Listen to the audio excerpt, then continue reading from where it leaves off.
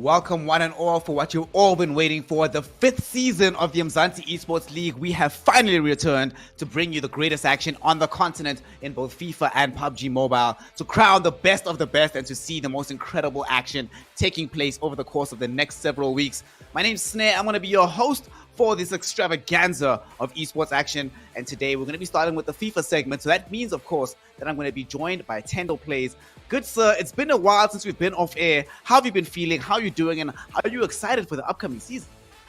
I'm pretty excited for this new season, 3rd season now, costing the FIFA for Umzansi, and I mean, the action just keeps on stacking up, and I mean, this season, if you're looking at the FIFA league, it's hot, it's going to be contested, and there's going to be a lot of action. I'm doing good, I'm doing great, the graphics are looking good, they're looking great, honestly. I mean, they're really whipping out all the stops for this one. Yep, absolutely. The time that we've been spending off has not been spent in vain. It's been spent making sure that everything is upgraded in the background and making sure that the best action comes to you from our side. And of course, you want to make sure that you are involved, make sure that you are following the channel. So head on over to Nodwin Gaming Africa on the Twitters, and of course, head on over to nodwingaming.africa to find out everything you need to know about the Umzansi Esports League, the Inzimbi Super Cup, and everything happening on our side of esports action. But we are here for FIFA. And we are here for some very intriguing and incredible type of situations, because over the last 4 seasons, we have seen Tendo, not a single person. We've had the best FIFA players, of course, participate in our tournament, but not once has somebody won back-to-back. Right now, of course, Julio TheBeastBianchi is the defending champion, having won out in Season 4. But is this going to be a season where that particular curse gets broken and we finally get a repeat champion? Or is it just too difficult, the competition is too high, and we're still going to get another challenger to the throne of best FIFA player in South Africa? I think it's a really tough one, right? Because we're chitting and chatting behind the scenes over here, talking about, like, on paper, statistically, you'd probably give it to TheBeastBianchi, because he's absolutely been doing a madness in the FIFA scene, really putting South Africa on the map, and Africa as a continent, on the map in terms of FIFA gameplay. So you'd really want to give it to him. But I mean, look, Deevak's here, Masum is here, Young Savage. I mean, I was scoping out his Twitter. He's not feeling good, you know what I'm saying? He's on a bit of a comeback arc, I think. I think we're going to see Young Savage pop back, maybe give us a little bit of flavor. And of course, you got DarthMayhem coming back. And I don't know, man. The last time DarthMayhem was in here, we saw a madness happen. And I don't know what to expect, if he's improved a little bit more compared to what we saw him, I believe, in Season 3. Now coming back into Season 5, I think it's going to be quite exciting. The FIFA League is looking stacked. It's incredibly stacked. And just a reminder of why it is stacked, we're going to take a look at this prize pool and understand that what everybody is playing for. They are here not just to try and demonstrate that they are the best FIFA players in the nation, in the continent, in fact, but trying to get a piece of that big old prize pool. $2,500, Tendo, that we are giving away towards all of these players, and not just any.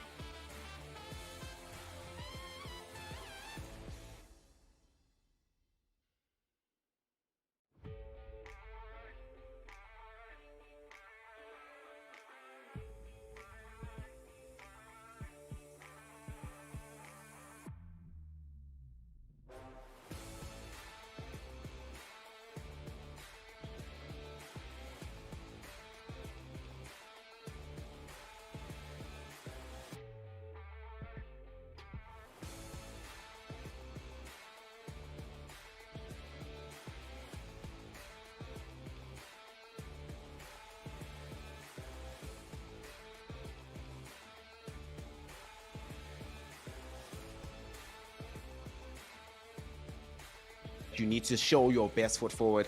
And one of the most important things, Tendo, about starting off in these kind of circumstances is when you see that prize pool, right?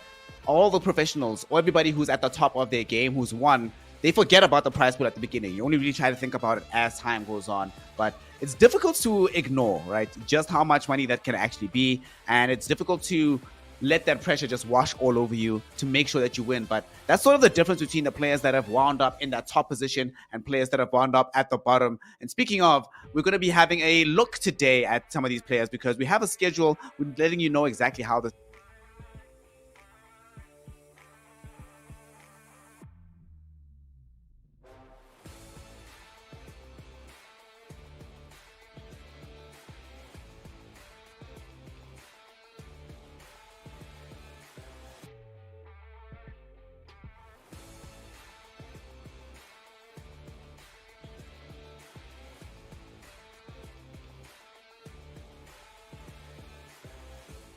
we've spoken a lot about the BBCx being this champion.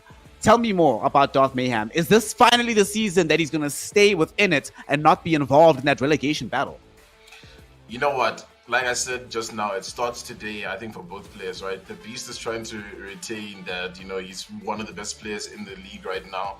And for Darth, it's going to be like, all right, what can I do against the best, right? And whatever he puts out on the table today on that pitch is really going to give us a clear indication of how he's stepping into the season. Because if he can, kind of keep it close with the BBCx, then he's not too far off from the rest of the other players, But with that being said, we don't know what everybody else has been cooking, right? Deevak, Mobi, later on, that one's going to be quite hectic, right? Because Mobi's been one of those players that's been floating. He's kind of a top player in the league every now and then, but he doesn't really have that strong foothold. And Deevak, obviously, being backed up by an organization, there's always that increased pressure that you're going to have. But yeah, I mean, what do you think is really going to happen, especially with this first matchup? Well, it's interesting because we're going to take a look at the standings right now, and it's beautiful to see how clear and empty it is. Young Savage, prior champion. Masoom, prior champion. BBCx, prior champion. But we have some new names being involved in the mix as well. Of course, DarthMayhem has returned. Ruska the Ruler, now going to be our first time new entrant in the season. What I think is going to happen is the same thing that happens every single season, Nintendo. The top four is going to be mixed up differently. We're going to get a different winner. And of course, we're going to be hoping to see some of the new up-and-coming names just stick in it. I want to actually just quickly highlight before we look at the game that's coming up, Bobo Beast, the man who has stuck with us. He came up in very difficult circumstances, almost went down more than once, but since being able to make it into the Umzansi Esports League, he's been able to remain here. And he's sort of what we want to look at as a success story of what's possible in this particular tournament. But for today's matches, it's hard to look past BBCx beating DarthMayhem, and it's hard to look past Deevak having the advantage over Mobizilla, because every single time we've seen these matchups, Tendo, that has been the result. Beasts dominate DarthMayhem. Deevak, usually one of the few players to properly dominate Mobi, because Mobi usually has a situation where he's able to push players to their limit. Unfortunately, Deevak just has his number somehow. Do you think this comes from the days they used to spend within the time of Bravado Gaming themselves? Yeah, I think it happens, right? You're going to scrim against each other a little bit, find out a little bit of what the opponent's, your opponent being your teammates' techniques are like, and you might try to use that to your advantage in these kind of situations. But we got to hone in on this first match, right? DarthMayhem, BBCx. This is going to be, I don't know. If you had to predict it, you'd obviously give it to the BBCx, but let's talk numbers now. Let's look at it. What do you think? Because I remember when DarthMayhem first entered the Umzansi Esports League, he struggled with goal difference. Goal difference can really bite you at the end of the season, right? When you need just that little extra to stay in, not to go into those promotion and relegation. And I mean, if you get into a situation like this where you're going to get scored maybe potentially multiple times, it can be a little scary, right? You need to make sure that you've got the back door closed. You just make sure you have the back door closed and you have the best understanding possible of how to go up and approach your opponent. I think what might help here is, on the one hand, BBCx, of course, has been participating in some international tournaments, so he has gotten some experience and found himself upgrading his level of FIFA. But at the same time, that also means that he's been showcasing that FIFA. DarthMayhem has more tape to go off of. Sure, they've obviously been practicing in the background, and it's very unlikely they haven't met in some of these online matchups. But the fact is that the BBCx is going to be a bit more exploitable, just being a bit more known. So DarthMayhem, if he can utilize that available knowledge, might be able to find a different look here, a different way through. But unfortunately, Tendo, because this game it's FIFA, right? So FIFA doesn't tend to change that much through patches. It generally changes between versions of the game. So if you've gotten a very good understanding of the version of the game itself, which the Beast has been increasing, it does make things look quite difficult. But I'm just hoping that the DarthMayhem brings us something more competitive than what's been happening in the past. Let's keep it 100, fam. Provided it's less than 4 goals to goal difference per match, I think there's progress. It's improvements. It's more than what we've seen from him in prior seasons. So I'm definitely looking forward to seeing if he has been able to show that he's not just better than the Nkosi Super Cup, but good enough to stay in the Umzansi Esports League. Yeah, for sure. It's one of those moments where there's no time to hide, right? Because you're going up against the biggest, baddest wolf in the pack, and you just have to come out guns blazing. And I'd be interested to see exactly what the team, the teams are going to look like right now, because I think there's been a lot of ups and downs, especially with player ratings. So I'm interested to see exactly who's going to be on those starting lineups. But yeah, we'll have to just wait to get into that and see exactly what's going to happen. I think whatever the BBCx is probably picking up will probably dictate maybe like what's happening around the scene, especially with all the things that he's picked up, like you said, after all of these international trips, who other people are using and teams. He's got a good understanding exactly of how to keep it competitive inside a FIFA. But I mean, Snare, for me, I'm really worried about defense, right? Because the defense has always been one of those things that the newer and Nkosi players always struggle with, because players like the Beast can really just pop off at any moment, and you never know. When you give them enough space, it really just opens up and it can be a complete disaster. Yeah. Do these players, like you said, they have some tapes to work off with, right? Because the Beast has been playing for a long time and he's been in many matches, especially recently. You can have some tape to work off with, but when explosive moments happen, do they have contingency plans to kind of, you know, go back on to make sure that, hey, even if we get into a sticky situation, let me keep calm, cool, and composed, and I will, you know, get over the finish line? I hope so. One thing that has been a bit different between this particular season and the last one that we did, of course, the game version is the same, but overall, the situation has been that people are a lot better at utilizing formations in their favor that allow them to defend very deep and allow them to defend in circumstances where they're generally being overloaded. So I'm hoping that DarthMayhem has taken some of those lessons to heart, and there have been some very good cards in the Ultimate Team in these last few weeks that have very much buttressed the defense. We'll be seeing whether or not he'll be utilizing those, because Tendo, we have a game of FIFA on our hands, the first game on the BBCx, and we are getting off to a hot start here. DarthMayhem, of course, going to be in this white kit, and he has Patrick Vieira, one of the best players in the entire game right now, so we'll see if he can utilize that to good stead. And oh wait, it's the other way around. My bad. Oh, well, that makes it very scary, because that means that BBCx, as usual, has some of the best cards in the game. Yeah, opening things up, sends in a free kick. Keeper's going to collect it up, so nothing to really worry about for now. And can't find a good pass in. He's going to send it to the ground. Rudiger from the back, playing it onto James. It has to get this build-up play, I feel, to really build up a little bit more momentum after a scary moment over there. And now Ronaldo's on the ball, running it down. There's not that many options to work with. It seems like the defense is closing it down, and exactly that. Defense will pick it up, and the Beast will turn it over. All right, let's see how this attack's going to be carried forward. Mbappe on control of the ball right now, getting it fairly far forward, unable, unfortunately, to get it into that danger zone at the end. And that's going to be a quick turnover of the ball.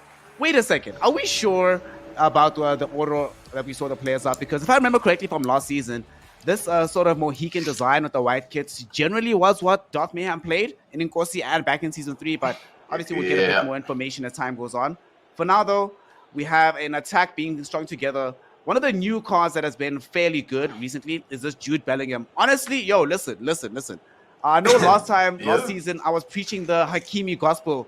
Get Jude Bellingham in your team if you want to get some very easy midfield control, which is being utilized right now to recycle the ball very high up the pitch. Ronaldo in possession now, trying to get past the lost man, gets in between two defenders, brings the ball to Mbappe, goes for the shot, but it doesn't find itself into the back of the net. That came very, very close here, Tendo. It could have been an opening goal for what I imagine is the Beast, but he's not done just yet. He's going on another attack after an immediate repossession. Yeah, definitely. After skills like that, that has to be the BBCx really trying to explode into this one, and that'll go out for a corner. We're going to play it short in. Sancho on the ball, sends it a little wide over here to find a little bit of space. That's the man you're talking about in the shot! Bellingham, but the shot goes wide. It'll come back, and they're going to send it out. Let's see what Darth can do. Big mistake coming in from him over there. Days Mbappe coming in once again. Going to be a threat on these attacks as usual. But Marquinhos has come to the rescue. Now Neymar can string up attack now for Darth. You had some trepidation about whether or not he might be leveled up on the defense. And so far, DarthMayhem is demonstrating that he has it in the bag. Between Marquinhos and Patrick Vieira, keeping a very clean sheet and a very strong back four. Going to be called upon to do so again. Ooh, Chiellini with the interception. This might lead into a counter-attack of his own, but unfortunately, BBCx is going to be there first. Now finds Dele Alli, looking for allies on this ball. Slowly being choked out. And normally we have seen that BBCx on the latest couple of weeks has been very much in favor of these explosive attacks, but being more considered here, Tendo, in his approach to try towards finding this goal. Maybe he doesn't want to be exploited on the counter-attack in any particular way. Doesn't want to get exploited. The ball into Mbappe. Takes a shot in. It's a goal. All right.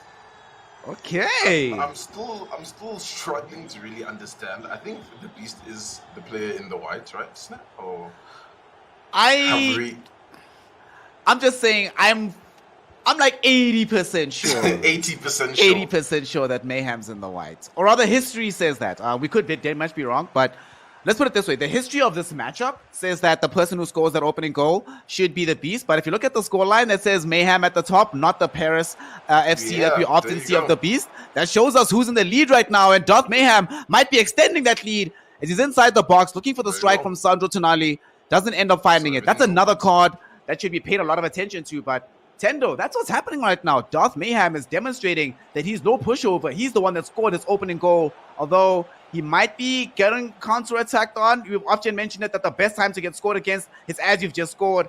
But he needs to weather this attack and prevent the BBCx from equalizing so soon after the opening goal. Yeah, let's see what happens here. Beast is a little bit sloppy in the back, but does have the shot in. The keeper will send it right. Donnarumma coming in. Now there'll be a short corner probably coming in. Very signature from the Beast to try, send it out. Find a little bit of space. Bellingham. Now it's Mbappe on the ball, but he's losing it. And Darth is really on it. You know, now that I'm, caught up with who's who. Guys, it's been a while, all right? Give us a second to adjust, all right? But now that I know who's who, I'm impressed with what Darth's putting up on the table over here. He's really giving the Beast a little bit to work with, but Beast has definitely still got a little bit more attacking prowess. Marquinhos now going to recycle the ball in. Let's see exactly what can happen with Ronaldo on the ball here for DarthMayhem, who's coming in, trying to prove a point that he does belong with the big dogs. Another goal here would surely guarantee something like that, but it's losing out a little bit there in the front. Messi's on the ball now, onto Neymar. Neymar finds a pass to Ronaldo, but Gomez is there. Back it up. The defense will hold strong for now. All right, we're already seeing some of the cards that we're going to be seeing quite a lot of in the upcoming weeks. Joe Gomez in a very influential position at the back. We've seen DarthMayhem utilizing Marquinhos, Chiellini, and still has the great prophet Achraf Hakimi on the full back position, prepared to utilize the defense. Now, though, BBCx, we've seen him come back for much more deep deficits than this. One goal is pretty much nothing in this game. Let's see what he can make happen here. Nuno Mendes finding Dele Alli. A somewhat errant pass there to Jude Bellingham. Almost got dispossessed by Tonali. It came very close for Mayhem, but unfortunately, because he overextended a little bit, this might be a chance for the BBCx. But yet again, Chiellini, man, the Italian juggernaut, showing up strong once more for the side of DarthMayhem, keeping this a 1-0 lead for himself right now, and getting him for the first time in the Umzansi Esports League, getting himself to halftime with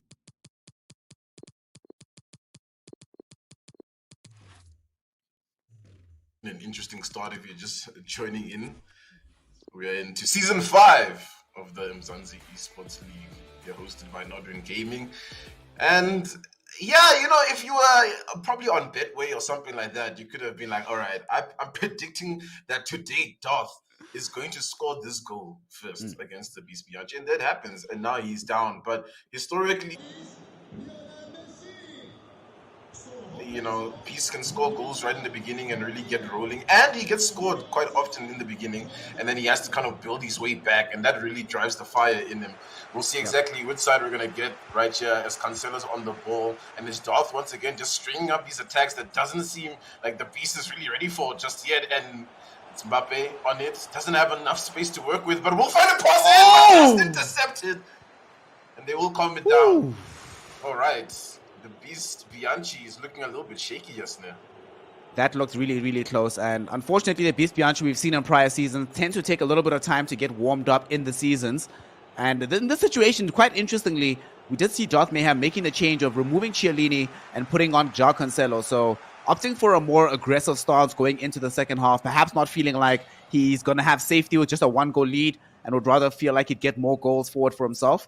So there's still some options. Cancelo himself almost just scored a goal right after being brought on. So now there's an opportunity with Theo Hernandez finding João Cancelo. What a way to get past this final man. And Ronaldo now trying to carry the ball forward up. No tackle is going to be dispossessing him as Patrick Vieira prepared to hold this one. And DarthMayhem, he's playing this very considerately, Tendo. Doesn't want to give up the ball. He knows full well that provided he has this one, he has a better chance here. And these passes almost got the chance for Mbappe to find the roulette. But unfortunately for him, DarthMayhem will find himself dispossessed into a BBCx counter-attack. No, the counter-attack is looking good over here. He's got some space to work with. He's going in for the shot! What? He can't stop that one. He's bouncing back now. And I said it in the beginning. Give the beast some wood and he'll spark it up, light a fire. So that's so sad. Is this now the start of the decline of what was a good start for Dart so far, right? I mean, look, we can't count him out just yet. It's still early days. This is the start of the second half. It is a B or two, so there is time to extend it into the next game. But, you know, once one goal flies in, will another one fly in? That's the really big question here. So far, the defense is looking good. He's looking like he's really studied up on what to expect from the Beast. But I talked about it. Look, that was such an explosive pocket that it's so hard to predict the Beast getting into something like that. Do you have a plan, right? And it just felt like all of the players were running back to try give their very best to stop what was inevitable. But now, 1-1. Let's see exactly what happens between the two. Let's see exactly what happens as we are going to be getting back into the matchup here. 1-1 is the scoreline. BBCx has equalized this. The question is, can he extend the lead, or if it's going to be DarthMayhem that brings this one back? Darth, beautiful pass onto Mbappe. An interplay with himself and Neymar. He's inside the box right now. Gets the shot, but a little bit off target. That was not more than a meter away here, Tendo. That would have been 2-1 in his favor. But unfortunately, it goes out wide. And regrettably, we've seen before that DarthMayhem can be affected by the psychic damage of bad luck. Is it going to be affecting his performance going forward here, Tendo? It might be, but if not for Marquinhos, we would be talking a different story. Vieira sends it out to Ronaldo, back to Cancelo. There's some men running forward over here that he could utilize. But there's so many defenders in front of him. Does run into that traffic. Is held up a little bit here. Darth is starting to heat up over here inside this first fixture. This is the Umzansi Esports action. We've all missed the pass there. Would have been amazing, but Rudiger read it. Mbappe is trying to run it, but I mean, the defense is a little bit back and forth here, right? Snare, he gets the ball, the other gets the ball. Who's really holding on to the ball? The possession's a little bit all over the show. The pressure is really on. Vieira's on it. There's a wing to work off with, but the ball is not passed in a manner that really results in something good coming from it. But Cancelo's on. Cancelo might take a shot, but no, he gets stopped. Dude, Cancelo's playing like center attacking mid or something. Who would have believed that this man is a fullback in this game? DarthMayhem doing some very interesting stuff with the player there, but unfortunately, because he's so far forward with so many of his players, he doesn't have that many men back, so that exploits some space for the BBCx. He's playing on the edge of the box, and he gets tripped up. That has to be a penalty. That has to be a penalty. There's no chance. Sorry, mate. However, in FIFA, not all the FIFA players are great at taking penalties, and unfortunately, I just said to you, Tendo, they suck at this. They're not great at this. So because of that, it still stays 1-1. Although the Beast is going to try again, but this time it becomes a goal. Mbappe, he sees Ronaldo off the pass. Ronaldo can't score a penalty, but he can give an assist to get Mbappe into a scoring position. The BBCx now 2-1 up off of a very strong counter-attack, where arguably DarthMayhem should have scored, Tendo, but instead he ends up conceding on the other side of the pitch. Chaotic is what I can really describe, but here's Cancelo once again. He takes a shot. No, too many touches. But it just stops it. There's no ways. What's going on in this fixture? It's just a back and forth. Darth's feeling the pressure. He really wants to get back under the ball, and he's just misplacing passes left, right, and center. Yes, man. It's not looking good. And he's the BBCx at full potential. He's back. Like I said, put some wood, and he will light it up. And that's all he needs to get going. 2 goals for him now. And you got to remember, right? It's not ending here. So Darth still has a little bit of hope. There is a second leg to get to. It's not too far away just yet, but it might get a little far away. Let's see exactly how he builds up this attack. The BBC's not found too much space to work with. Bellingham with the ball. Sancho trying to work his way around the defender, but Theo's like, nah, not today. Theo Hernandez says, not today indeed, and he's going to be able to find this possession, carrying the ball up. Hopefully, there's going to be some counter-attacking, but unfortunately, like you said, the cup square is a good button, or X for all your Xbox players, and now Jadon Sancho is in with the counter-attack. I don't think that's going to be a goal. You cannot get headers past Marquinhos. just forget about it. Julio, not today. The question is, though, he might still get a goal because he refuses to give up possession, Tendo. Okay. I don't think I was ready for the action. I was not ready for that. I'm not ready. He's showing exactly that fire that he's, like I said, he's been building up. It's all the experience that he's gotten from all of the games that he's been playing recently. He's not cracking under any of the pressure. And now we're talking about goal difference. As Darth right now, you got to be worried. If the goals keep on mounting up, it's going to be harder and harder deep in the season to build it on back. Yep. But hey, let's see exactly what he can build up. His plays with Cancelo have been good so far. The crowd is even chanting at this point. How does that even make you feel in this situation? Cancelo's trying to run it in. But again, the BBCx. He made a little bit of a mistake in the beginning of the match. In the beginning of the match. But now he doesn't want to make any more mistakes. Snare, he's ready. He's ready to claim it. You know where he went right, my friend? He went right by picking up Chelsea defenders, Reece James and Tony Rudiger. He knows what's up, and it's allowing him to stay in this game because these tackles in the final third preventing DarthMayhem from being able to progress the ball at all. And now in this final minutes of play, there's going to be the whistle being blown, only one added minute. And that's it. Game one in favor of Julio TheBeastBianchi. It looked like it might have been a very strong showing in favor of DarthMayhem, but ultimately it's going to be 3-1 in favor of Julio. And he takes his opening game here, Tendo, doing really, really well for himself. And unfortunately, even though Julio found himself conceding that first goal, DarthMayhem couldn't capitalize on it. He had that initial momentum, but as we've seen time and time again, he couldn't keep it going, and Julio just grabs it back. What's the answer? What's the option now for DarthMayhem going into the second game? The answers were in the beginning when everything was well put together. He had an attacking strategy, a defensive strategy. But as soon as the BBCx was like, all right, cool. I see exactly what you're trying to do. You're trying to just work off, kind of my set plays and what I normally do.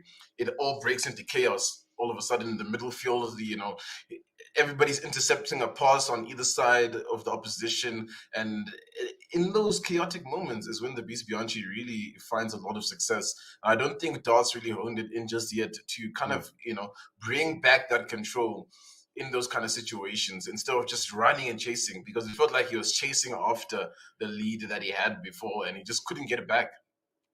Yep, unfortunately, he did lose out on what seemed to be very promising control at the beginning. And this is something that we've seen from DarthMayhem, regrettably, in the past, that he can't necessarily maintain the very high level that he displays at the start of his games. While Julio TheBeastBianchi generally tends to develop a level throughout the games. That's why it tended to be a very rough matchup.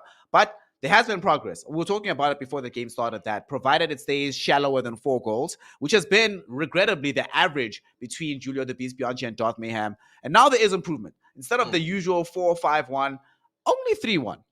It's deep. Yeah, 2 goals, not too bad. It's possible. 2 goals. We've seen Julio himself come back from worse deficits than this. So, it's not like DarthMayhem is completely out of this one, even with this particular deficit. Yeah, he just needs to make sure that coming into that second leg, there's no mistakes, because one mistake and now it's 3 goals. And 3 goals, unless someone's finding a hat trick there, it's going to be really tough. But with that, it sounds like the second leg is ready to go. And will Darth be able to bring it on back? We'll see exactly what can happen here.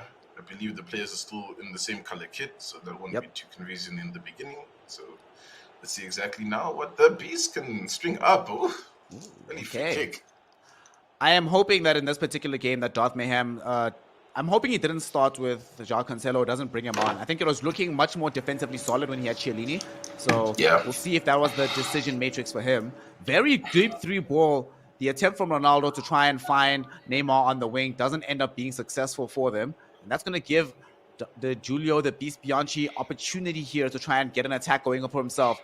Dele Alli gets the ball to Ronaldo. Kind of surprised, though, to see Dele Alli, if I'm honest. I think this is the first time I've seen a little bit surprised. Right? I didn't really think he'd be a pick, but here he is, making things happen, right?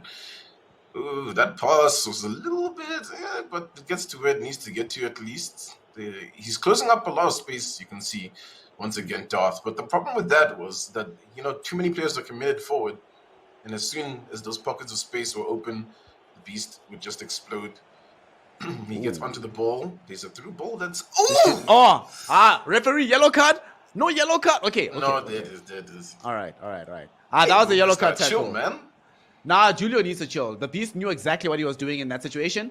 He realized that, look, if I leave Sanhok Tonali to have that open space to run, it's going to be a guaranteed goal on the other side. So made the key tackle, got a yellow card, has to be more careful now. And another key challenge here, Tendo, prevents Ronaldo from stringing through the pass to Mbappe to find a goal of his own. And that's going to enable a counter-attack here. Huri looking for some support on this flank run. Forced to come back into the midfield to find out Dele Alli. Mbappe, after Bellingham gets the ball, Ronaldo, can he dribble his way past the final defenders here? No, he cannot. You know why? The great prophet is back. Achraf Hakimi is here for the DarthMayhem, keeping this game at the very least at 0-0. 0-0 for now, but you got to remember 3-1 on aggregates. The Beast is holding on, but the defense is really closing him out. Will he find some space to work with? A pass in to Sancho, but the defense is just on top of him. It's just impossible to find a pass. We'll find James on the side. But for now, Darth is holding up. He does not want to break any of his defensive line. But Ronaldo's in! Ronaldo takes a shot! Donnarumma, though! Sends it wide. The cross is coming in. This is uncharacteristic of the Beast. And, I mean, okay, hold on. Rudiger's in it. Rudiger's like, all right, I can make the plays. But no, it goes out for another short corner. All right, Sancho on the ball. Nice. The Beast is just squandering opportunities, unfortunately, I feel. Yeah, he doesn't necessarily have to capitalize them on as much of that intense pressure, given that he knows that he's still 2 goals up. But we'll see what he can do here, though, because he is being overloaded with the numbers. Messi finding Sanhok Tonali, gets the roulette in the box, but the shot goes very wayward there. It is forced out by a defender, so that is going to be a corner kick. Might be able to get this off the header, unable to do so, unfortunately, because Yashin there with the hands, grabbing the ball out of midair. But even if it had gotten past Yashin, regrettably for him, Rudiger was right in front of him, and one of the best jumping stats in the game defensively. Hey, man, have you heard that song from Alonso? Defend you like Rudiger. He's doing it exactly in this game here on the side of Julio the Beast Bianchi. Oh, lovely cross in. Shot in, the Beast. What a goal, man. Whoa. Just calculated, precise. You didn't even see it coming, did you, Snap? No, I didn't. What just happened? Man, some tiki-taka gameplay. He's finding the space. And it looks like he might find it once again. Passing in Ronaldo. And now maybe can dribble it on in. The defense at least is closing it up this time. Vieira gets it, but Ali's on it. Let's see exactly what can happen. Bellingham on the ball. Ronaldo back in. Oh, Hakimi just sends it. There's going to be a corner. Going to be played short. Sancho on it. Can the space be found here from the Beast? Another goal would definitely guarantee him this win. It'll be tough for Darth to get it back in. And Rudiger's supposed to be a defender, but he's out here in the middle of the pitch playing like he's a midfielder. What is going on? This is why he's so good. Get him in your team. He does pretty much everything for you. That's why I'm so sad that Chelsea let him go. And Jadon Sancho now dribbling past the final defenders. Is inside the box. Getting past his final man. Cannot do it though. Theo Hernandez at the very last second marshalling the defense. And there is potential here for a counter-attack, Tendo, because there's some space for Mbappe and Messi to run in on, and they're trying to open up Ronaldo. But guess who it is? He was just at the front side of the pitch attacking, but he's already back to defend you like Rudiger. And suddenly, there's a counter-attack here with Ronaldo as well. Yeah, these low passes are going to be a real trouble for Darth if he doesn't sort them out soon. Just finding so much space to work with up there in the front. The Beast Bianchi. Pass into Mbappe now. Oh, Gomez finds it and he'll send it away. Rudiger gonna recycle the ball. Now it's going down the middle onto Mbappe. Mbappe just needs to get a little bit of room, a little bit of space to work with, and that's exactly where that pass was heading.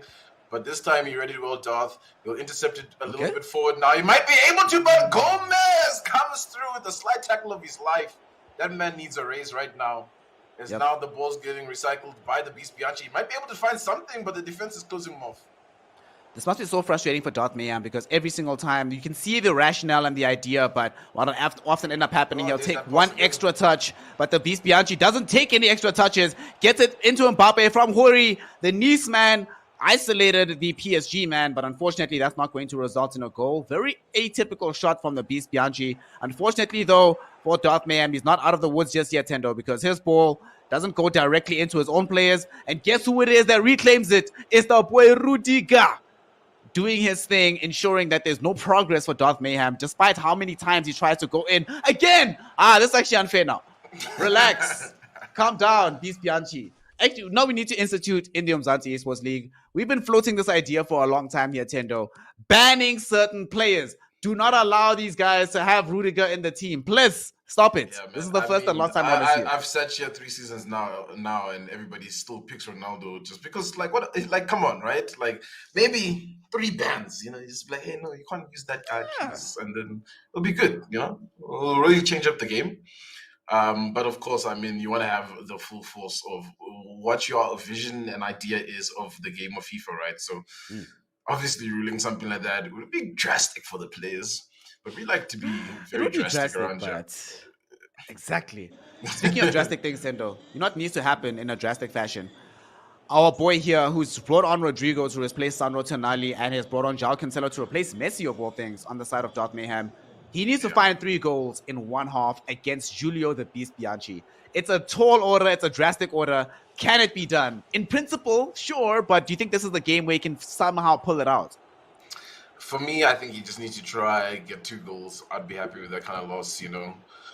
You really fought back, but it just wasn't your day.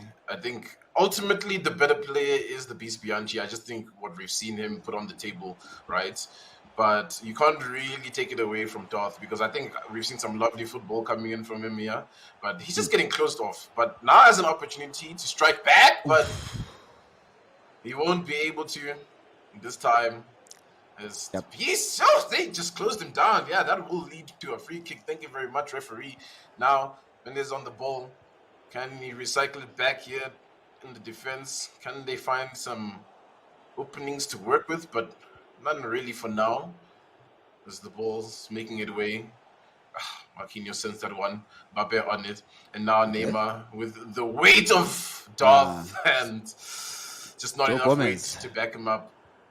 Sigh. It looks like TheBeastBianchi has been spending time practicing with some of his compatriots. That cup, dude. For 2 seconds and just be like, whoa, man. Don't you want to chill, man? Because these cups are just coming out of nowhere. Even how do you even predict that? How do you play around that when a player just launches themselves at you and it's just like, man, my entire plan, my entire attack just squandered. You know what happened? You know, we've been talking over the last couple of seasons how these referees in FIFA 22 are somewhat more lax and allows for some WWE strategies. Julio's weaponizing that in his favor. He's like, well, if I'm only going to get a yellow card for potentially injuring the player, I might as well go for these kind of plays. And it's utilized very well for him. And now here with Huri, can he find somebody to help him and assist with the run? Ronaldo is going to be that man, but Achraf Hakimi will interrupt the passage of play, keeping things still at this 1-0 lead and a 3-goal on aggregate, 3-goal lead on aggregate. DarthMayhem still in this one, Tendo, but time is running out. He needs a goal and he needs it fast if he wants to still remain competitive. Yeah, 63 down. Ooh, that's a nice little pass over there. Mbappe can get some room. But referee! If I ever see referee! Nothing. Referee, like, nah, it's all good, homie. Just keep it going. I don't know how. TheBeastBianchi is definitely doing something. And now he's on an attack of his own. Let's see what he can string together from the back lines over here. Bellingham on the ball, passing it to James Sancho. And he's building up some play. Will he find the space to work with? A lot of controversial, moves have been done here onto Darth, I'd say, man. If I'm watching this and I'm like, dude, how is the ref letting all these slide tackles go through? I don't know what to say. The Beast has got it down, right? He's just got the mechanics of FIFA 22 down. He just knows exactly where to stretch it, right? Just what's enough where it's not, too much, right?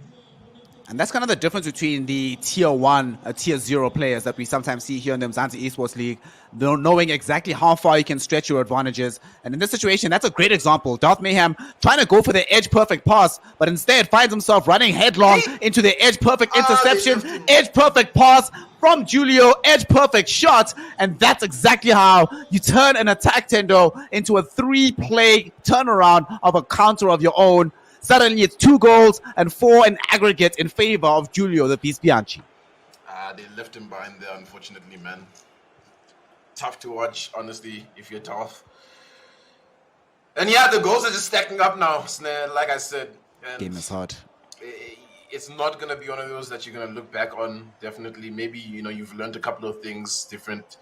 But there is, again, the slide tackles. Now Rudiger's getting involved in it as well. You're not safe. It's going to be interesting to watch, I feel, the BBCx go up against stronger opposition. Especially players that maybe he hasn't played against in a while, right? Because he's been overseas quite a little bit. I'm talking like the Masums, the Deevaks. What have they been cooking up? Because, if you're looking at Darth, he's definitely been cooking up a lot of stuff here, Snare. It's just that, it's the BBCx. What are you going to do? Oh, Mbappe is sending it out to Ronaldo, and Ronaldo doesn't have the space to work with, unfortunately. But fortunately, I'd rather say for Darth, because any more goals would be detrimental. A shot in! Donnarumma with the Spider-Man reflexes! Sends it wide, but he's still in. He had to play it. Ronaldo's on the ball. Can he send it in? No. He's good. No. Just for now.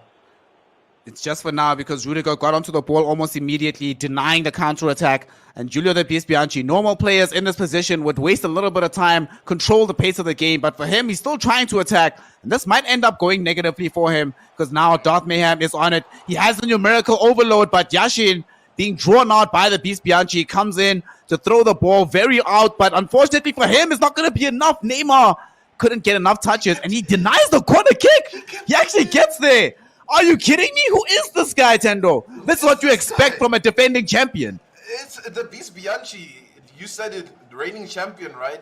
He's yet to play. He's showing us exactly that, hey, no one is going to stop him away. He hears us on the Costa desk talking about, the magical stories of what Darth could have done in this kind of situation, but he's definitely here to not make it happen. Mbappe is still on an attack, but he's offside at least 88 minutes now. The game is all but over. And to be honest, I think it was a good effort from Darth, right? I maybe would have expected a few more goals, but as it is, it's not too bad, right? If we're looking at the games individually, not too bad. Yeah. Certainly an improvement from the showings we've seen from him in prior seasons here on the Umzansi Esports League.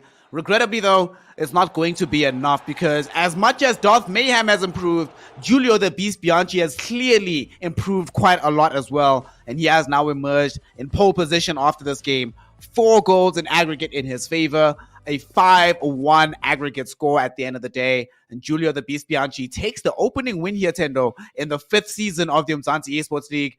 And we've seen him before struggling to get off onto the right foot. Even when he won the season, that was a struggle. Now that he's showing this kind of form in day one, damn, can anybody take him down, do you think, going into the next couple of weeks of this Umzansi Esports League?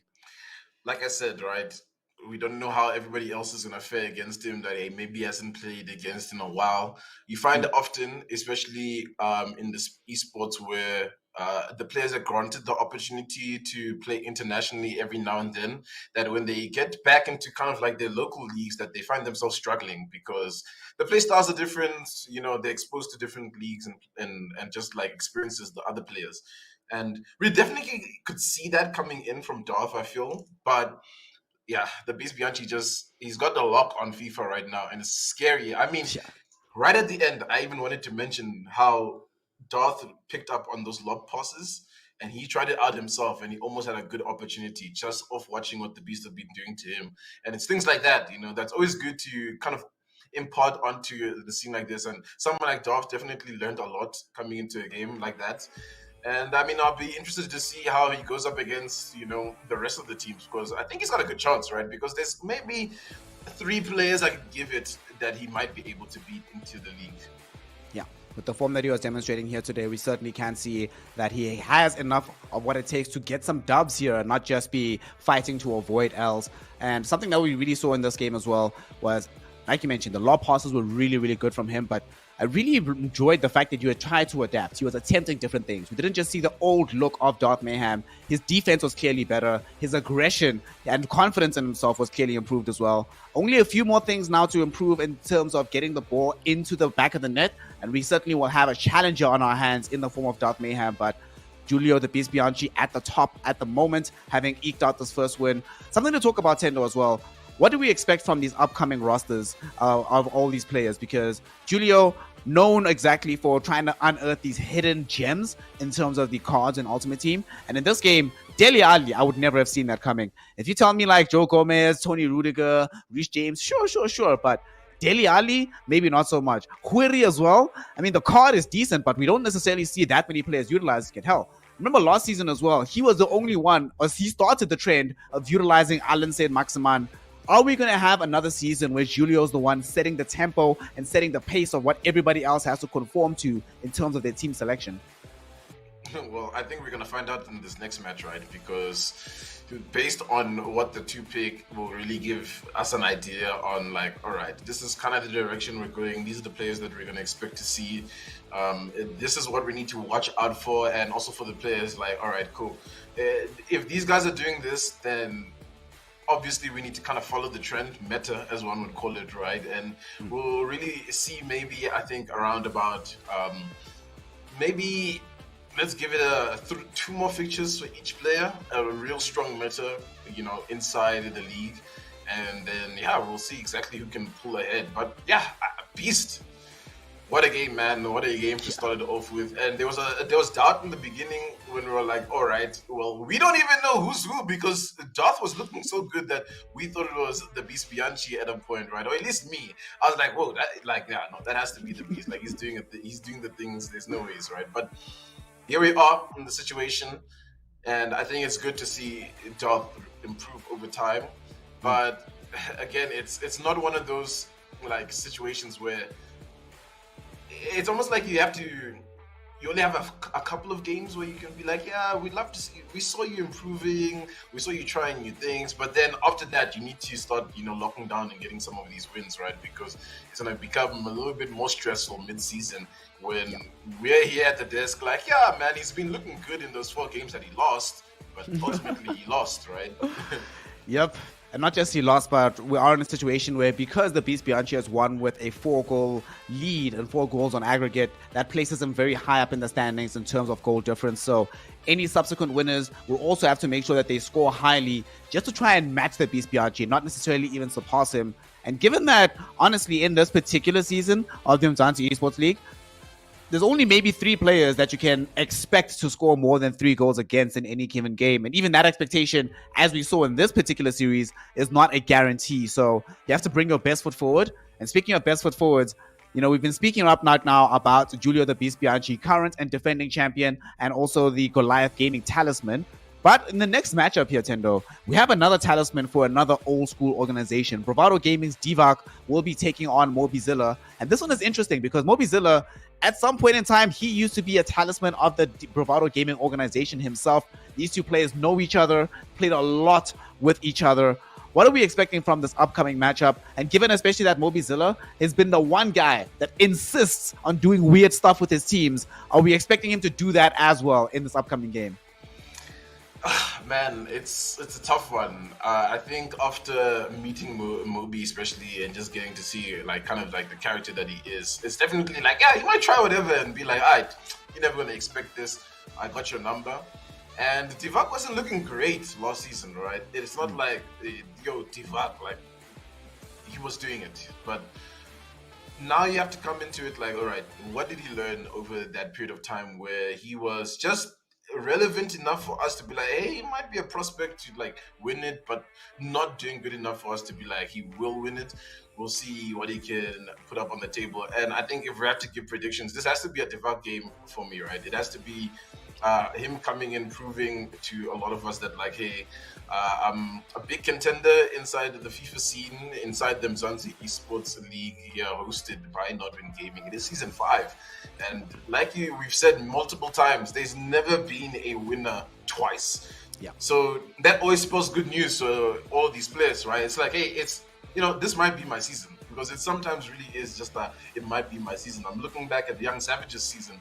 It was just his season, right? He started off really badly and we're like, Savage, what's going on, man? Like, and then he brought it back and then he ends up winning. It just happens sometimes. It might be Deevak's season, but ultimately, this is going to be a good test because Moby has been getting a lot of experience recently. So it's not the same Moby that we were watching, the past couple of seasons. Now this is a newly reformed and built up, and he's ready to make a name for himself.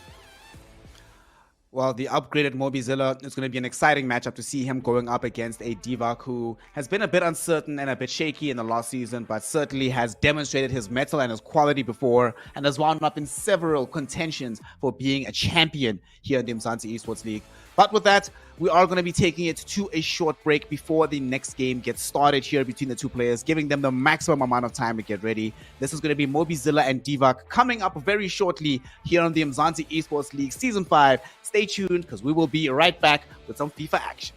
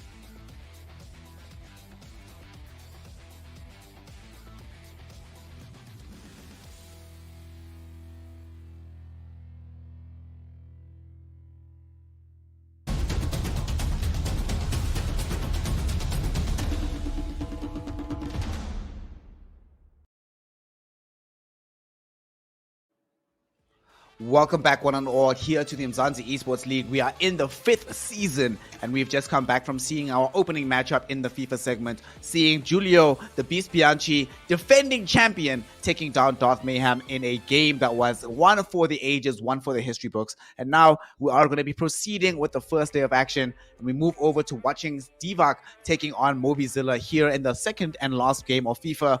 My name's Sneh. I'm joined by Tendo Plays. Good sir. We saw a blowout. We just saw Julio TheBeastBianchi showing that he is still playing at the same level that allowed him to win the 4th season in its entirety.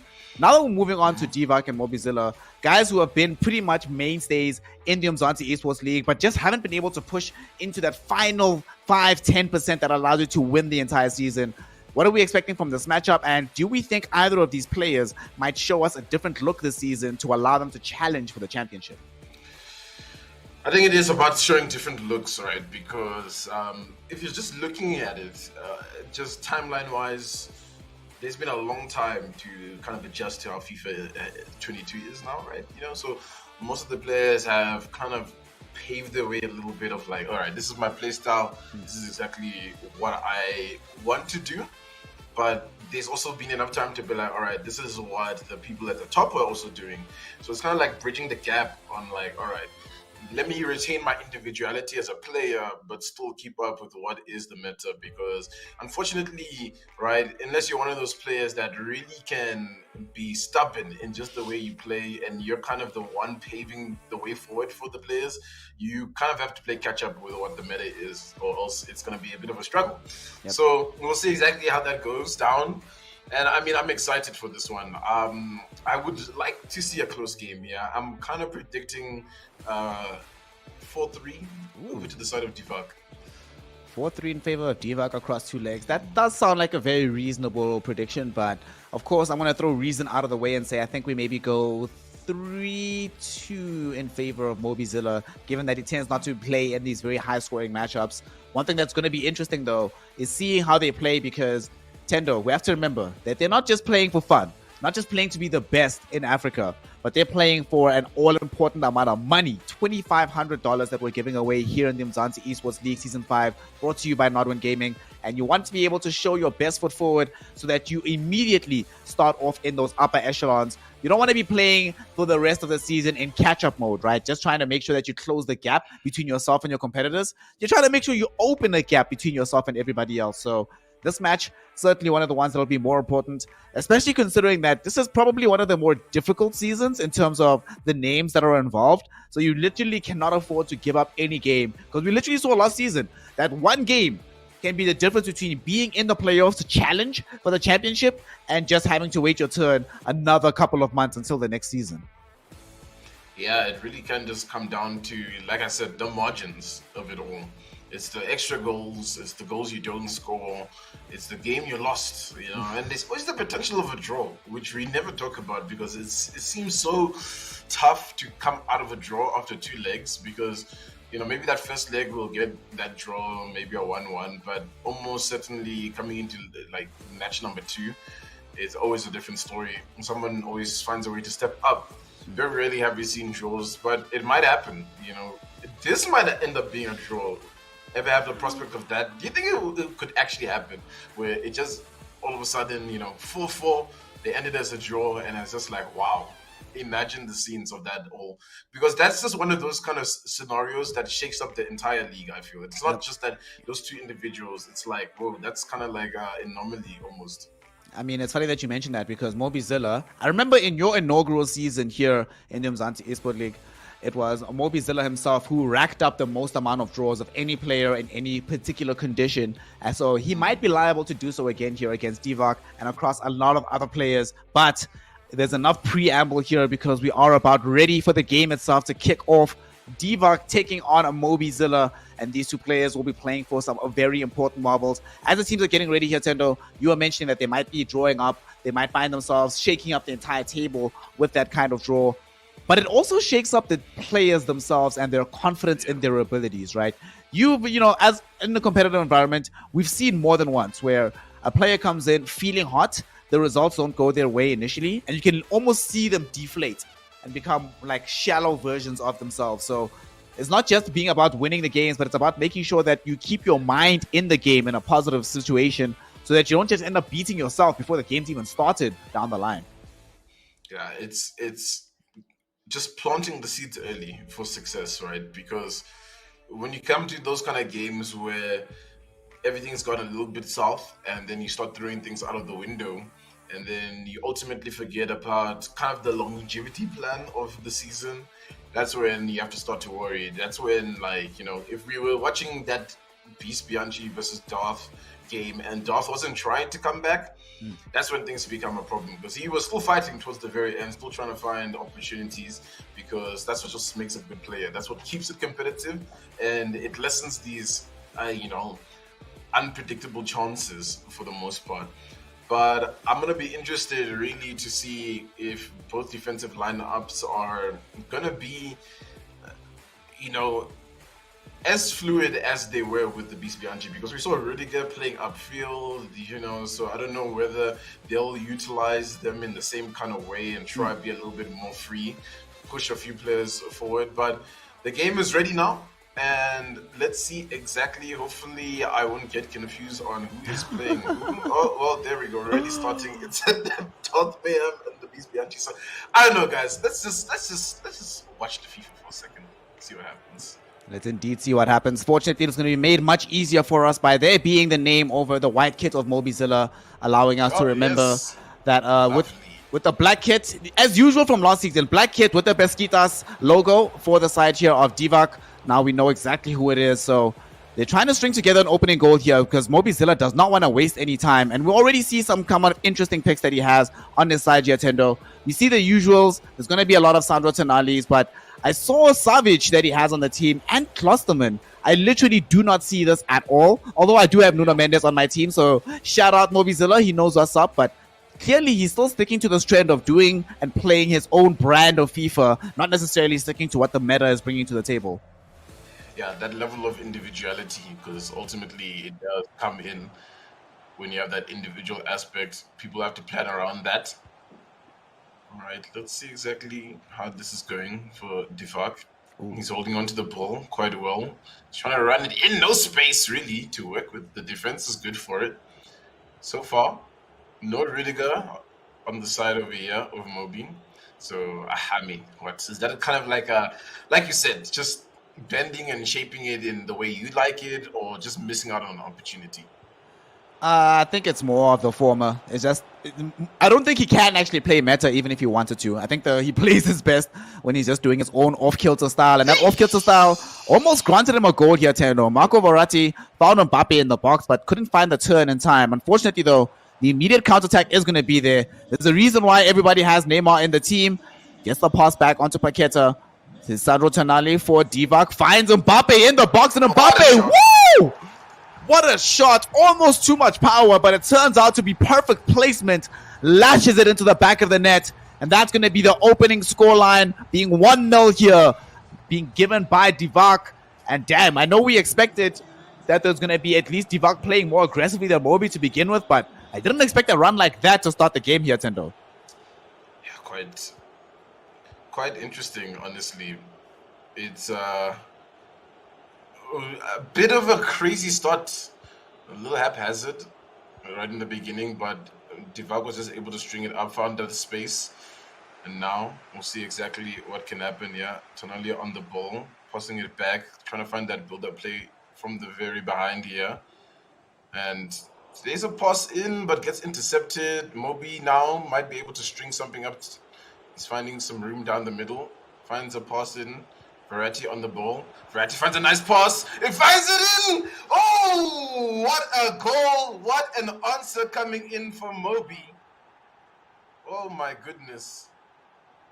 You wouldn't even believe it. The turnover just like that. And we always talk about the best time to score a goal is right after you've been scored yourself. We are just quickly checking something with Snare, so it'll just be me on the microphone spitting. And yeah, it's a level game. You know, it started off, I had a little bit of doubts coming in for the likes of Mobi, but he's closed that up for me. He's showing that he can score against Deevak, and what Deevak now needs to fix is his defense. He has this attack on in. Let's see exactly what happens. Gets dispossessed. Moby's all good. Let's see exactly what happens. And I believe Snare has rejoined us. There is that belief. Let us see. We should be good, and we. All right. We're back in the situation, seeing exactly what's up. And after that goaltender, one of the situations here is that Mobizilla might be able to begin a run of momentum, and he's trying again for yet another goal, because here we go. Moby found a great pass, but unfortunately doesn't get into the box quite nicely, because Deevak is going to be on point.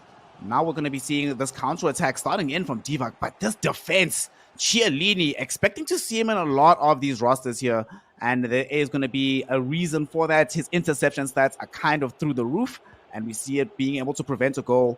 Unfortunately, Mobizilla also was able to turn that into a potential counter-attacking opportunity here. Not going to be able to find it, though, because Deevak there with the interception of his own.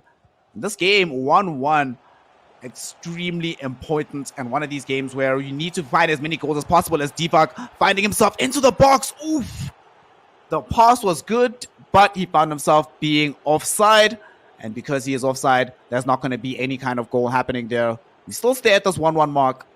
Mobizilla now trying to extend it himself. He knows full well that he is prone to drawing these games out, so he needs to be as clinical as humanly possible, and this might be the opportunity, but offside again. Both teams here, Tendo, being able to utilize some extremely powerful offside traps to keep their opponents away from this kind of aggressive posturing that they're both trying to stretch out for. Yeah, things are really starting to pan out. The picture's really being started to paint. The picture's really being painted right now on exactly how these two fare. Nice little ball in over here to work with the space. The shot comes in the curler. What? Moby is alive. He is well.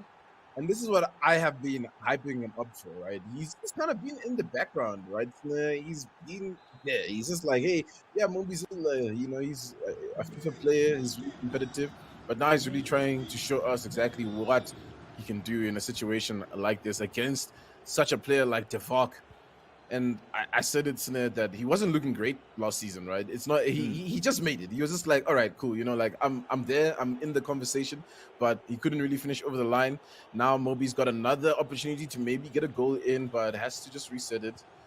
And now it'll be Deevak. Maybe he'll be able to find something just before the half closes.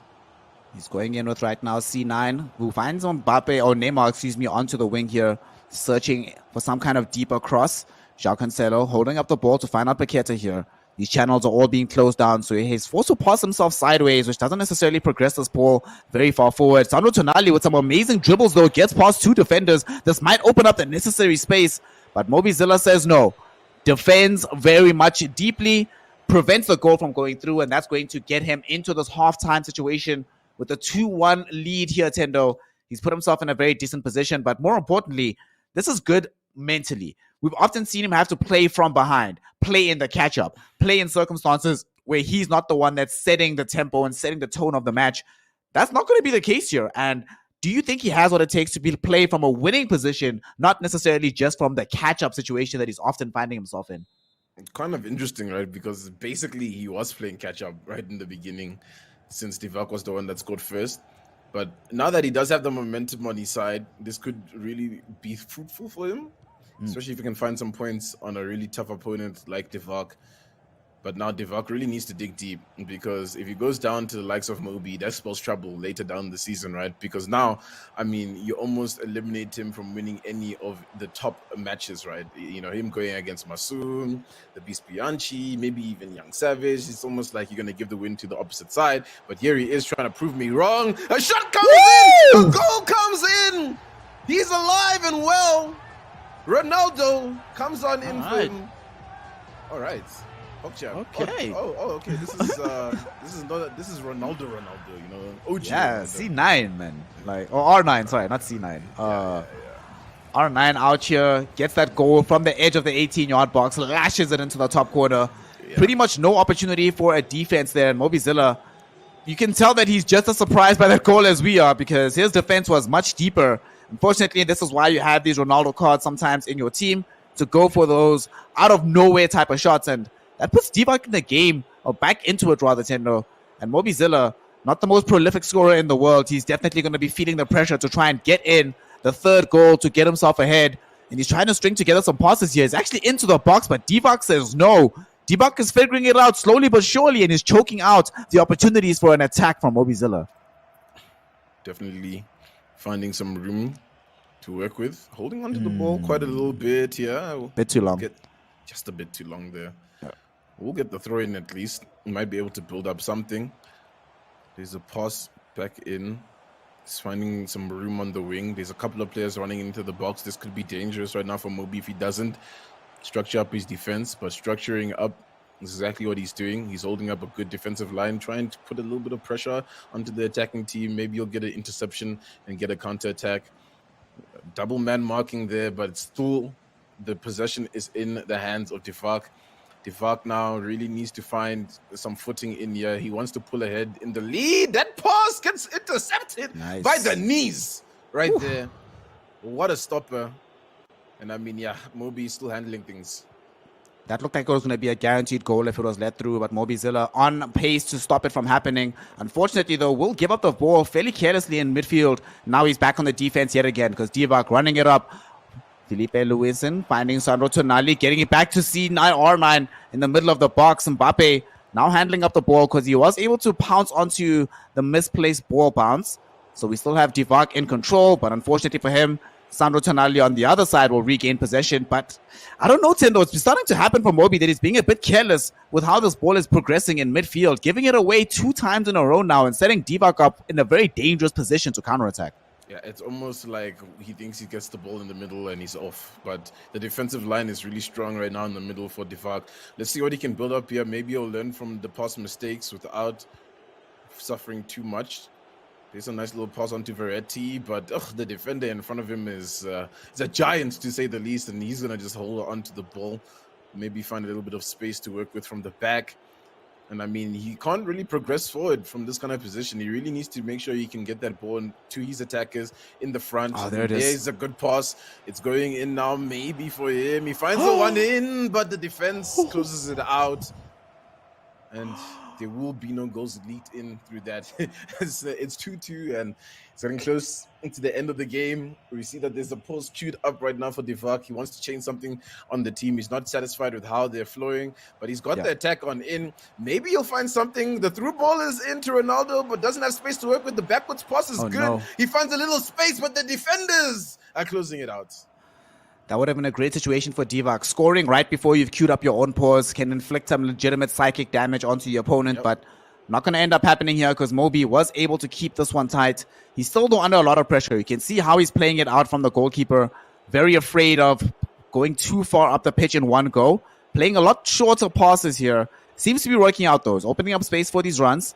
Savage going further and further up the pitch, trying to get Neymar. Neymar did get in position onto the penalty spot, but unfortunately the shot itself not on target, so it is going to be blocked out, but he's earned himself a corner kick here, and it feels like it's going to be the first time in quite a while, Tendo, that we actually see some progress coming out of Mobizilla here. Getting himself a set piece might be a dangerous situation for him, but regrettably, he doesn't have that many tall players in the squad, so I don't think this is going to be a header. It probably is going to take it short and try progress it from there. Probably will take it short and just try get that build-up play. And I mean, it's still tug of war, I think, you know, and both players are just tugging enough on each other to not really spill over. So it'll be interesting to see exactly what happens in that second leg. Real coming back in. It did seem like the corner was taken and it did not result in any success for Mobi. Mobi now in it on attack. Might be able to work with some space here in the box. Has to send it back out wide here to find a little room.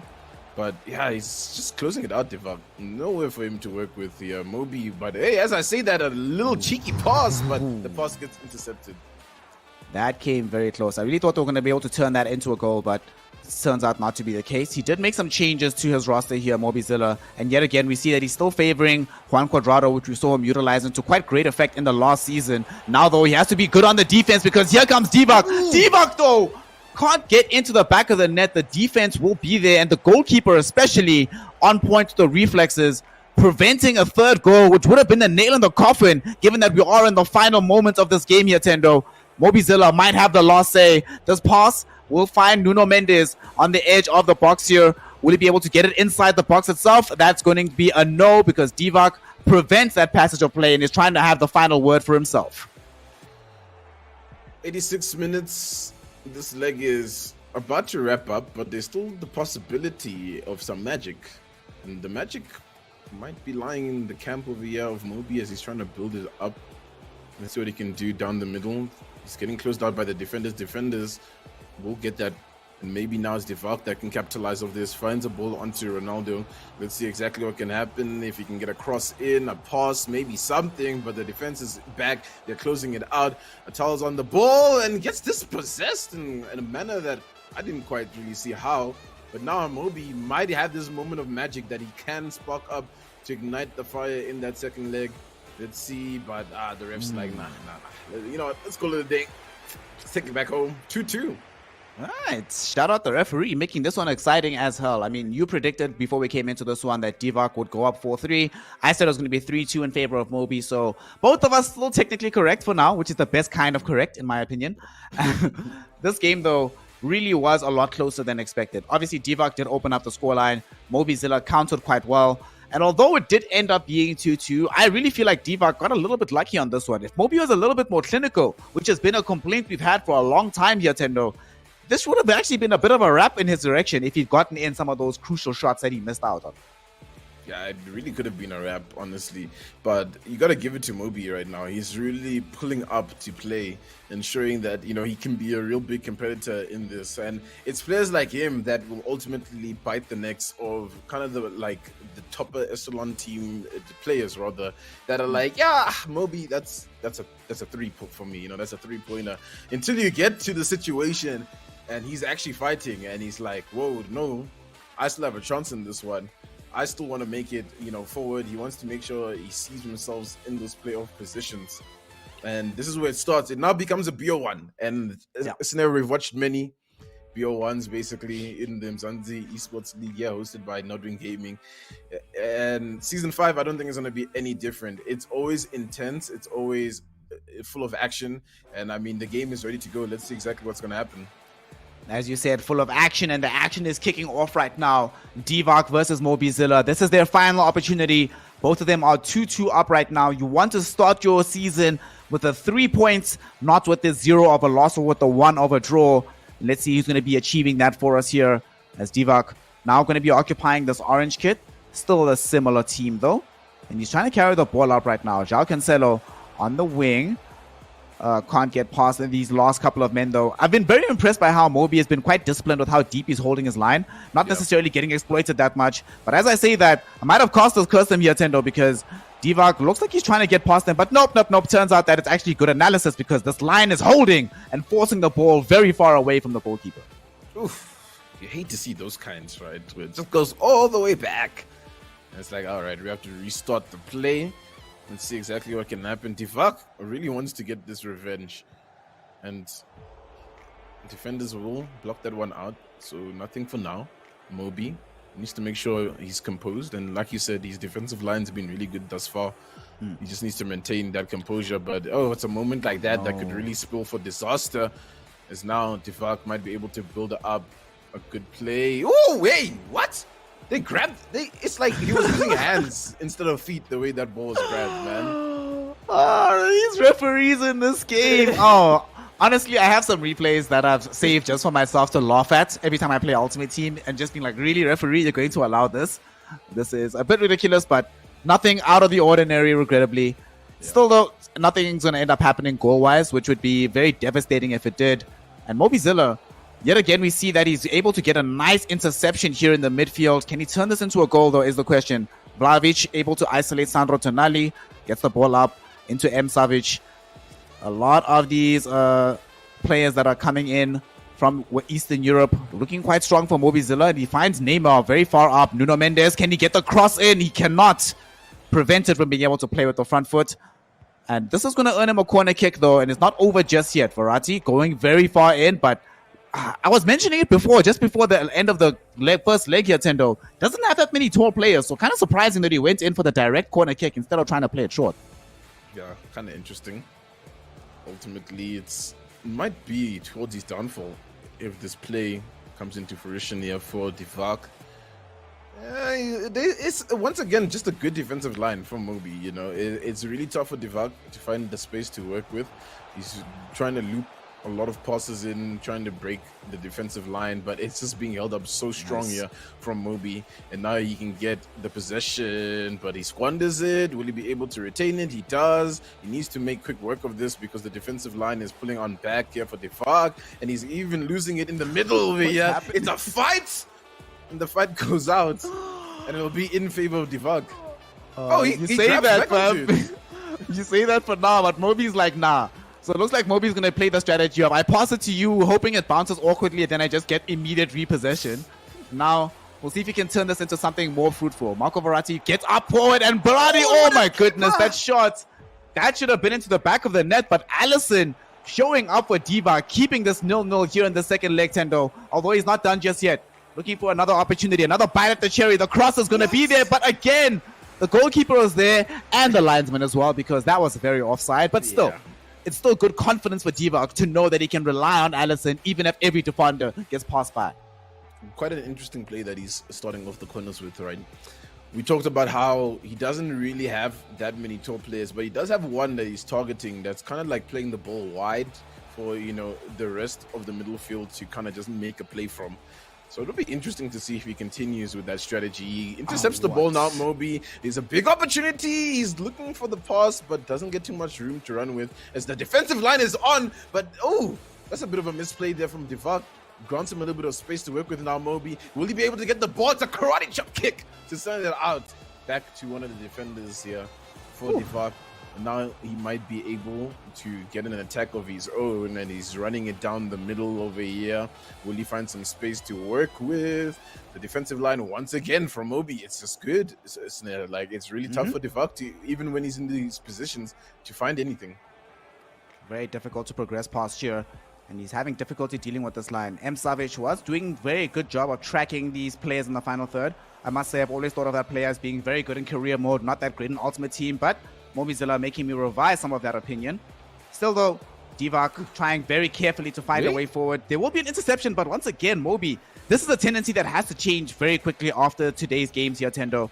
The tendency to get the ball quickly, but immediately squander said possession. It's going to end up biting him. He's very lucky that Deevak, not necessarily looking in the top form that we've seen him in prior seasons. Otherwise, there might have been more opportunities to get heavily punished by this passage of play.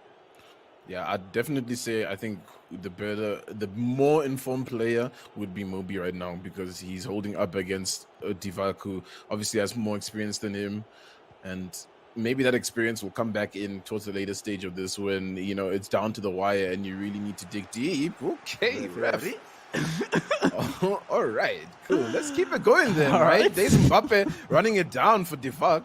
The defensive line once again is pulling on back, but that's a juicy pass in. Yeah, the shot comes in. It's a goal for Deevak. Oh my goodness, what an opener just before the half. Anderson, what do you even do about that? It's just a pocket that you're just unable to cover. A pocket you're unable to cover. And as we see on this replay, a pocket that the goalkeeper can't get to fast enough as well. It's going to be a goal that just flies into the back of the net.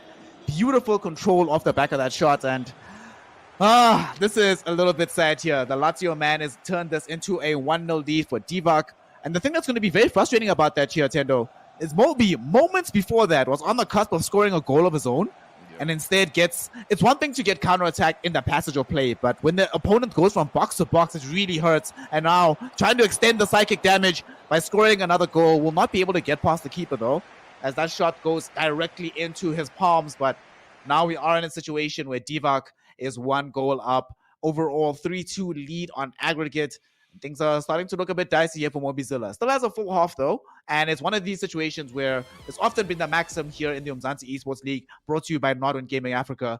If you can score however many goals the opponents can score in one half, you could do in the second half if you have the belief in yourself. So that's going to be the question for Mobizilla. Does he have the belief in his strategy, the belief in his team? So we're going to be seeing here in the second half, Tendo, whether or not it's going to come through for him and get him into a drawing position, or if Deevak is going to run away with this competition.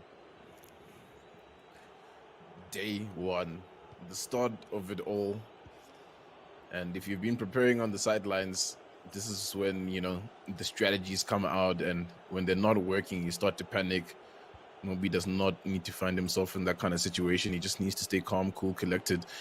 And that's not one of those moments right there. Deevak now might be dangerous on this attack. Ronaldo's onto it. And no, Quadrado, I mean, is onto it. He's getting a pass there onto Neymar. Neymar now sends it wide up the pitch here. Anderson, who just scored a goal, might be in some more trouble. He's trying to dribble past, holds onto it. They're trying to play it back down the middle. Deevak looking for some opportunities. Find the pass. Oh my God. What? The post! The 12th man comes in! What was that? Ooh, the 12th man is going to be the equalizing effect here, Tendo. He realizes that, you know what, we don't want this game to be a blowout in favor of Deevak. We want to keep it competitive. So he shows up to deny a goal, making this still only a 1-goal lead. And this might be an opportunity here for Mobizilla. And he's slowing things down right now. He's probably also recognizing that, man, I've given up possession so many times when I didn't need to. So let me slow this down. Maybe I can keep things a bit more clinical. And right now it's working out for him. Barati was able to approach the edge of the box, but once again, prevented from going deep inside of it. Did get the ball back with Sandro Tonali in midfield, but again, wayward pass almost immediately afterwards.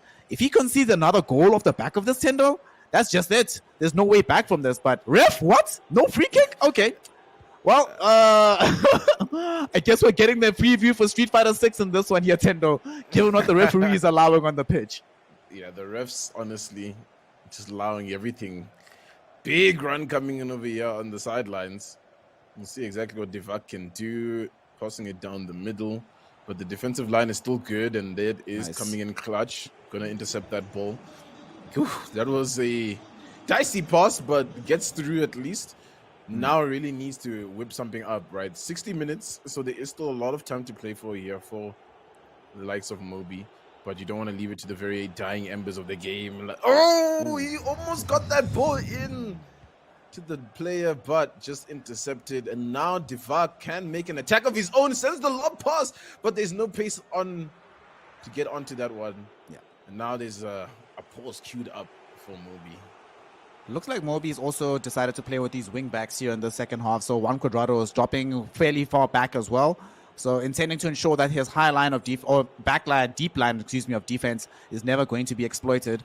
It's working out so far. The question is, can it work out on the other end of the pitch? Because goals, not defense, is what wins games. And this goal, not going to happen. M. Savage got off the shot, but this player is great at many, many things, Tendo. Unfortunately, shooting accuracy and finesse shots are not what this player is good at. So not going to be able to get the ball into the back of the net. Still, though, will earn a corner kick. And we've seen some very close calls from Mobizilla under those conditions. And he might have an opportunity to get the needed goal from the edge of the box here. Yeah, and it's kind of in that realm where I was joking about the draw, but it could happen, right? Because Deevak isn't really biting too much. He's kind of just there nibbling a little bit here and there, and Mobi's handling it. But until he bites, he won't really close this game out. Mobi's still here. He's still prowling. He's still looking for something. He might be able to find that something right now on the wing. Let's see exactly how he can string this together. Finds play in the middle, Tonali. And now onto the ooh, almost in. Once again gets intercepted. And You were talking Deevak. Oh, that's so frustrating, Tendo. You were talking last game about these lob passes. If that was a lob pass, that's a goal. Guaranteed. Yeah, 100%. Sure. But he plays it low, and unfortunately it ends up getting caught out by the foot of the defender at the last minute by Deevak. But Mobi still in possession now. Going to try again. Alvarez replacing a player on the team right now. Let's see how far they can carry this up. Marco Verratti receives the ball from Sandro Tonali. Unfortunately, they're forced to play in between the two of them because Deevak recognizing that if I don't close him down immediately, I might be in an awkward position. He's going to be very disciplined and not go for the double man mark until the ball approaches the wing, but he might still get exploited here. Oh, did that interception? That read? What? Deevak, is this the prophet? Can he see the future? That read was spot on because it was about to be disaster, and now disaster is spilling onto the other side here for Mobi. 78 minutes down, and now he needs to find this goal to at least equalize, to at least bring it to a draw. That's a very long pass. That's going to bring some space in here for this attack. But the cup in! Taking a note from TheBeastBianchi, but just not good enough to get it away from the player. That's a little unfortunate, but we will find it now, Mobi. He needs to find some space to work with, but so far Deevak has not offered any space to him. Look, there's 4 players on that one man. What do you even do about that? We'll see now as he builds it up. Players are just trying to find any pockets of space to work with, but everything's being closed down. There's a little room here for him now, Mobi, as he tries to work his attack in, but not much hope as a defender intercepts. And I mean, it's just, you know, the curtain is starting to close slowly right now for Mobi, right? Yep, starting to close very, very slowly. Too much mustard on that particular pass. It gets the ball away from him, but he might have another bite at the cherry. But unfortunately for him, we actually see it. I was about to bring up how Deevak decided to drop his striker back deeper for that additional defensive prowess. And we see it actually paying dividends when he just defended there. But unfortunately, still another counter-attack based off that beautiful interception by Juan Cuadrado off the lob ball. Mobi was ready for it. The question is he ready for an attack of his own? And unfortunately, it is not the case. He gets intercepted. And Tendo, that might just be the last play of this game aggressively. Where's the referee? He's watching the game in front of his eyes. Now there's a pass on in. This could spill trouble for Deevak if he's not ready. Players are running in, but Mobi hasn't found the pass. The defense is still holding up the line. How can you waste an opportunity like that if you're Mobi? It was gifted to you on a platter, Snare. And it just ends off bitter. Oh man, that's just You know what happened there, sir? It was gifted to him on a platter, but unfortunately, when the platter came, there were no utensils, so he had no idea what to do with it. So sadly, he ends up not being able to get a goal out of that situation. Ends up going down 3-2 against Deevak right here. Deevak, of course, claiming that 1 goal advantage on aggregate, but it came so close. It really did come down to the wire. And Tendo, in that situation, it really did seem initially like Mobizilla had it coming into the game. But Deevak, slowly but surely, was able to just get in a more controlling position. But once again, we have to go back to the complaint we always have against Mobizilla. You said it yourself. He's more in form. He seemed more aggressive. But the final product still isn't there just yet for our former Bravado man. Yeah, and obviously, like we discussed him saying, you know, he's going to come in with these weird picks. He's going to play his style, you know, and individually, definitely, I think if we look at what the team of Deevak was like, it's like, yeah, players we would expect, some players we saw from the last game, nothing too out of the ordinary. But then you have like Mobi on the other hand, and he's just got a mix and match of players that works with the playstyle that he's trying to employ. That the defensive lines are great and everything, but just not enough to push it over the line. And had he met a more informed Deevak, it really would have spelled trouble. But I'm happy to see exactly where he is right now because he's definitely still a contender. Yeah. And it's another one of those situations where I'm like, we watched DarthMayhem and it's like, dude, it was a good game because like that was, you know, TheBeastBianchi and you held your own. I'm looking at this game in a similar fashion where I'm like, yeah, look, it was the Deevak. He's got a lot of, you know, accolades behind him and a lot of people know about him. And for you to hold your own up like that, it was good, right? It wasn't a bad situation for him. But I mean, Snare, what else is there to really say about that? It's just missed opportunities, I think, for Mobi. Missed opportunities for Mobi, but capitalized opportunities for Deevak. And that 1 goal will put him 2nd place in the standings right now, as we're going to take a quick look at how things look after today's FIFA segment. Of course, we're going to be expecting at the very top of the table to be Julio TheBeastBianchi with that massive aggregate score lead for himself. And right behind him is going to be Deevak off the back of this win.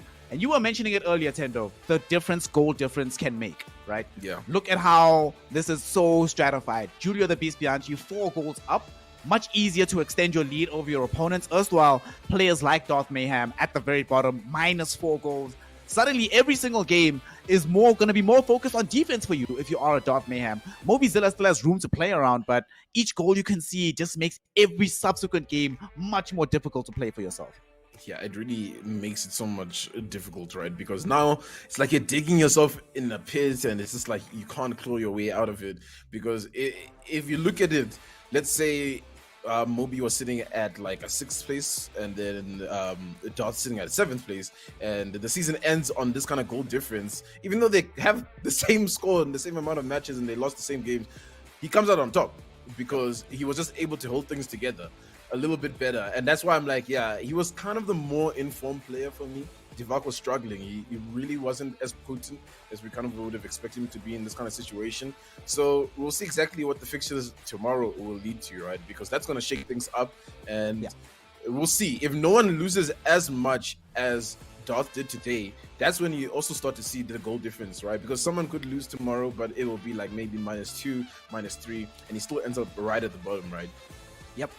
Without a doubt. So it does become extremely important to put your best foot forward with each individual game. But right now, BBCx and Deevak will be taking home the points for the day, and of course taking home the first 2 slots here on the Umzansi Esports League, brought to you by Nodwin Gaming Africa. The 5th season obviously should have the BBCx starting his opening campaign with a strong win. But with that, Tendo, that does mean that we are going to be finished with the FIFA segment for now. Like you mentioned, we have so many more games to see before we have our minds made up about what the season is going to look like. Now, we are going to be moving over to PUBG Mobile, where we are going to be having 3 maps and a bevy of teams competing in that particular side of things. Before we go and we leave this FIFA side, it's important, Tendo, to stress what everybody is playing for. They're not doing this for free. They're not doing this for nothing.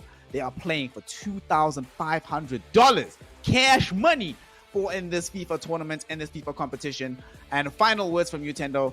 What do you make of what we've seen today? What do you predict we're going to see tomorrow? And what do you think is going to be, before we even see the rest of the games, just give me a heads up on the 4 names you think will be in the playoffs for the season. I'm excited to see, because I think the competition is really close right now. I think that tomorrow's going to be interesting because the mix and match of players is going to kind of give us maybe what the mid-table is going to look like towards the end of the season. Top 4, BBCx, Masum, Young Savage, and you know what? I'm going to give Deevak, because I feel like he can pull through if he fix a couple of things together. Ooh, Deevak. Very confident call coming out from Tendo Plays there, but of course we'll need to see more FIFA pan out before we can be very resolute in that prediction. And now we are going to be moving to the PUBG Mobile segment, so please stick around, don't go anywhere. When we return, more Nodwin Gaming Africa action, more Umzansi Esports action, and the 5th season of the greatest competition in Africa will continue. My name's Snare, this has been Tendo Plays, and we've done FIFA. Next up, some PUBG Mobile. See you just now.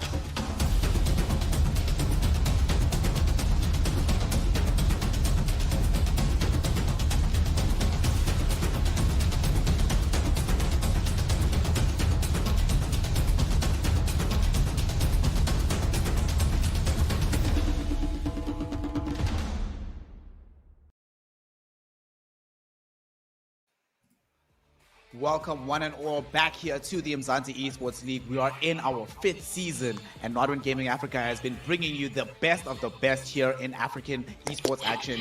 And we are going to be continuing today after seeing the extravaganza of FIFA 21. The Masters of the Pitch will now be transferred over to the Masters of the Map as we proceed with this PUBG mobile action for the evening. My name is Snare. I'll be hosting this segment and I'm going to be joined by Tony Actfire as well as our boy here, Apache. Gentlemen, Patchy, I'll start with you. Firstly, hello, greetings. We haven't worked together before. And where did you get that shirt? Yo, that's triple-ish. Thank you. Yes, yeah, I'm not too sure where I got the shirt, but I don't think we have worked together before, but I'm quite excited, I must say.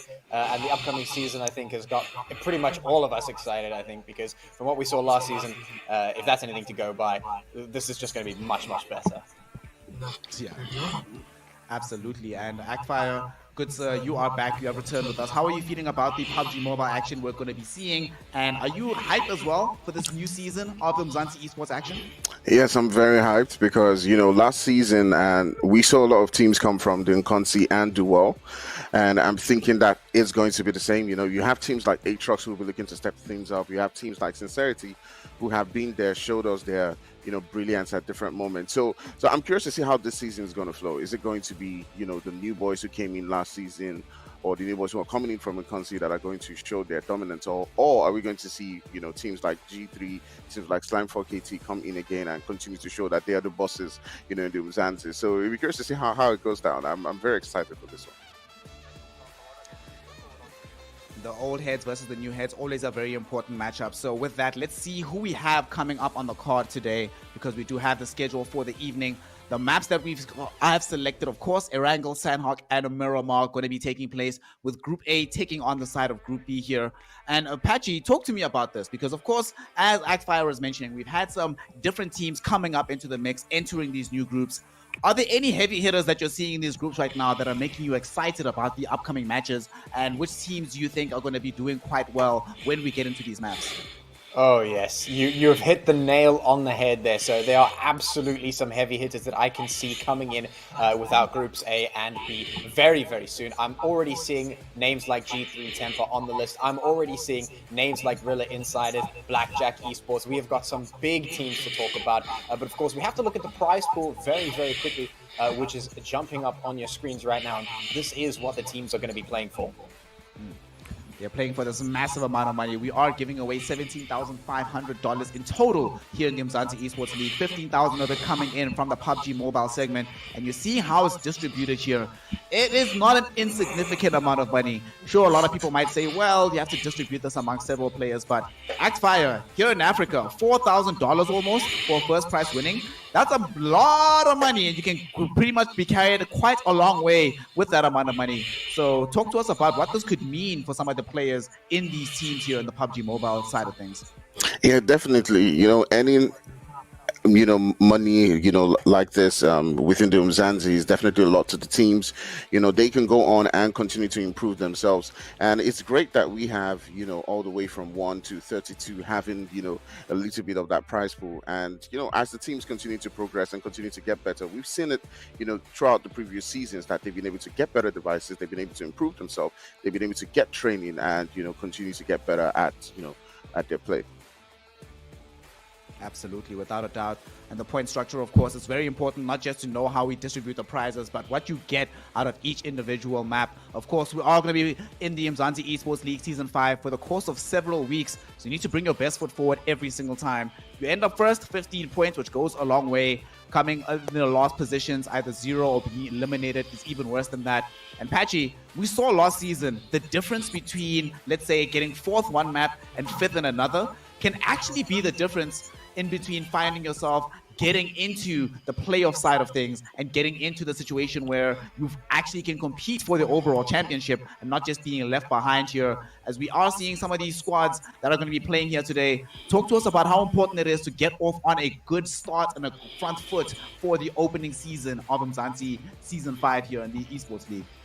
Yeah, no, it's super, super important. We've seen that with the restructured point format that you just saw on the previous screen, the teams absolutely have to get off on a strong start. You cannot slack off, especially with those last couple of slots coming in with 0 points. Of course, the key is to always balance the points. You've got to make sure you balance the kills and the placement points. It's super, super important, and the best teams manage to strike the best balance. But the 1 kill, 1 point is my favorite part of that point structure. It enables the teams that love to get aggressive to actually just capitalize on that play style and bring themselves in quite a few points. And we've seen that being such a popular thing. A lot of teams, you know, they'll play a little bit slower, try and strategically play around the map. And some teams, they just have that really strong aggressive play style. And of course, that 1 kill, 1 point definitely rewards that. So it's going to be very, very interesting to see what kind of styles the teams are going to be bringing to the table here. And of course, we've seen some of the teams flashing up on the screen there. I'm definitely excited to see these guys and what they have to offer going into Season 5. Patchy brings up a very good point here, Actfire. The fact that we have this 1 kill giving you a point type of situation does incentivize you to not just play this turtle, more shell style that we've seen in previous seasons, but to get out and be aggressive on the map. Now that we have seen a lot of the teams that will be participating here today, both in Group A and now we're starting to see who's in Group B, who do you think actually, just based off of their play style from previous seasons, who is most benefited from these two groups by being allowed to play that more aggressive style to get those additional bonus points just from kills? All right, so first of all, I'm definitely going to say that every single team here is absolutely OP, but there are some certain teams that are known to deliver, you know, consistent gameplays like G3 Tampa, like BJE.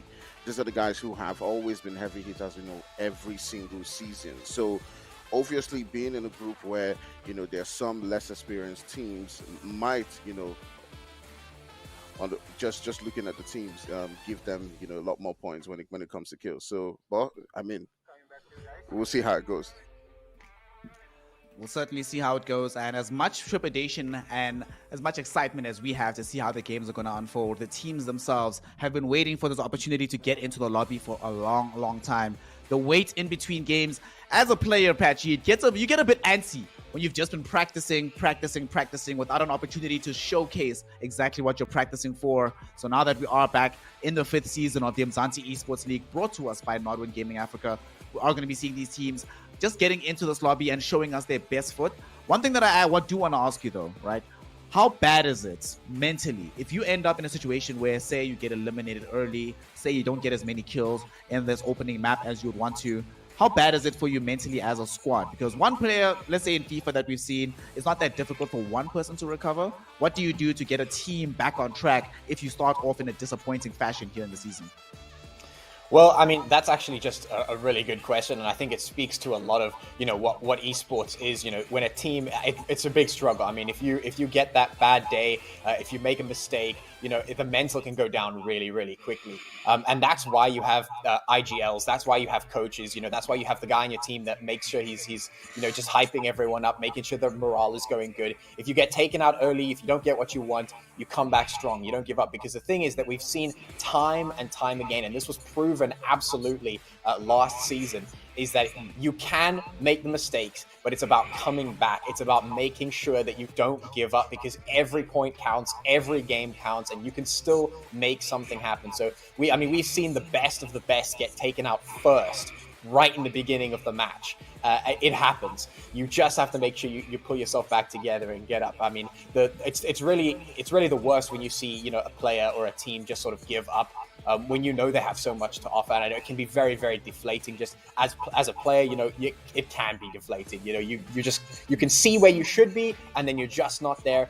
But the thing is, that's why you have to just keep encouraging your team. That's why you have to make sure your mental game is strong. That's what all the practice is for. And I think the teams will have been keeping that in mind. I mean, they're here. Some of the teams have been here for multiple season runs. So I think they're very, very experienced in making sure that happens. Sometimes you rage a little bit too hard, but otherwise, I think these teams are more than capable of making some big comebacks. Big comebacks indeed are something that's going to be a necessity here. And Actfire, you earlier were talking to us about how a lot of these teams have come up, of course, from the Nkosi Super Cup, which has been often the proving ground for seeing who the next superstars are going to be in the Umzansi Esports League. have there been any teams that you saw from last season of the Nkosi Super Cup that you imagine not only do they have the skill to participate and play high-level Umzansi Esports League action, but also, as Patchy was mentioning, that they have the team cohesion and the understanding of what it takes to be winners outside of the game itself? Who are you rooting for that a lot of people who are watching the stream right now might not know about, who've come up from Nkosi? I think I've seen solo esports a lot, perform very well in the Nkosi. They're one of those teams that I'm looking to see them perform very well here. EXO Redefined is also another team that I thought would be here, in previous seasons, but now that they're finally here, I'm thinking that they might be able to perform, the way that I know. But consistency is what is key in the Umzansi. It's not just about, coming in and just showing, one great day. You got to do it this week, you got to do it next week, and that's what separates the rest of the teams who have been there, like G3 and Slime 4KT from the rest. So it'll be curious to see how they continue to do it every single day. Fortunately for you here, Actfire, your curiosity is about to be sated because we are into our opening game. Season 5 of the Umzansi Esports League is getting underway. We are in through this PUBG. We're in on our first map, and we are in with Actfire and Patchy on the mic. Gentlemen, take it away. Bring us this hype. Talk to you after the games. Thank you so much, ladies and gentlemen. Everyone else, I really hope that you are excited to get started right here, because we are going to jump into some fantastic gameplay for sure. We've been alluding to it for a little bit, and now we're about to hit the deck on our Erangel map. And you can see, of course, some new graphics here for the updates for those of you who haven't been with the game since the previous season. There's a couple of changes here and there. And earlier, we were asked the question, what teams are we looking out for? Now, man, I've got to say, I am looking out for some teams like G3. I'm looking out for some teams like Blackjack Esports. They have shown us some incredible gameplay in the past, and I would certainly like to see what they have to bring to the table coming into Season 5. I can't hear Patchy anymore.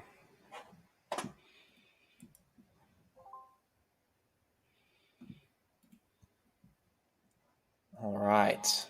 So let's take a look. We've got our map right here on the screen. As you can see, we've got that nice flight path heading in from the northwest down to the southeast. The zone has already dropped on towards the mainland, so unfortunately, no huge play going to be happening down towards that military base.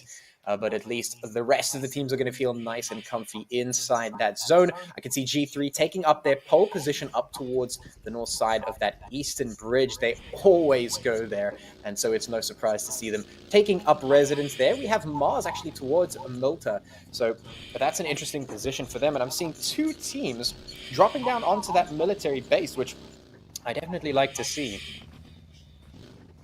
And yeah, Patrick, we do have a lot of cluster within this team, so we're going to be seeing some early action going down there, either between the team G3 or we're going to see the boys from BJE, who are sort of just circling around right now looking for where to loot.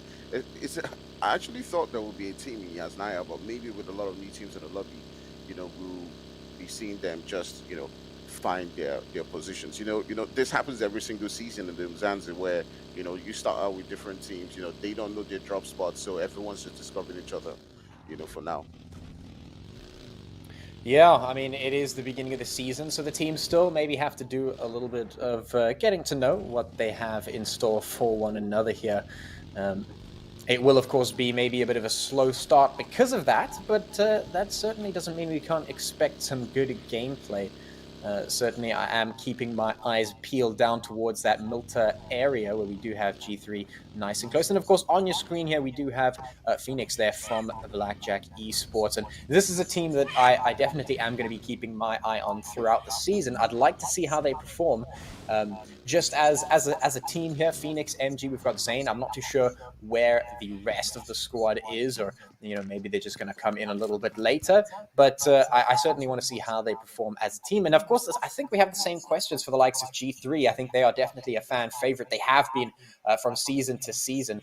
So it is going to be interesting to see how they can actually pull things out. But we've got a lot of teams actually that are a little bit new to the Umzansi season.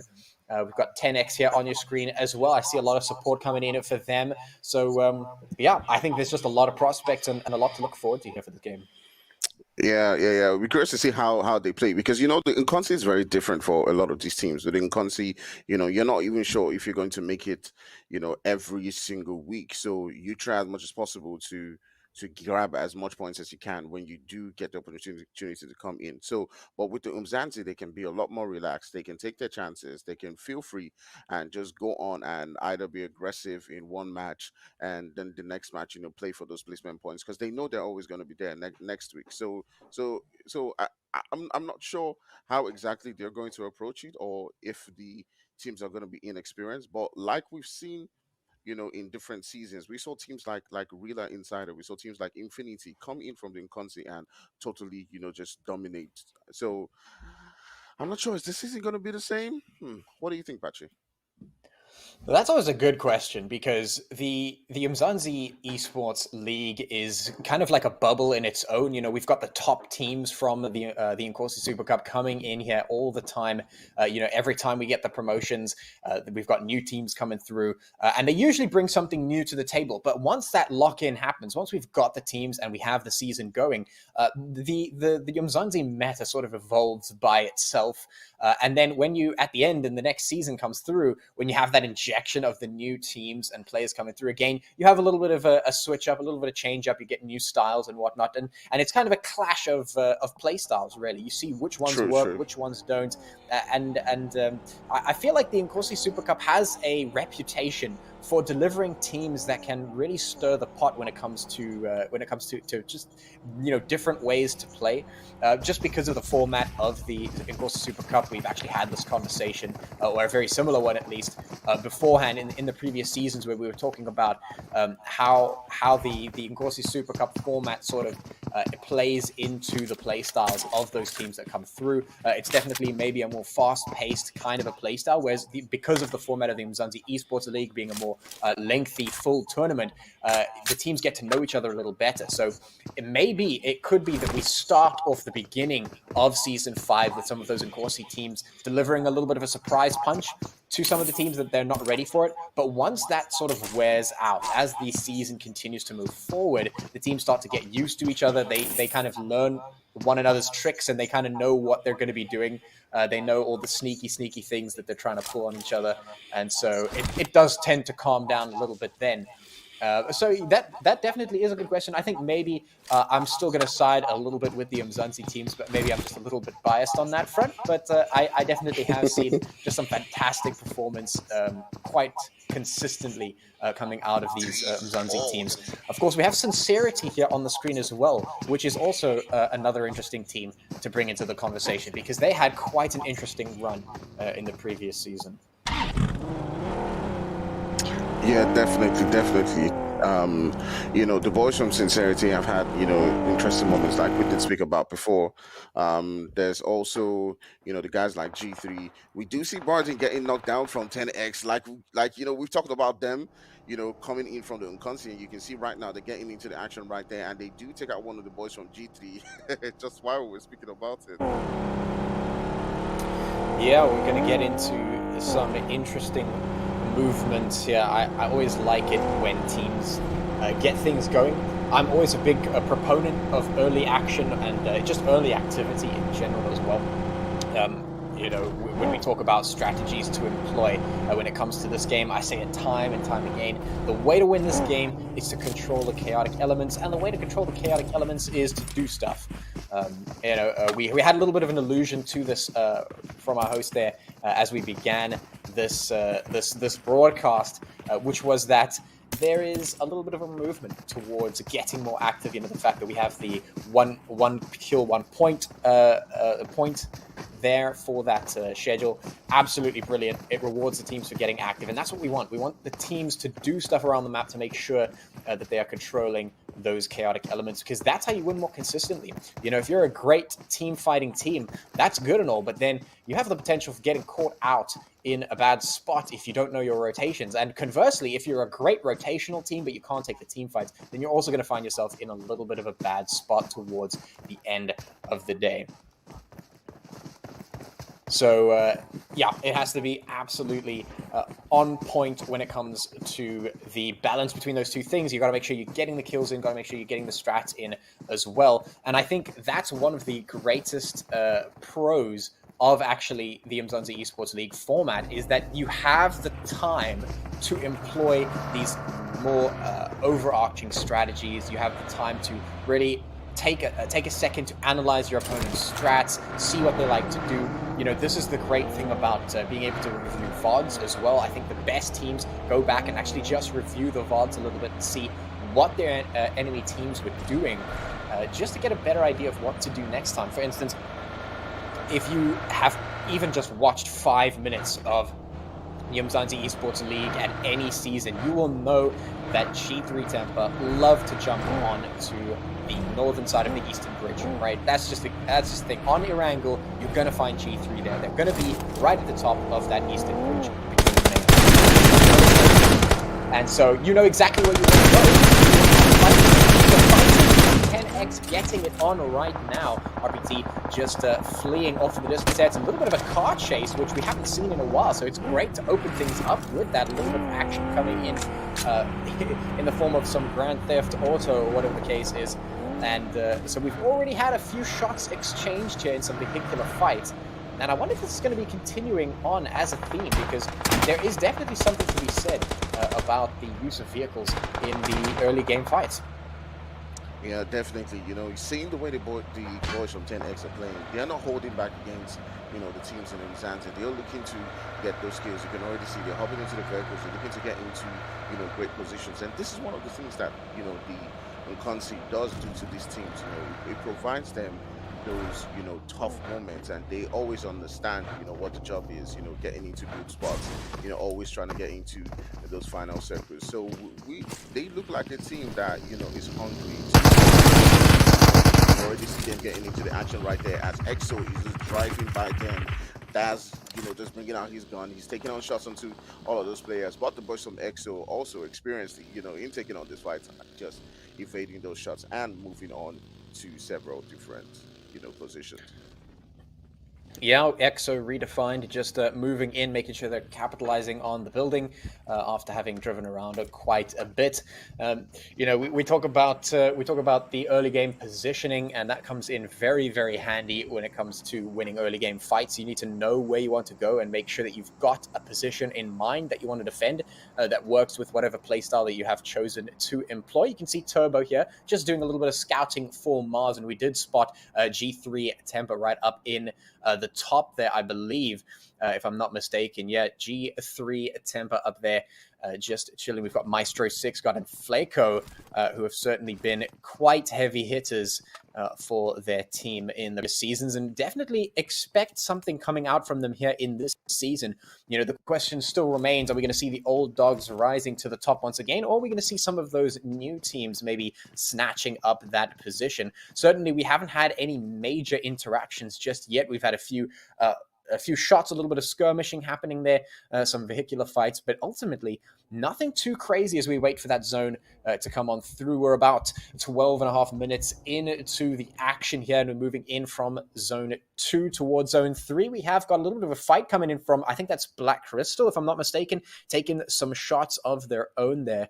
So we're already getting into a little bit of action. You can see the map. This is what I'd like to see now moving in towards the mid-game. You can see that the zone has shifted down in towards the center of the map, centralizing on that river in between Rozhok and Hospital. We've got some ruins action coming in from quite a few of the teams. We've got Sincerity holding the bridge up towards the north of the zone, and a couple of players and teams moving in from the north and from the south. So definitely within the next few minutes, I expect a lot of fighting to get done. Exactly, just like you said, you know, the boys, Mars, you know, they've been in this, you know, since, you know, previous seasons. They also came up from Dunconsi, so they've shown their dominance, but they're one of those teams that I haven't really seen, you know, the type of gameplay that, you know, we saw them, you know, play in the Dunconsi. They were that team, you know, that dominated in the Dunconsi previous seasons, and you know, I thought they were going to, you know, come all the way into the Umzansi and just totally dominate, but we haven't seen that from them so far. Maybe this season might be the time for them to show like what they're really capable of. I'm a fan of their team, so I'm hoping to see them perform as well as they can. But there's so many teams in the lobby right now that are going to give them a run for their money. G3 is also one of those teams. Or maybe now they've lost one guy, they might just have been left a little bit in this particular game. Yeah, there's a lot of teams that have the potential to prove themselves here in the Umzansi Season 5. And obviously, we're going to start things off. It's A versus B. So we've got a lot of, as we've mentioned, heavy-hitting teams. But we've also got some teams that have to make a name for themselves. Right now, we've got Delta Squad on the screen. And, trying to put some hits in towards the team there from Fierce Swags, taking quite a bit of damage there.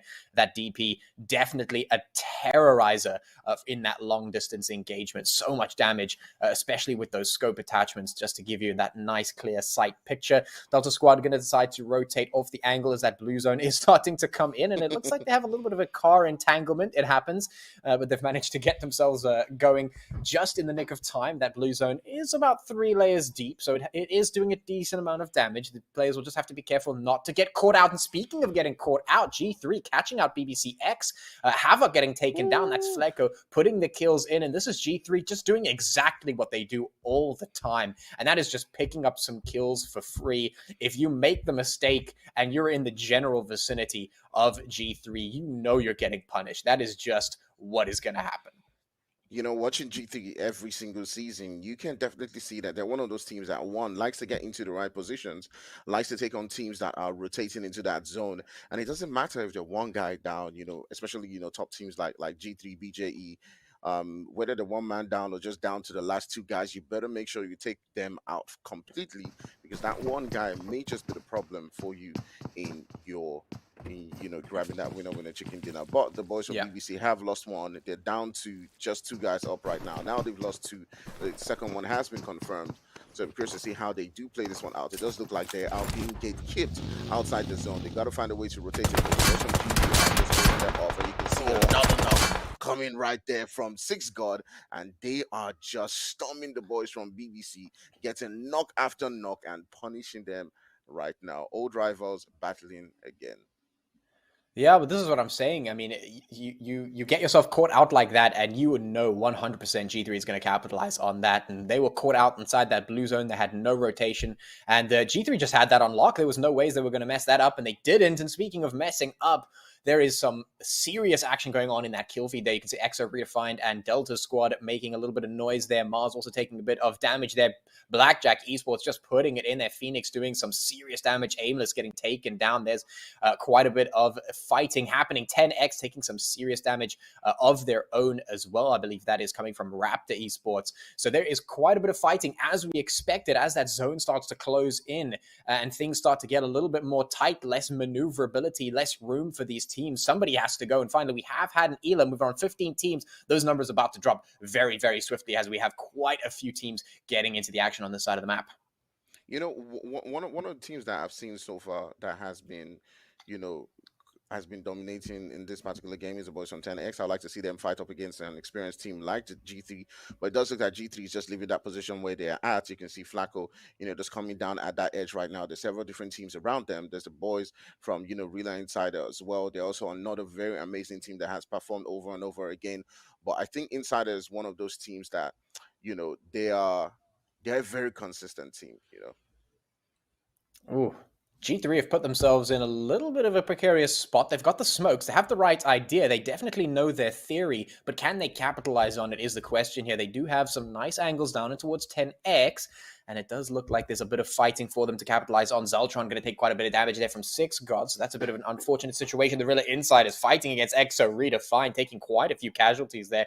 Mars also taking a few casualties of their own. As Zeke gets taken down by Shoto, and there it is. The Rila Insider is just getting absolutely hammered left, right, and a center there. Sean does get taken down, but ultimately the teams are starting to drop now very, very quickly. 6 God getting taken down by an explosion. G3, as I mentioned, in a bit of a precarious spot. spot, but they do have the smoke theory down. They know exactly what they're doing. They can play around this cover, no problem. They've done it time and time again, and they are absolute experts at it. The real question that they are posing right now is, can you keep up? And right now, these teams have not been able to capitalize on G3's position all that much. Six God is down, but not out just yet, so he has the potential for the revive. There are a couple of teams very, very close, but I mean, if I know G3, they can fight their way out of this one very easily.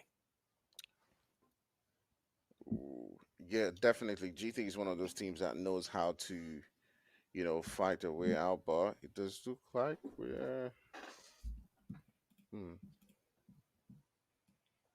Okay, it looks like we do have some issues coming through. A little bit of a need to re-host the game, unfortunately. It does happen. We will relay more information to you as we learn what it is. But for now, we're going to jump back into the screen and, well, let's have a little bit of a recap of what we're looking at here in terms of the start on the first map here of Season 5.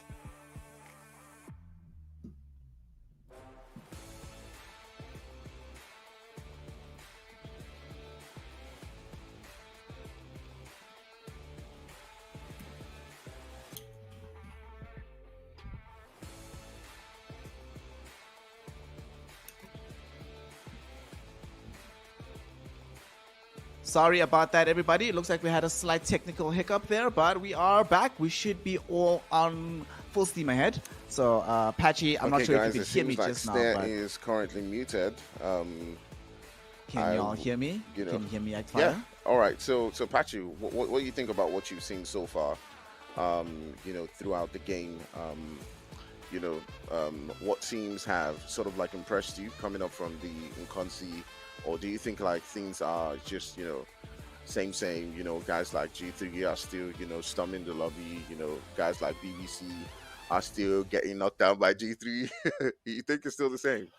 Well, actually, on that note, there are two BBC teams in the Umzansi Esports League right now. There's BBCx and the regular BBC team that we saw from the last season. I think what's the team that's playing in the current groupings is BBCx. But I think what you said in the beginning of the match is actually quite on the nose there.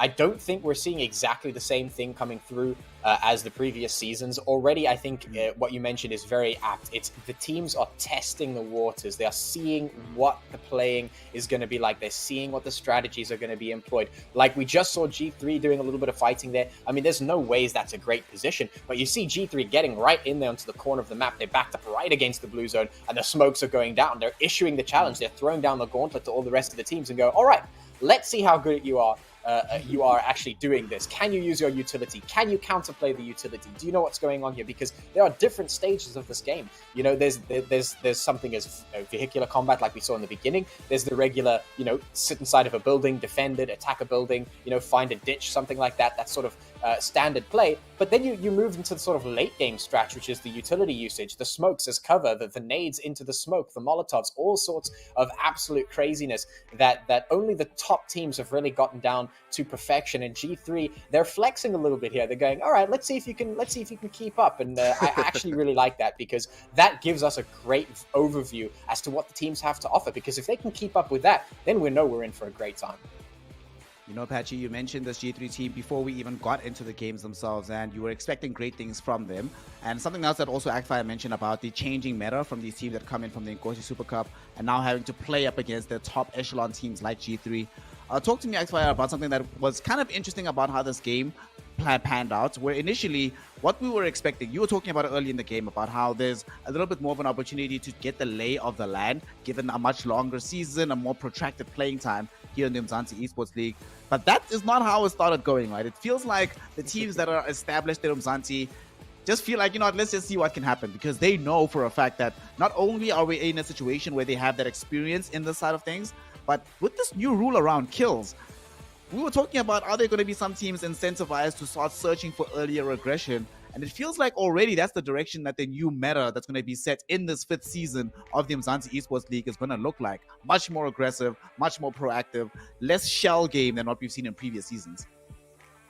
Yeah, definitely. One thing that, you know, a couple of friends and I usually discuss about when we go back and we watch the Umzansi is that the constant teams have no respect. You know, they don't know what they're coming up against. You know, so when you're playing in Unzansi, you know, sometimes you're meeting new teams, and especially if you're one of those teams that's very dominant, you're qualifying every single week. What usually happens is you know, you can basically just storm the lobby, and you know what happens to those teams is when they then come into the Umzansi, they continue playing like that. They continue playing like they just came in and they just want to go out and they just want to get the kills. They want to drive up and down and just push everybody. But what we usually see is that confidence is actually a good thing, because they will then go on and either get kills and show us some great action, or you know, they might actually give, you know, the big boys a run for their money. So I mean, it's still the first game. We'll have to watch a couple of games to definitely sort of like figure out what's going on. Speaking of this only being the first game, and you know, there's still a lot to be established and a lot that we need to figure out and see exactly how things go. Patchy, I wanted to ask you, right, given the state of play that we've seen so far, outside of say G3 and maybe a little bit of 10X, because they look kind of decent, are there any other squads that are standing out to you as some teams to watch out for in this 5th season, and who are right now looking very threatening in the lobby, maybe above what would have been expected before they began the competition? Well, I mean, I have to say, just, you know, for the record, like, obviously, I've said Blackjack Esports a couple of times. I think they still do pose a threat because we haven't actually seen them play. And usually that's a case for saying, oh, well, we don't know if they're going to be good or not. I actually think it's the opposite for Blackjack Esports. The fact that we haven't seen them do anything is kind of scary, because that means they're not showing their hand just yet. They're like, okay, yes, you guys do. You guys show us what you're going to bring to the table. Show us what you're going to do. Show us the strategies that you're going to employ. We're going to sit back and wait for you to do something, and then we're going to stomp you. So I think they have a little bit of a scary approach to this game at the moment. So I am definitely watching them a little bit. But as for some of the other teams, you mentioned 10X, definitely a team that has seemed to get involved in some of the fights that we've seen just in the beginning of the game today. We were also seeing a little bit of EXO Redefined and RAPTOR Esports, so definitely expecting a little bit coming out of them. We were seeing Delta Squad in the mix as well. So I think those are some names that we can maybe keep an eye on, because like we've been talking about, that early aggression can definitely be very, very useful. And the teams that get on that and actually execute that really nicely tend to be teams that perform quite well. And, you know, we've been talking about this a little bit, and I mentioned this a little bit when we were talking about the point structure, but the key is actually not to get wins all the time. And in fact, the key isn't just to get a win and then do nothing else. The key is to be consistent. And this is happening every single season, regardless of what goes on. If you can be consistent, you perform really, really well. That means if you can get consistent kills and placements, you can do well. A team that hits the middle of the slots every single game does better than a team that gets number 1 and then just goes right down to the bottom in the next games. So I think if a team's getting involved, if they're looking for the points, if they're active, if they're looking for the kills, if they're making things happen, I think those are the teams that we definitely need to keep an eye on, because those are the teams that generally can perform quite well moving forward. Like I said, the best way, in my opinion at least, to get things going on the map is to be active. You control the chaos, you control the game in your favor, and then you can make anything happen. You certainly can make anything happen if you're the one that's controlling that tempo. But Axfire, a counterpoint to that though would be the case that if you are in a situation where you are the one that's playing very aggressively, always on the front foot, always the one that's being watched out for in the lobby, after a while, it's pretty much as you mentioned earlier, normally you're going to go back, you and your team, you and your friends, look at the VODs, look at the replays, try and understand what actually happened in the game.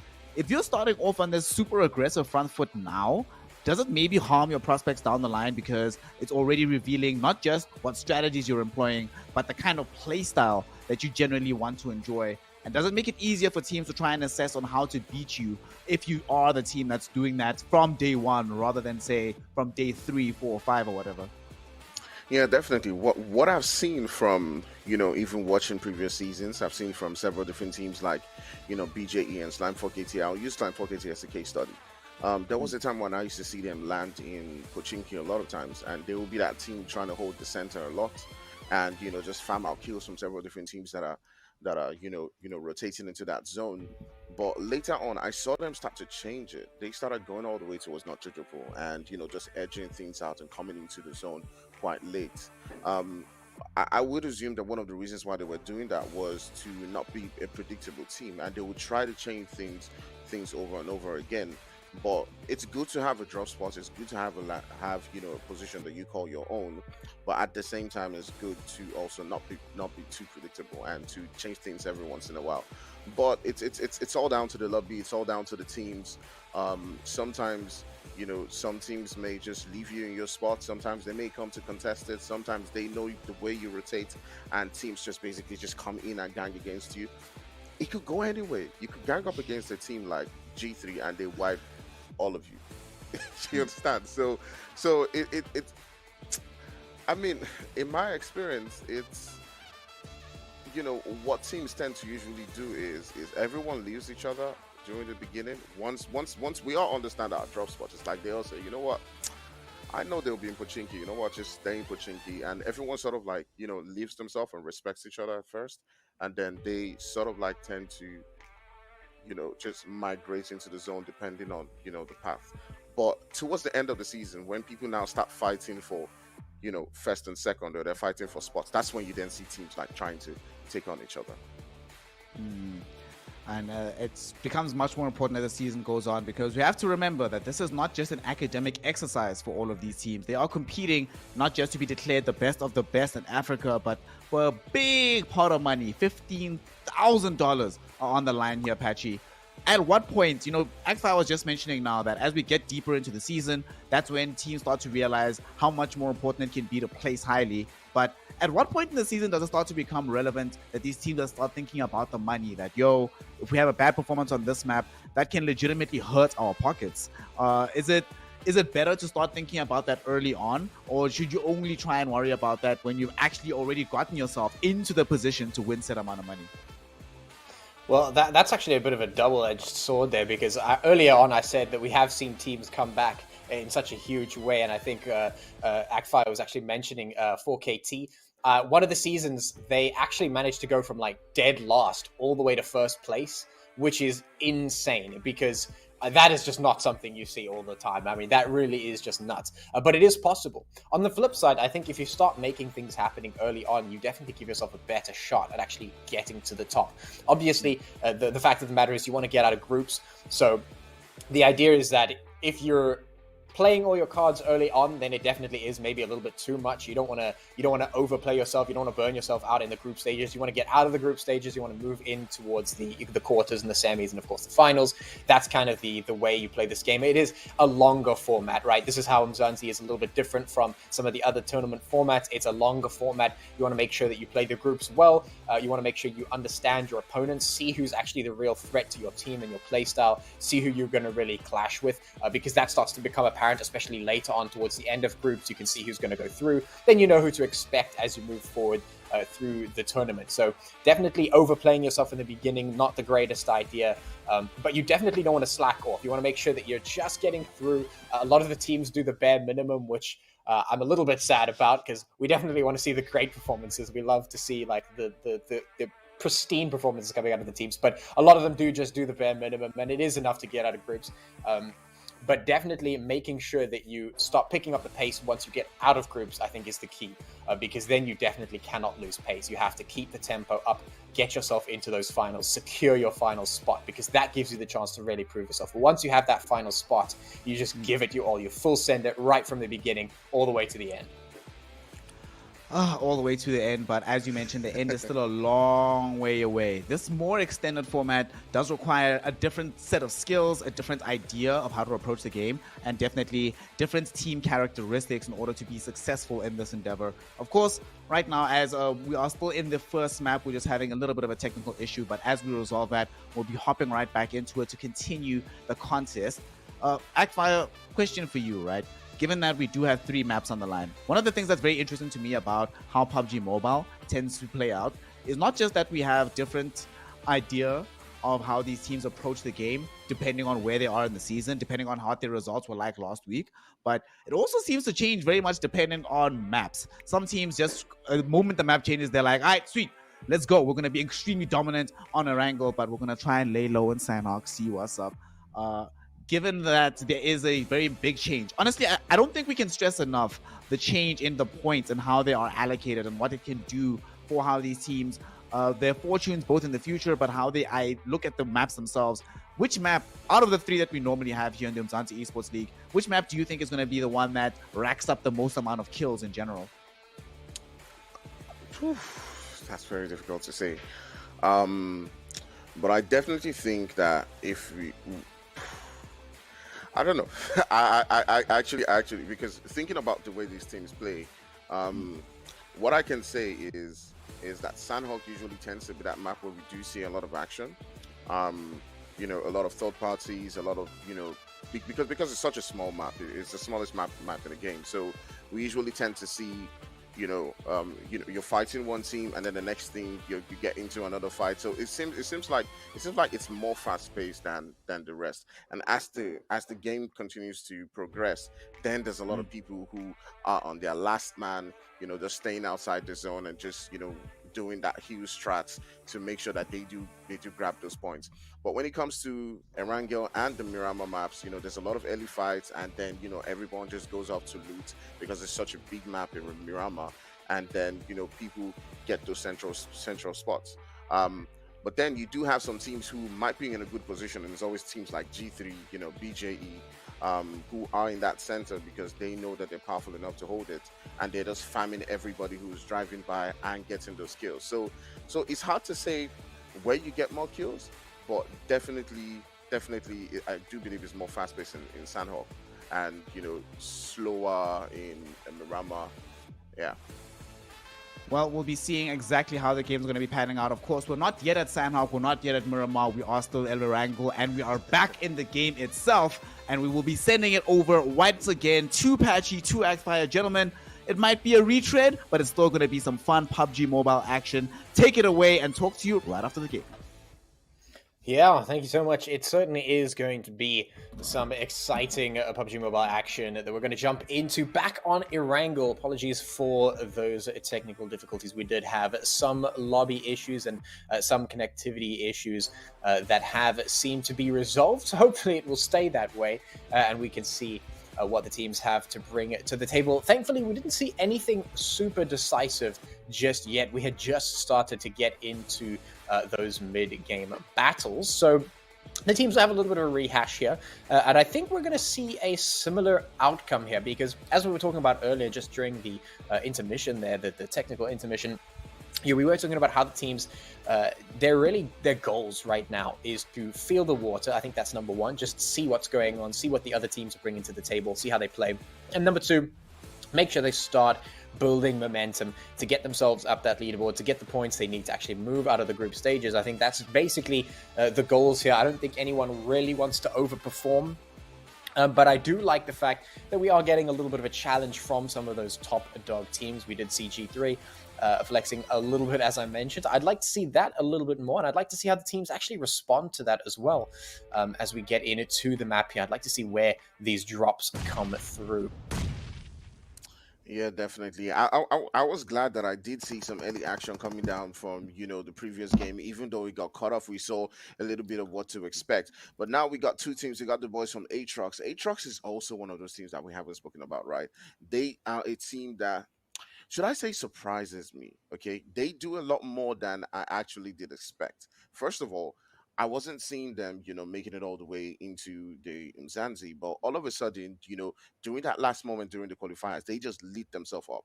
They came into the Umzansi first, you know, and initially they were struggling, and then all of a sudden we started seeing back-to-back good performances, getting the winner with a chicken dinner, and, you know, just dominating, you know, in several matches.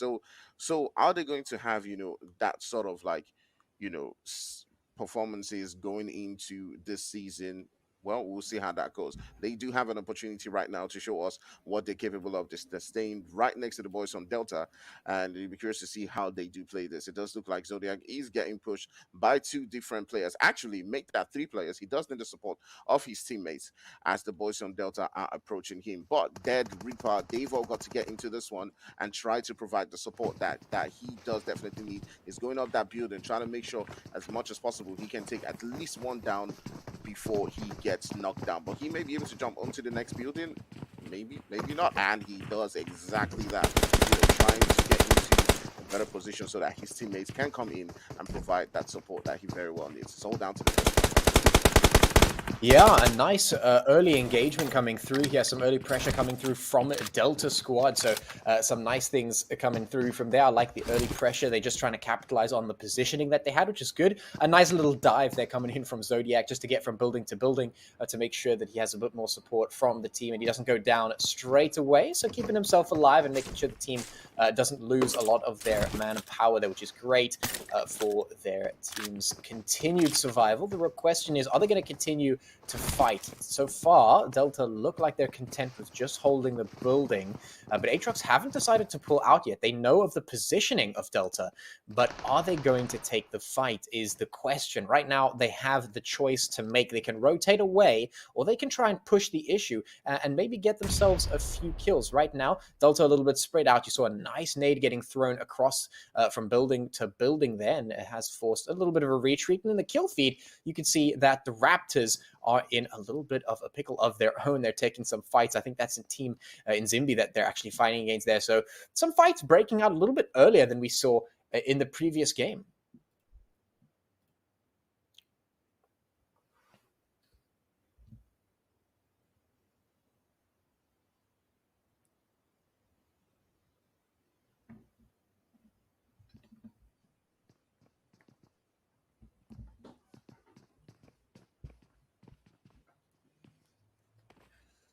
Oh my. All right. Smart gameplay coming in right there from the team Aatrox. And you can see them, just making that play that forces the team from Delta to retreat back.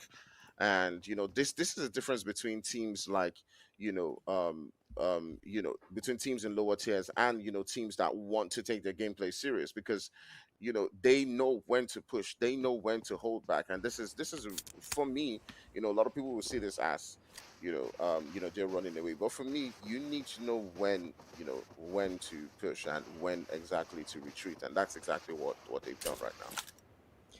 Yeah, super important to pick your moments to fight. If you're not ready to fight, then don't take the fight.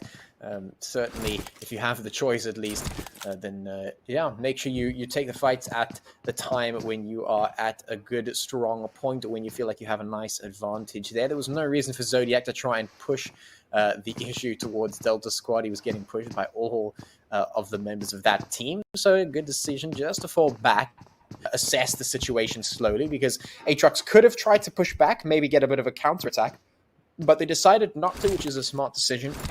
Keep themselves alive, make sure they're not losing out unnecessarily, and you can see the teams have slowly separated out as Aatrox continue to hold the line there, and Delta just decides to retreat off, not thinking to take the fight. They don't think it's worth it, which is definitely a smart tactical decision here. No need to push if you don't have to at this stage of the game. Maybe preserve your team a little bit more, try and go for some of those placements. In any case, of course, as that zone is starting to move in and we start to close up on that, the teams will have to reposition once again, and we're going to start to look for those central positions and actually which teams take those. I mean, you mentioned, Actfire, that some of the teams do feel very comfortable taking up that central position inside the zone and really just covering it and picking up those kills as the teams come through. And we've seen G3 do similar things in the past. I mean, they're absolutely notorious for some of their Mirage shenanigans where they just head up onto the top of a mountain and snipe everyone as they move past. And so the question is, are we going to be able to see that again? Are the teams actually going to be able to pull that off? Are we going to see that? Or are we going to see the teams take a little bit of a slower, more reasonable approach to the gameplay here? I think initially they're going to try to field themselves. They're going to take a slower approach. But there's certain teams like 10x. The way I see it, the body language, they seem like a team that is looking for that action. You can already see them getting into it right there. As Turbo does take down one of the players, they were going in for that kill, but not aware that there was a player in a flank position and he got taken down right there. So we're curious to see how they do play this one out. Daz is trying to go in for that kill. He's trying to pop them smoke to try to see if he can get his player. But the boys from Mars are looking to make that push. They got Aimless and Tobble up in the next buildings, and they're not holding back. You can see right there that nade coming in from Z-God going into that position. It might just be able to take out that player. You can see it has taken down one of the players from 10. Daz is pretty much on the run. He also gets knocked down by Aimless, and right now it does look like the boys from 10X are in a whole lot of trouble getting pushed by Mars. Yeah, they certainly are. Aimless also getting into a little bit of the fire. Their Daz goes down, so of course now the tempo is in their favor. You can see the nades getting prepped here by Turbo. Goes right into the window. Blackgrave actually prepping some nades of his own. He has to get those off very quickly though. Aimless, just barely missing that one out. You can see the nade just bounced off the wall, didn't make it through, and that's going to force the retreat. You can see Blackgrave in a heap of trouble right now. Turbo coming straight on up, and it's just over for Blackgrave. He just gets taken down, and Mars coming out victorious on that one. They've absolutely obliterated the ranks of that team over there. You can see 10X just trying to retreat, maybe regroup, find something with their loss of players there. And you can see on the map, things are starting to heat up. You can see a lot of teams up and towards the northeast, and they're going to have to move down pretty quickly as that blue zone is going to start to make its way in. Mars going to claim this particular building for themselves, and they've certainly earned it. It's right on the edge of that zone, so they are safe for the time being. No forced rotates coming out for them. You can see Bipolar just running off into the distance to make sure that he doesn't die. And now he's really got a difficult time ahead of him. We have seen players make that long run up into the late game as that lone wolf player. Now, we're actually going to watch the camera of this lone wolf player right here. And every time we see these lone wolf players, we have to ask the question, are they going to be able to sneak it out? Are they going to be able to find any cheeky kills in the late game? Because we have seen some games be entirely and totally decided by a sneaky lone wolf player just creeping in the grass, waiting for the right moment to strike and turn the table. So maybe we've got a little bit of that coming through, but Bipolar has to survive through so much. You can already see Sincerity actually moving across from school in towards Pachinki. We do have Mars in that general vicinity as well. And we do have a couple of teams moving down from the north in that general direction as well. So not an easy time for Bipolar to make it out of this one. And of course, if you turn your attention towards Gatka, you can actually see G3 and a heap of other teams starting to centralize in the zone. Yeah, definitely. You see that zone shifting. You know, one of the teams or two teams you haven't talked about so far is Fear Esports. You know, they've been here for, many seasons. They've almost gone down. They fought their way back. They're one of those Nigerian teams that are, a very good team. But, things haven't really gone their way in previous seasons. They've almost dropped out from the Umzansi. They fought their way back. And, be curious to see how they do play this one out. They are one of the few teams, from, that region that has managed to, keep themselves within the game. So be curious to see how, what approach they would take towards the season and what they've learned from, other competitions that they've played in coming into the Umzansi right now. But so far we can see the boys from 10X, and I hate to see this with teams that want to play aggressive, losing their players and being discouraged and all of that stuff. I hope that they will see this, they'll continue, with their play style and continue with that confidence going into probably next matches. But for now, the game plan definitely from his IGL would definitely be, grab as much placement points as possible and, see, what we can take out of the match that hasn't started out well. Yeah, I mean, it's as you say, definitely this has to be a moment where 10X just have to sit back and go, all right, we didn't get what we were looking for, we didn't get what we wanted, but we're not out of the game just yet, so maybe we can get some sneaky things in. Of course, they have a little bit of time now to recuperate just a little bit for the next few rounds. We still have 2 maps after this. We do have Sanhok and Miramar coming up after this. So definitely a lot of action still to come and a lot of potential for teams that don't necessarily get what they want here to maybe get some points back for themselves and get a little bit of a leg up moving into the season. In any case, turning our attention towards Mars as that zone does start to move up and we start having to look towards a lot of these other teams that have to give us the action, because ActFi, I have to remind you, we still have 16 teams left on the board. That is quite a high number of teams to start moving through. And as we move into the mid game, I do suspect we're going to start to see some of those numbers shaved down just a little bit as the teams start to move into the zone. I'm expecting some things to start happening. We saw the confidence coming out of G3 just before that technical intermission in the rehost. So are we going to see that confidence coming out of them again? And maybe they'll start to put some kills in and start wiping some teams out as we head into the mid and late games. Yeah, definitely. It's all down to, you know, how they decide to play. They probably would not make the same mistake of losing one player as they did in the previous game, because that will put them at a disadvantage. They're better off, you know, holding their full team. But one team we didn't see much of was the guys from BJE. We've seen them come in right now. Phoenix, Reverb, MG, Zane. These guys have been together for quite a long time, and they know how to play. They know, you know, how they understand each other, probably telepathic at this particular point in time, understanding what the next person is thinking. So I'm curious to see how they do, you know, dominate in this lobby, you know, trying to understand each other right now. But it's all down to, you know, slim, you know, tiny decisions, as we saw coming in from the boys from Mars, you know, taking on 10x right there. You know, it could have gone anyways, but they had one player who was already in a flank position. They already anticipated that move and were able to take down, the boys from 10x, at least three players from them, and, you know, get those kills. Yeah, certainly have been able to. And now, of course, as we head in zone 3, moving in towards zone number 4, this is where we see things start to tighten up quite considerably. And Mars have decided to pick a fight from the Wizard Tower all the way over to some of those surrounding teams, putting in a few long shots. Those ACOG scopes are equipped. You can see the Rila Insiders are the targets of choice here for the Mars team. And they have decided to scatter just a little bit, probably a wise decision considering they're a little bit far away, and so that Wizard Tower advantage just they're going to leave that one be. Blackjack Esports actually taking a little bit of a fight against ATROX, and not going too well for them. ATROX just absolutely taking some losses here, big time, and definitely seeing the power being wielded by Blackjack Esports, something that I suspect we're going to be seeing be a little bit of a theme, and maybe we'll see the rivalry between Blackjack Esports and G3 Research once again. But in any case, that's ATROX losing some more of their players. Zodiac getting taken down there. And in the meantime, we actually see Black Crystal taking a fight of their own. I think that was against EXO Redefined. You can see we've got our survival status popping up in the right-hand corner of the screen, I believe. And you could see exactly what the teams are working with. Raptors and 10x both working with one player apiece.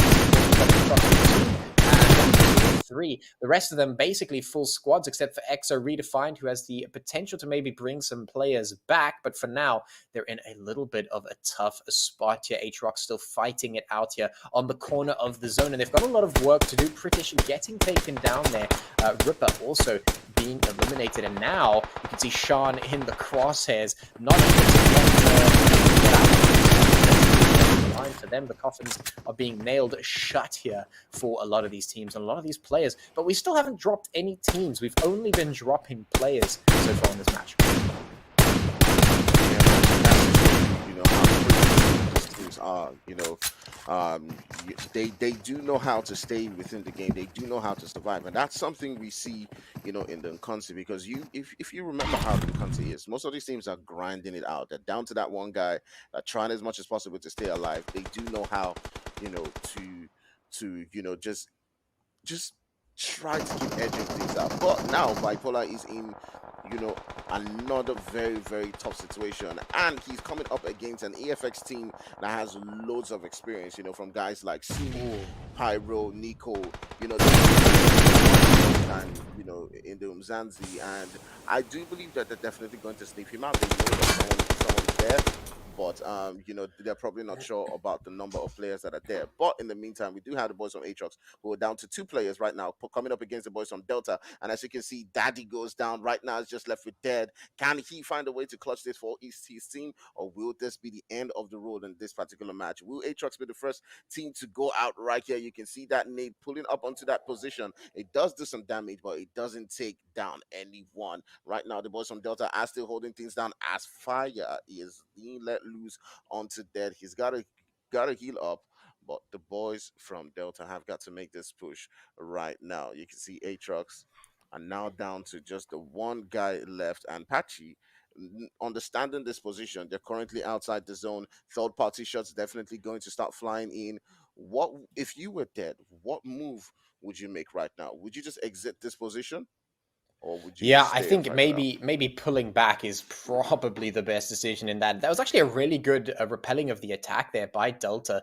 They were in a very difficult spot. In fact, I really thought they were going to get taken down there. But Aatrox pushing forward, and Delta with a beautiful response were able to take down one of the players there and just keep a player alive as they were able to retreat there. Now, of course, we have a little bit of a fight going on here. We've got Blackjack under a little bit of fire, and that's a lot of damage coming through. Reverb instantly taken out. Now we're working with Phoenix here, who is separated from the rest of the team. And this is going to be a bit of a difficult situation. It's going to be tough to consolidate your players back together once again. You can see Delta now taking a lot of shot from EFX, and, well, Blackjack have to make a decision here. Phoenix is so far away from the rest of the team that he might just have to pull just a little bit back and consolidate the position. Otherwise, they're going to set themselves up for a little bit of a pincer attack onto some of the surrounding teams, but they have to be so careful. Bipolar finally going down, so that's another elimination coming through, as you can see on the screen there with our nice little elimination graphics coming through to let you know who is getting knocked out one by one. In any case, Blackjack is definitely going to start moving through, and they do have to take a bit of an account of where they are right now. 12 teams remaining. We're at 20 minutes up on the clock, but we're 5 zones deep, so things are not going to be easy whatsoever. MG just doing exactly what his name suggests and just spraying the bullets down range to do the damage, and this is where the fights begin. This is where the fun starts. Yeah, definitely. The boys from BJE, are getting taken down from EFX. If there's any team that can take down, that amount of firepower, is definitely EFX. Suli and his boys, they've been doing this for quite a while, but you definitely are not going to see, Zane back down for anybody. He's one of those players, who knows how to continue the fight. He knows how to hold it down for his team. Sometimes you see the boys, BJE, they're down to the last guy and they're still fighting. They're still being very dangerous and wiping out entire lobbies. So this is very much an even fight coming in, between, EFX and the boys from BJE. Mercury and the rest of the team are now coming into the fight. They definitely do need that. They need to pop in them smokes. They need to make that push because they are being held up by BJE from getting into that zone. And it's sort of like a three-way fight right now. You have the boys from Solo who are in the buildings right there. They're on the edge, and BJE is in between them. They as well have got to get into that zone. So they're looking at Solo, wanting to take their position, but it's also the boys from EFX who are trying to pull in, and it's a very crazy, difficult situation for all of them to be in. Yeah, I mean, this is the problem with fighting in the middle of a field, is you don't really have any defenses from all the different angles, and so you're gonna get caught out if you don't play just perfectly around the smokes, just perfectly around the cover that you have. Zane making a bit of a mistake, taking some damage in response, not able to find anything in return, and now teams are pinned. G3 actually getting pushed by Fear. We've been seeing them getting pushed for a little while now, but G3 is very good at repelling the attack here, so they're gonna have to be a little bit careful, though. Fear have taken some damage. You can see both of in fact, 3, it looks like, of the players, or 2 of the players are actually down here. Both Tratra and King are down at the moment, so Buden going to get picked back up by G3. G3 absolutely notorious for staying alive for ridiculous amounts of time, regardless of their positioning. The smokes go down, the reses come in, and it's G3 to stand up first. Are they going to be able to start putting the damage in response? So you can see that zone looking absolutely tight right now. It is not going to be easy to maneuver your team in this chaos. There are 10 teams remaining, 34 players left on the board right now. Blackjack under some serious fire. They are just being pressured from all sides. Solo Esports putting the damage in. That's 2 eliminations coming through. Some knocks going absolutely ham. G3 are here with 4 of their players, and they are not about to let anything go down there. Solo Esports taking out Blackjack as the zone gets even smaller. Now 6 getting a little bit of a swing going there for some damage, for some information. G3, a beautiful position in zone right now. They're right in the middle, but they have full control of this building, which means they can just send the bullets flying. Man, I'm not sure who is G3's IGL, but it just seems like, that man deserves some extra beers every single season, because it does seem like every single match I'm watching G3, they're the one team that knows how to get into the center of the zone.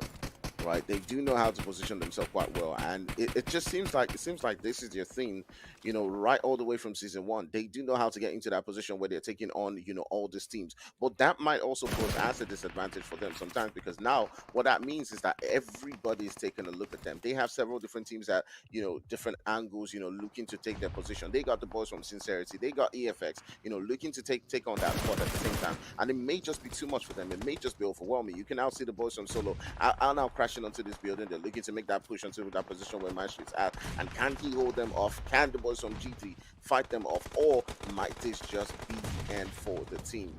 We're curious to see how that goes. But the boys from Solo also have some fight coming in from EFX. As you can see, Playboy right there taking down one of the players right there. So, I mean, Patchy, this is looking like, some crazy end, to this game. Everyone's fighting it out. It is, no team's holding back, and it is push upon push. If the boys from Insiders are also making the push onto that position as well. So it's just party after party. Teams just looking to get into the right positions, and all of a sudden we're down to 7 teams left. Yeah, and I mean, look at this chaos. G3 getting pushed. Their team was not monolithic. They were actually separated, but they're still managing to stay alive here. Solar Esports did push in towards the bottom, but haven't managed to push up the staircase. Maestro just absolutely beautifully holding the staircase here, not letting anyone get past. And that's actually caused a lot of chaos down towards the bottom. G3 absolutely capitalizing on that. You can see them just putting the shots into all the surrounding teams. And Akfai, you were talking about them being in the crosshairs, but right now there's so much chaos that's been happening for the last few moments that they haven't been able to focus on G3. They're just fighting amongst each other. Rila Insiders has been pushing on towards the outside of this building in towards Solar Esports for so long now, and they haven't managed to get inside the building or even get past this little corner that they've managed to claim for themselves. And in the same way, Team Solo has not been able to push to the second story of that building. Maestro just too strong, and even though he's by himself, that's more than enough to keep them at bay. And that's a huge problem for them. They're not able to take full control of the building, which means they don't get the pressure they're looking for onto the rest of the map. Now you can see that zone has shifted down towards the south, and nobody has control of that zone. No one's actually there. And if anyone decides to make that rotate, they're going to have a really, really tough time. They're going to be totally exposed. Maestro recognizes this. The team makes the call to consolidate once again together to try and get their numbers bolstered just a little bit for what is going to prove to be quite an insane end game right here. We have 7 teams, 16 players left alive in a very, very small zone. Sincerity actually doing a fantastic job of getting up into this end game here. They're definitely another team that was quite a pleasant surprise coming through from the last season. Now we get to see them back on the map again, but they're heading up against G3, which is definitely not the team that you want to be facing in the end game of any PUBG Mobile action here in the Umzansi Esports League. Sincerity dealing with Buden, and Buden just putting those shots in, absolutely unafraid to make those peaks. He's just landing the shots, no problem whatsoever. And you can see these teams are having an absolutely difficult time here. EFX putting the shots in, King goes down. One by one, these players are falling, and one by one, G3 is just capitalizing on their position, on their defense of this building in the middle of the zone. And in fact, because of their positioning from the previous zone, they're actually right up to the top side of the present zone. So the Rila Insider is going to get eliminated, leaving us with 5 remaining teams here. And I mean, this is just a tough one, Actfire. I mean, we spoke about this before the game started. If this game was going to go, to the old boys who do know how, who have been dominating from time, or is it going to be, the boys coming in from Umzansi who are going to show, their skills? And so far what we're seeing is that the boys who, are used to this lobbies, are used to the gameplay, are used to holding their own down, are the ones who are performing. And you can see the boys from G3 are really putting in the work right here in this lobby. They've lost one player, they've lost Black Hole, but so far they're still holding it down. EFX with the boy Suli right there are still holding it down right here, down to 3 players. And the boys from Solo who are still trying as much as possible to win this game, holding it down. The pressure coming in from EFX trying to take their spot, but right now it is a 2v3. You got the boys Wizard and Playboy up against the boys from G3, and the next knock is definitely going to determine how things are going to go. Are they going to be able to reduce it to a 2v2, or are we going to see manage to get one knock right there and basically go on to the last guy? Because you Playboy going out there, and he does get that knock. He reduces it to a 2v3, and all of a sudden it looked like it was gonna be a G3 game, but it's just 6 god left. And can he clutch this? But you can see the solo boys right now rushing in to that field and looking to see if they can finish out this game. But 6 god gets one. Woo!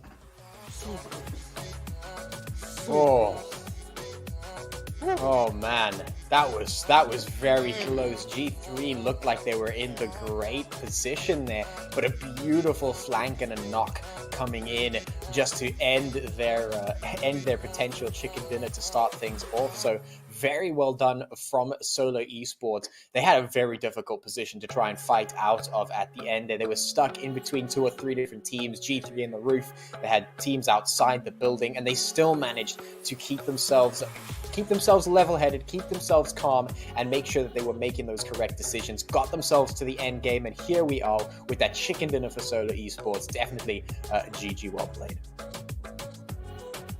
Calm and composed was the way that they played that one out, and they find themselves on the side of Solo Esports claiming this first opening map here in the Umzansi Esports League, the 5th season, brought to you by Northern Gaming Africa.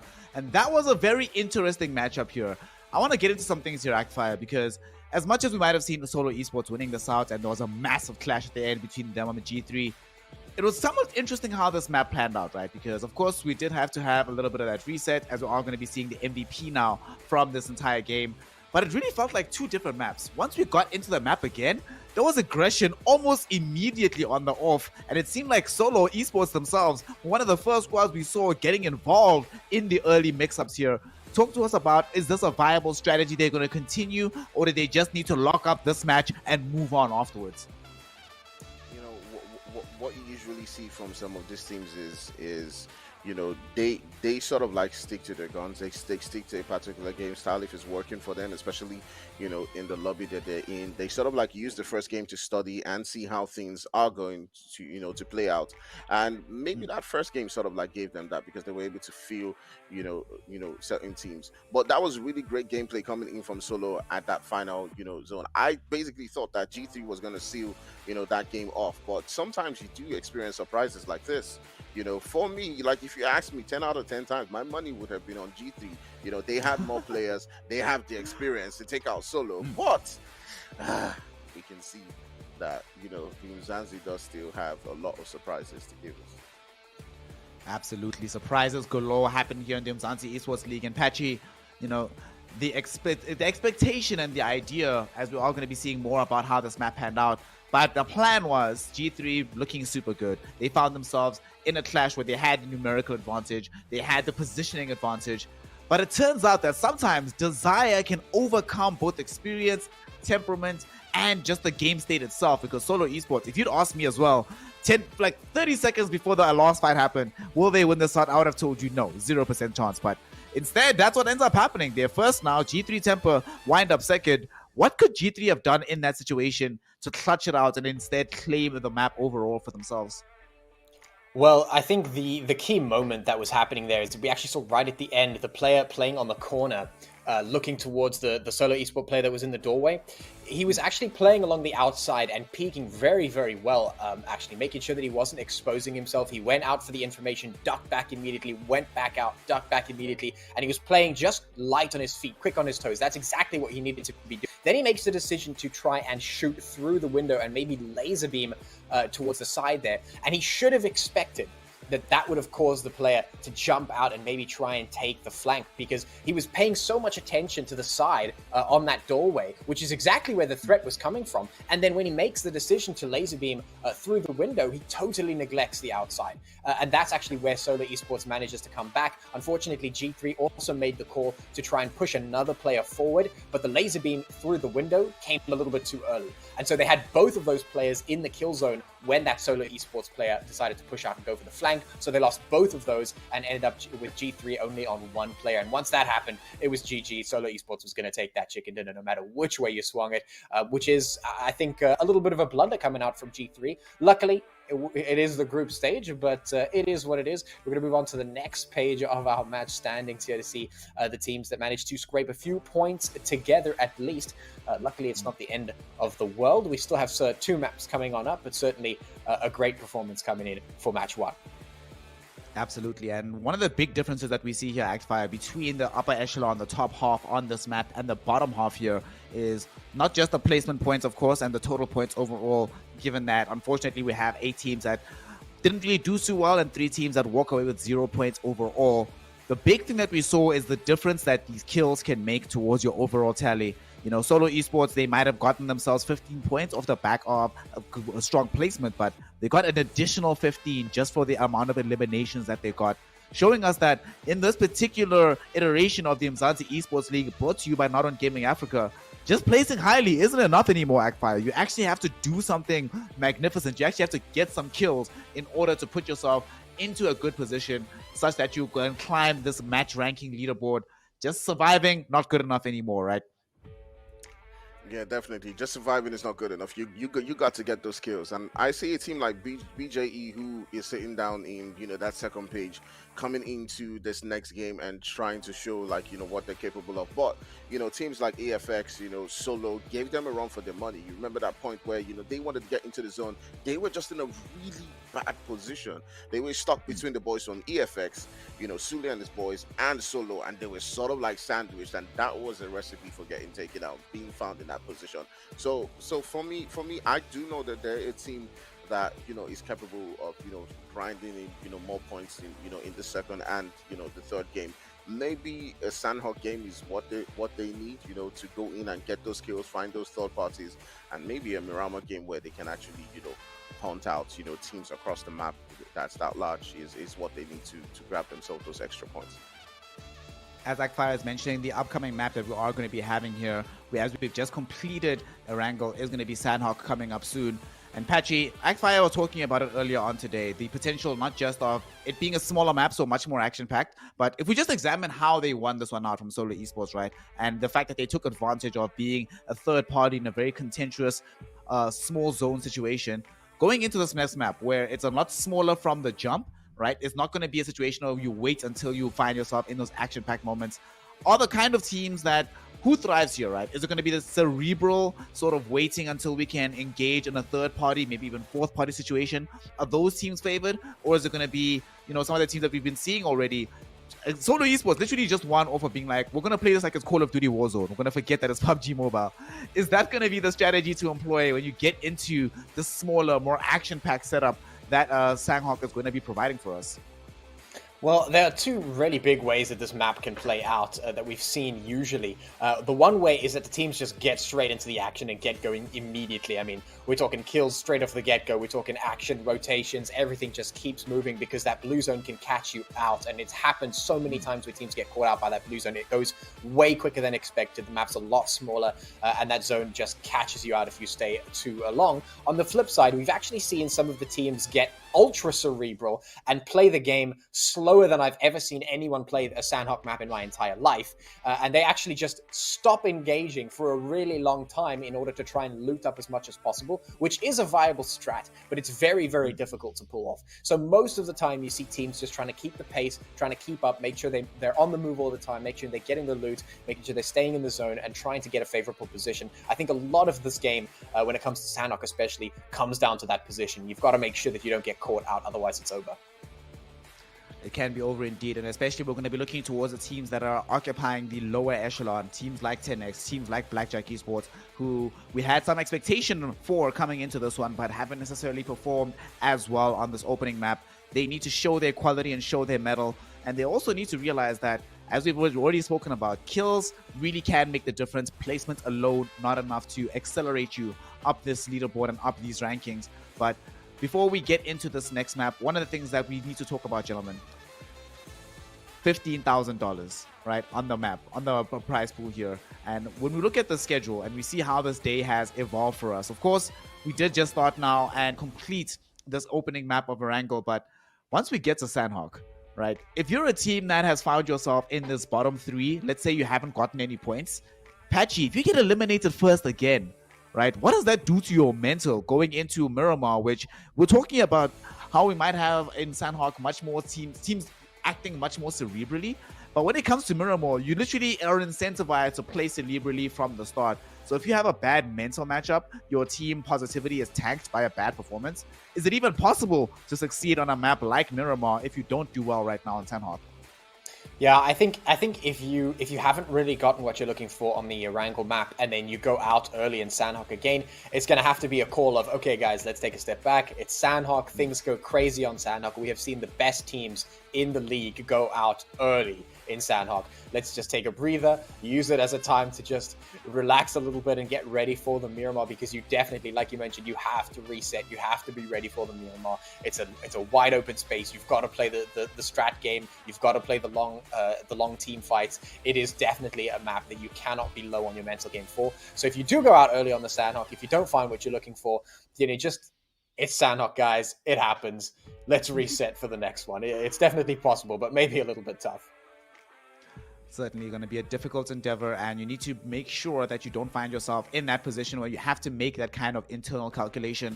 On the other side, though, Actfire, for the teams that are doing well, that aren't necessarily struggling, especially, let's say, a G3, a solo esports here, how much effort are they going to be applying towards Sanhok? Do they need to even do well here? Say they do really, really well, right? Let's assume one of these two squads who obviously place the most amount of points here, let's assume they win. Do they have the latitude and the space to maybe take the foot off the gas going into Miramar and be like, don't think about it too much. We'll worry about some of these points placement next week, and we don't need to play the strongest form of PUBG Mobile right now if we do win the second map? PUBG Mobile can be like Formula One sometimes. You think you're leading, but then you take your foot off the gas, and then the next person just comes and overtakes you.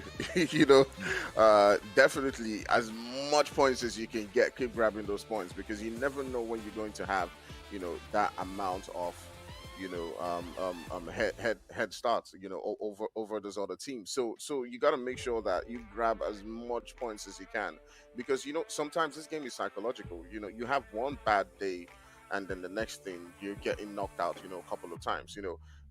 For me, when it comes to skills, all these guys are great. BJE, who is sitting down in the second page, is as good as a G3. They've won it before. They've won the Umzansi. So it's all down to just tiny little margins. Maybe wrong decisions, finding yourself in the wrong place. Sometimes it's luck. You may just have a situation where Suli just pulls up next to you, and you're now in between solo esports and EFX. So sometimes as much as you can. That's my word to solo esports and GT. Keep going for it. Keep getting the kills. Grab as much points as you can. If you're leading the leaderboard with 50 points, do that, because once these guys get a hold of themselves, they are not gonna let go. They're definitely not going to let go indeed. Speaking about how the teams play, though, Apache, one thing that I've been interested to get both of your opinion on, actually, is how much of this game should be dedicated to loot, right? Because we sort of saw that in this particular game, some of the squads did spend a bit too much time, in my opinion, just focused on getting as geared up as humanly possible before the action kicked off. And by the time they were properly geared up, suddenly you already find that other squads are 6 kills up, have already gotten some decent points for themselves. Is it a thing, how important is it, in your opinion, to make sure that you're adequately geared up to the maximum level? Or is it more about just getting as much gear as is necessary for the upcoming fights and trying to find that fight as fast as humanly possible? Yeah, well, it determines, a lot of factors actually determine that particular decision. You have to, first of all, take into account what your game plan is, right? Some teams like to say, all right, we're not going to take the early fights. We don't want to get into the early action. We've got our plan. We know where we like to drop. We know what kind of loot we generally get in this area, what kind of levels we can find. Let's go in there. Let's get looted up. Let's play safe. Let's move on. Let's play that long rotational game. Let's get into the mid to late game and then see what we can do there. Like you said, some of those teams do like to maybe play a little bit too long into that, play a little bit too far into just the keep looting, keep looting, keep looting. It is definitely a viable play style, but then you do get the teams that like to get aggressive early, and for that, you don't need to have level 3 gear. I mean, we saw G3 Temper. They pick up that UMP and they go for it all the way to the end of the game. And they were using those things to a T. They were finding the kills, they were finding the damage. It doesn't matter. You don't have to have an LMG with 500 bullets in it, to actually win the game. You can have a UMP and you can just tear through the enemy. It really is about that playstyle, and it depends on how you want to approach and actually where you manage to get the rotations as well. The zone plays a big factor in that. If you know that you have a specific chain of rotations that you like to make to actually get a certain level of gear, and you see, we can't really make that rotation now because of the zone, or maybe there's a team nearby that have rotated too close and we don't want to get into a fight with them, then you have to start making alternative decisions. You definitely can get caught up in looting too much, and it does tend to happen sometimes. The teams feel like they can play really, really passive, and they go, okay, well, we don't have to get involved in fights. And every time that happens, I always say, if you are sitting back and your decisions are always just passive the whole time, you're going to be losing out on a lot of momentum, a lot of potential. You're going to be losing out on the kills, first of all, but you also lose out on the pressure around the map. You lose out on certain rotation spots. And so that's why I always like to say, stay active. Stay active. Even if you're not necessarily wanting to go for an aggressive style, keeping active is always important. So you don't have to go looking for that level 3 armor, hidden away in the corner of a room on the other side of the map. Get your armor. If it's level 2, that's fine. If it's level 1, just use what you have, because you can definitely use what you have. I'm definitely a big fan of actually some of the earlier game fights. I mean, you hit the ground after parachuting, you pick up a mini Uzi. Doesn't matter if you have no armor, you just find the nearest guy and you shoot him. Sometimes that can be all that you need to get something happening on the map. Akfire, how do you feel about it? Because one of the things that we saw in this game, right, Patchy is mentioning how much impact can be had if you do decide to play that in more aggressive posture. We did see some squads, in particular I saw BBCx doing this in the game itself, where they try to sort of split the difference, right? Have some portion of the squad being much more oriented around getting that big gear, getting that big loot for later in the game, and some other portions of the squad thinking to themselves, let's try and find, even if not like maximum aggression, a pick off here or there to try and accelerate our elimination kills. What do you think? Is it necessary for a squad to all in on one side of strategy? Or are there teams that are good enough to sort of play the margins and have one foot in one direction of this playstyle, much more conservative, and one foot in a more progressive, aggressive style of play, instead of having everybody on the same page at once? I think the problem really, and with some teams who are trying to figure out how to play, is trying to decide what to do, whether they swing all the way left towards being aggressive, all the way right towards being aggressive, or all the way left towards being conservative. And the thing is, for me, is you got to be somewhere in between. You got to pick and choose your moments, depending on where you are on the board. Also, how you're feeling, because I've spoken to some players who have gotten themselves into the Umzansi, and one thing that remains consistent with teams who are doing well is the psychology. Sometimes you got to be conservative, you got to hold a position, but the thing that inexperienced teams don't get is sometimes players get agitated. They want the action. I'm not seeing any action. I'm just sitting down here waiting for the teams. Like that, they get really agitated, and that may lead to them making some mistakes. So you've got to, when you're being conservative, you got to be ready, like you've been fighting from the beginning of the match. You got to be as ready, because what some teams say is what, if we're not fighting, then when they push us, I'm not ready, because we've just been sleeping throughout the entire game. But you got to be as ready as you were if you had killed 10 teams, right? That's what a team like G3 has. Like, even if they're getting into the action late on during the game, Flacco and his boys are ready to go into the fight, and they're ready to get into that action. As well as a team who's extremely aggressive, you gotta know when to pull back. Sometimes you're being very aggressive and you're just like, you're getting pushed. You see the way the team's pushing and the way they're circling and flanking around you. You tell your boys, you know what? Let's go back. Let's go back. Let's go back. So yeah, you got to be dynamic about your gameplay. One aspect of PUBG Mobile that a lot of people don't understand is when we talk about rotations, we don't just mean rotations into fights, but we also mean rotations away from dangerous areas on the map. So certainly an important thing for a lot of these teams to remember and to incorporate into their team psychology, because we often forget that esports is primarily a psychological endeavor. Yes, skill plays a massive role, but if you don't have the proper mentality on how to conduct yourself in the game and conduct yourself in the team, you can end up in a very awkward position. And And with that, gentlemen, we're going to be seeing which one of these teams has the correct mentality, the correct attitude to win out here on Sanhok as we are into the second map of the evening here in the PUBG Mobile segment. We have Patchy on the mic. We've got Axfire on the mic. We've got Group A and Group B in some PUBG action. Take it away, boys. Talk to you after the game.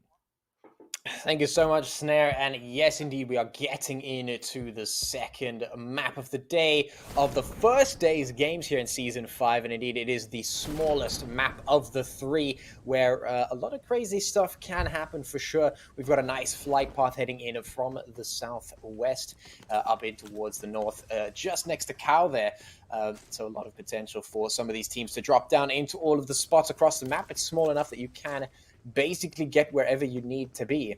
So the real question is, how are the teams going to approach this map here? We've got the zone dropping in towards the north, so some of those teams down in the south and maybe towards the west are going to have to rotate up eventually. But thankfully, the first few minutes of this game here on Sanhok, they're not too fast paced, so there is a little bit of chance for the teams to get themselves prepared for these crazy fights that could break out here on this map.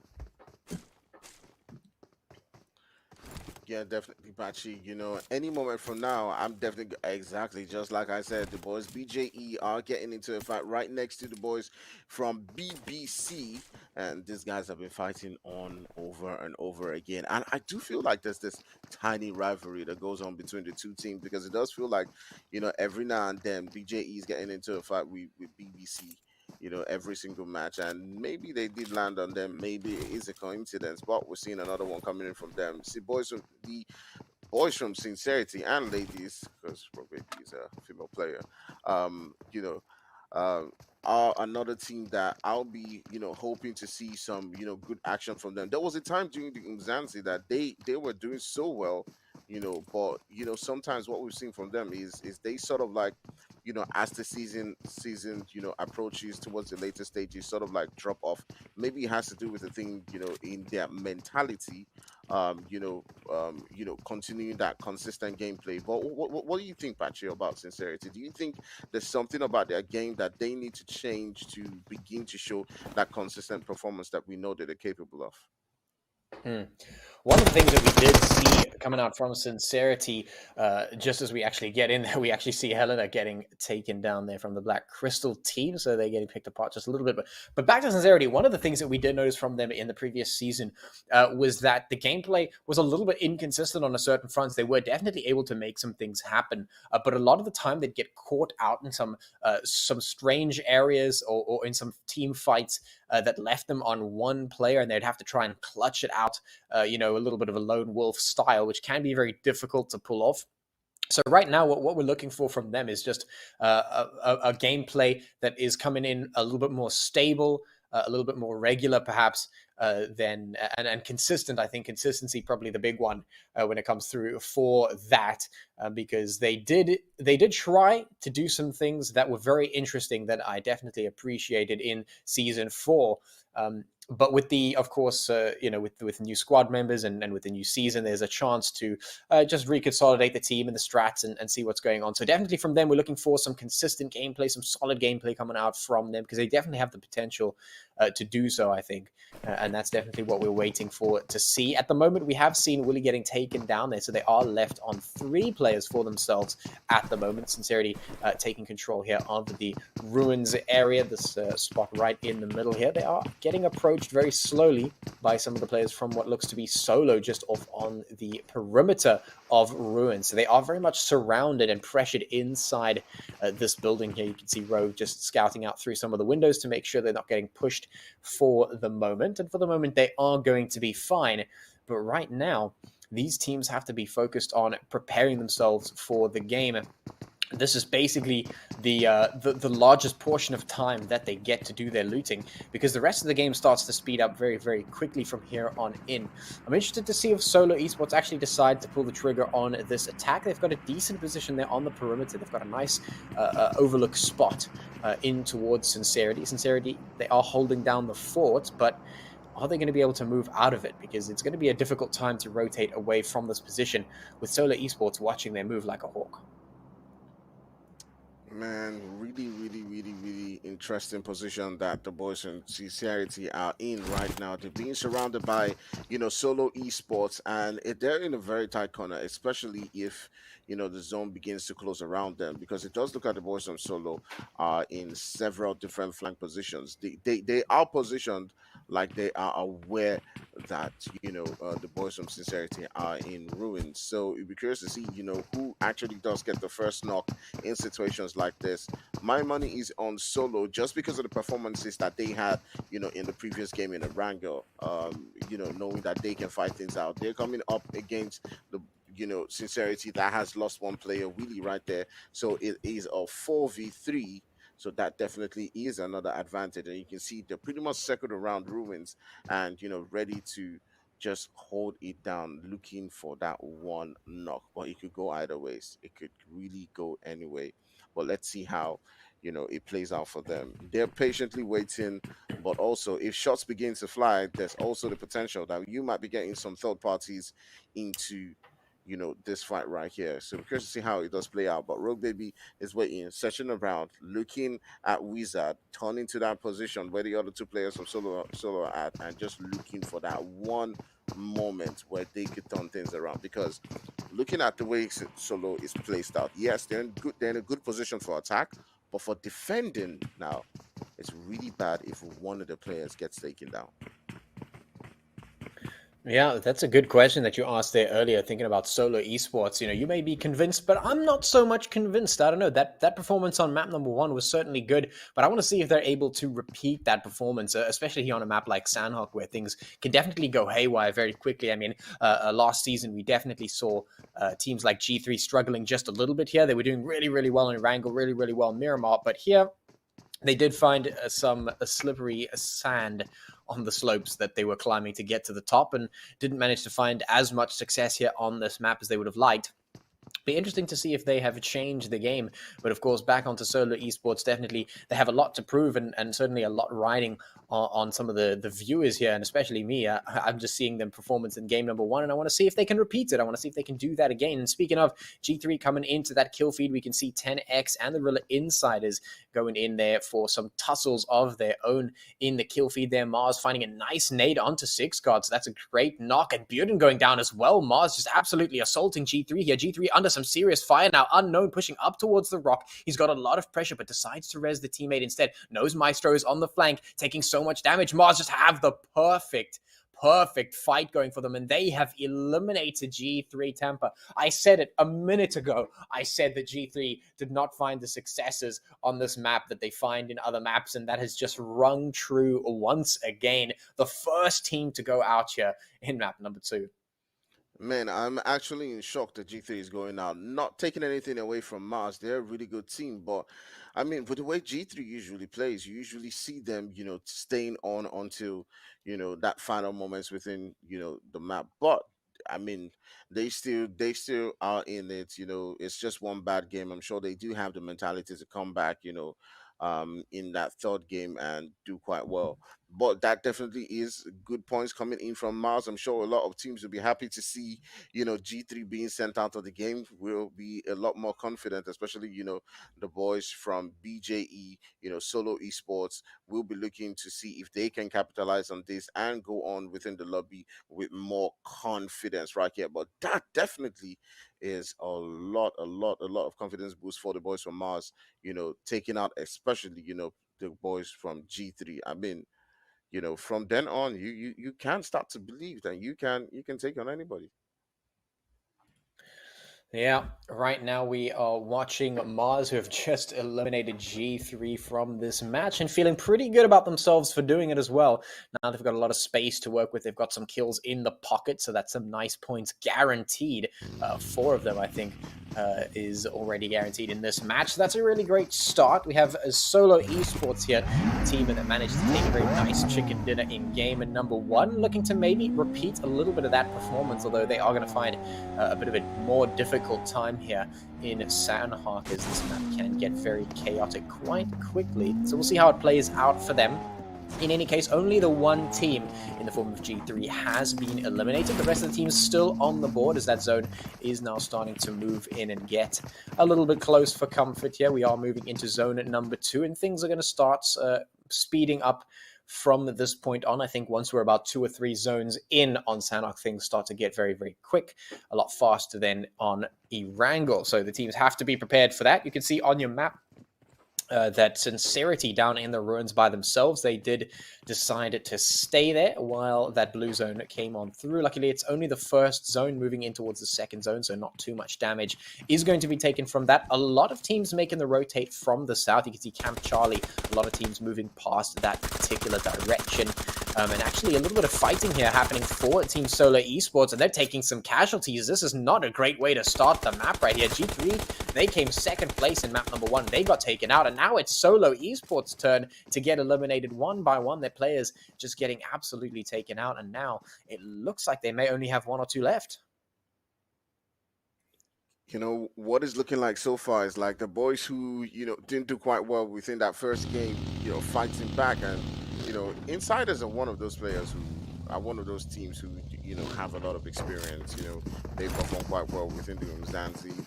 They've been in, you know, they've been on top of the leaderboard, you know, a couple of times. So they do know how to play this quite well. I'm not too certain about their play style. I need to actually, you know, spend time with them. But they seem like a very dynamic team. They seem like a very all-round team who have been playing quite well together for a long time.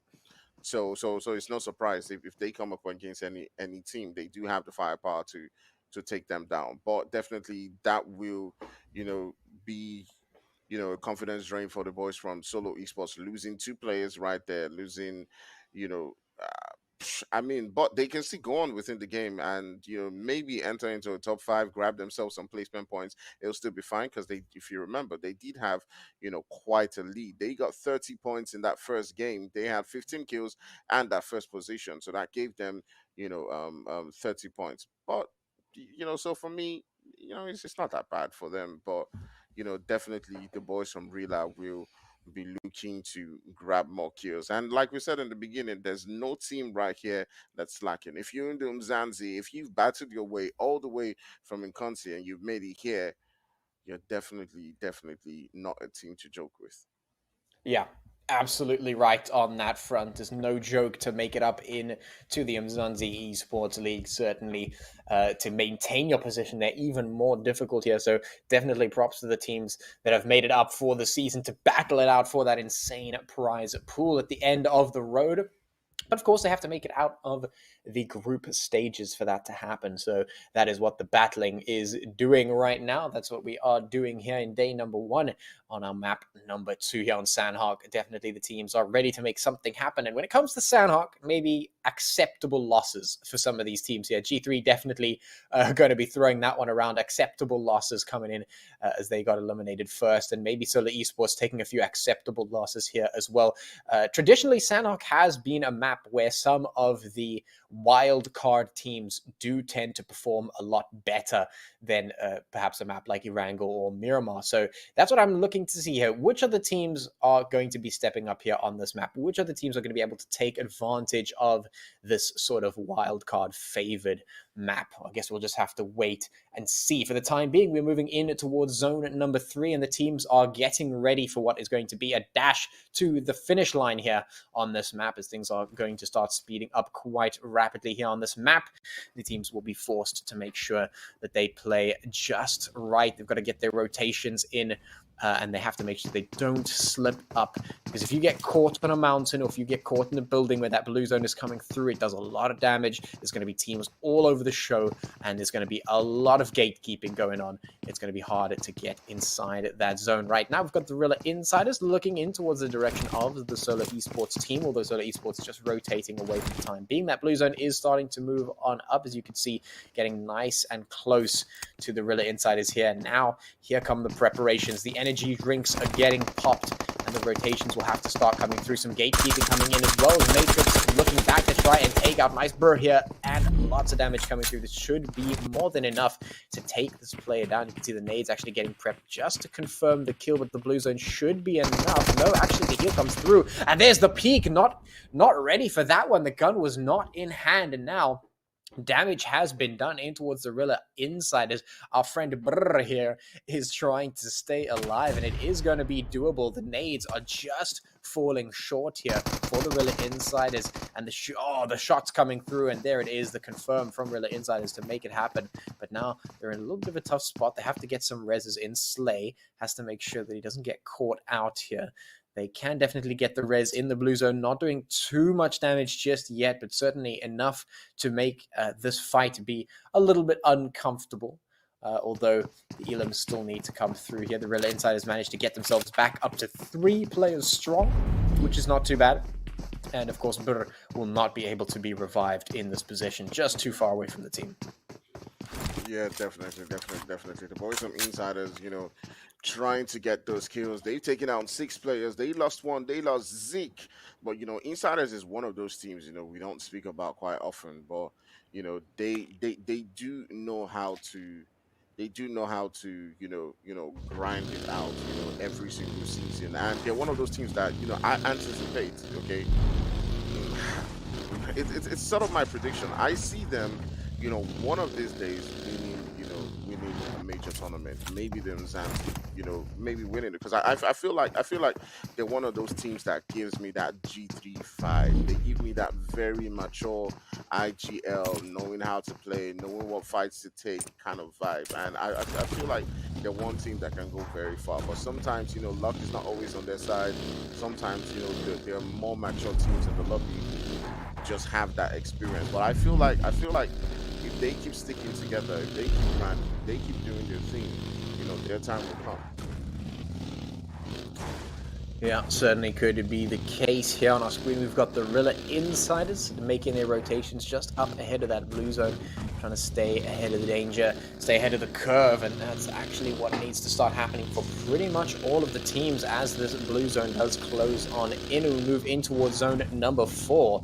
Things are certainly going to start getting a little bit too close for comfort here in this CQC style map, where things could certainly get a little bit problematic here. We've got the hilltop fights as per usual, which is generally what tends to happen here on Sanhok. We're just fighting from one side of the hill to the other, just across the way. So we'll see when those fights start to break out. You can see the Rila Insiders have attempted to claim the top of this mountain for themselves, but have decided against it. Instead, they're going to rotate away down into the buildings just below, maybe looking for a little bit of extra loot and to hold up here for the time being. We've got 50 seconds in before we start moving up with this next blue zone, and I think this is where the tempo starts to pick up just a little bit. We've got EFX split 2-2 on the screen here, with British from REDEFINED just up in this little perch. Of course, on your screen you can see the map there, which has decided to move on in towards the eastern side of this playable area to the east of Paradise Resort. A lot of teams are going to have to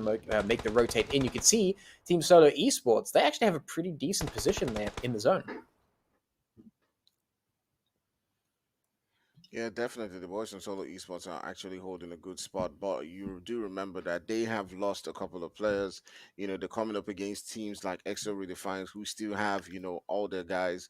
But, right now, I do feel like REDEFINED, they've got to pull out something. They didn't have quite a great game in the previous one.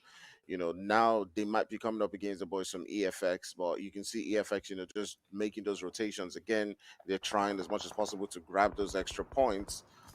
So it's all down to position for those two teams, grabbing out the points. But Delta Squad is another team that we saw a little bit of the action in the previous game. They do look like a team that has that courage, to try as much as possible to take on, other teams. For now, I feel like it's going to be a learning process for them. They got to study, the lobby a little bit more. They got to, get to know the teams, and definitely they look like a team that's brave enough to continue to do that. But we have 15 teams right now within this zone. I do feel like, things are just going to switch up like any moment from now, because so far every team's just trying to play it easy, be careful. Teams are just running away from each other, but it's going to be the boys from Mars, who had previously taken out G3, and you can see MG doing what we do expect from him right there, taking out 2 players from Mars. And right now the boys from TJ are beginning to show what we do expect from them. There's still 2 players from Mars who are in, paradise right there, and the boys from BJE. All they got to do is wait, and definitely the zone's going to push out the players from Mars into their position. As you can see, Unknown's trying to get in right there.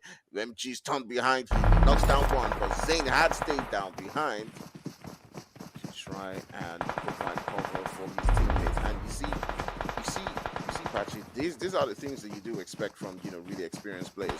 Anticipating moves like that, anticipating situations where the team's gonna push, and you can take them down. But BJE is also in another serious situation right there. As the boys from EFX, we're also camping them out. But right now, you got the Raptors getting pushed. So Patchy, just take this into, let's see how they do against Delta. Yeah, Raptor Esports now pushing up in towards Delta, and it's not going well. They've already lost 2 of their players. It's only Shiva and Gorilla that are still alive to try and fight it out against the Delta. In the meantime, there are a lot of fights just going absolutely ham all across the board. We've got Blackjack getting into a fight with EFX, and Sincerity dipping into the mix as well. BBCx even getting eliminated in the process. So things have just decided to get very, very hectic very, very quickly, which is exactly what we were expecting now moving into the mid-game sort of section. We'll stay above water right now. Reaver putting the shots down across in towards the team there from EFX, trying to find a few hits, a few knocks on the left and on the right, but haven't found anything just yet. Blackjack, though, they are able to make things happen. Moving on up, we actually have Fear just getting the assault going in EXO Redefined, finding themselves in such a tough spot. I don't think this is going to go well for them at all. In the meantime, King getting taken down, the shots are just flying left, right, and center. Reverb putting them in. He does get taken out by Mercury, though, in the meantime, and things are not easy. And this is what I was talking about. When we have so many teams left on the board, when there's so little space, when there's nowhere to go, it's just getting caught out left, right, and center. EXO Redefined getting taken out, and a lot of teams about to meet the same fate as that blue zone comes on in and just continues to do even more damage to these teams, catching them unaware, catching them out of position, and just taking them down, forcing the fights, making everything just hit the fan really, really quick. Mercury now pushing on up, making sure to put some nails in the coffins of some of these enemies as they start to move on in towards the zone. The blue does close on up as we move in towards number 6, and it's Solo Esports. They have not been able to maintain their position. 2 players, just not enough to defeat ATROX, and now ATROX have claimed their position and are now looking in towards the middle of that zone. And in the meantime, actually, Blackjack Esports getting eliminated as well. Man, my goodness. It does feel like every single time, things are just going well for Blackjack Esports. Somehow, EFX is just there, in the horizon, and they do take them out. But now you also see the boys from Delta getting, sent back into the lobby. We're down to 8 teams, and I was really hoping to see more from Blackjack Esports, Patchy. Like, they were doing so well. They were making the right moves, but they were just outside the zone again. I feel like 2 times now we've seen them prioritize getting kills over getting into the zone at the right time, and just running in and getting taken out by the team that's camping them. But do you think the message today for them would be prioritize getting into the zone over getting the kills, be patient enough, and the kills will still come? Yeah, look, I mean, the 2 things to take into consideration are the fact that this map is a little bit chaotic, but also, I mean, when it comes to Blackjack Esports, they definitely have the potential to make things happen, and maybe they're not putting 100% performance into this one, which is understandable. They definitely do have to think about striking that balance between kills and positioning and the rotation game. It is a very difficult thing to strike, but it definitely seems like more attention does need to be paid in that area, because, of course, when it comes to Sanhok, you cannot make rotational mistakes, because those get punished so quickly and so heavily. It is very difficult to pay those to really claim anything back after you get punished for making a mistake like that. So definitely, if your rotational game is not on point by the time you get into the Sanhok game, things can definitely not turn out too well for you, so you have to be careful about that one. In any case, we have 4 teams remaining now on the board. You have EFX, we've got the Rila Insiders, we do have the Raptors there in the form of Gorilla, we've got ATROX also. EFX with a decent position in the zone up at the top of this hill. We've got Rila Insiders Matrix now making a push, and he actually gets caught out totally unaware of the player right next to him, and that was a big mistake, totally unfocused on that level while he was there, and that actually cost him his life, and now he's getting taken down, and that's going to cost Rila Insiders their position as well. They have just been absolutely slaughtered here on this map right now. ATROX quite happy with this turn of events, considering they are sitting very nicely, very comfortably in the zone, and it's on to EFX to try and make the push up into safety. In the meantime, Gorilla just sneaking around as that solo player, see if he can grab some free positional points, and it's up to these big teams here with the numbers to actually spot him out and take him down so that he doesn't get any more free points right now.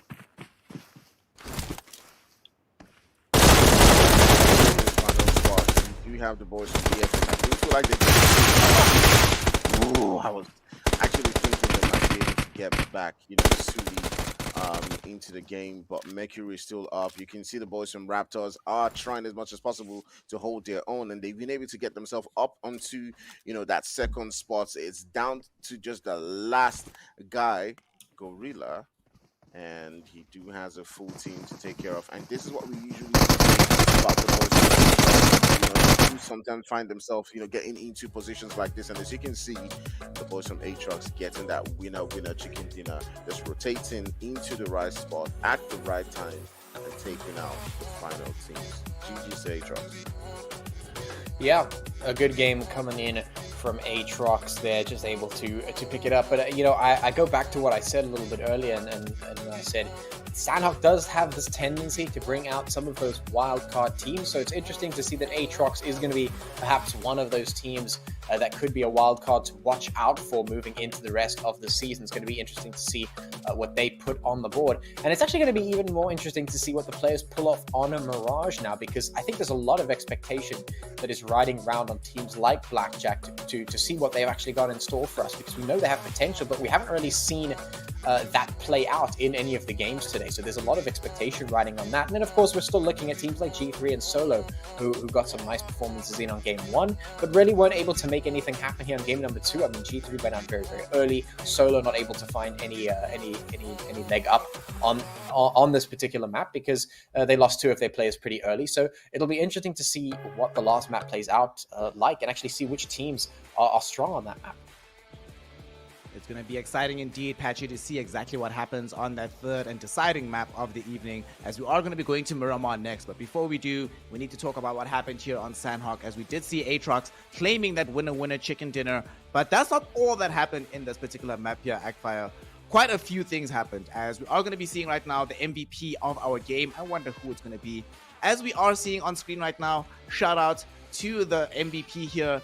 With Pyro being able to claim 4 kills for himself, quite a lot of damage being dished out. But honestly, here, Agfire, I really want to talk about what happened with G3 and the side of Solo Esports. G3, the first team that got eliminated. Solo Esports got taken out 11th.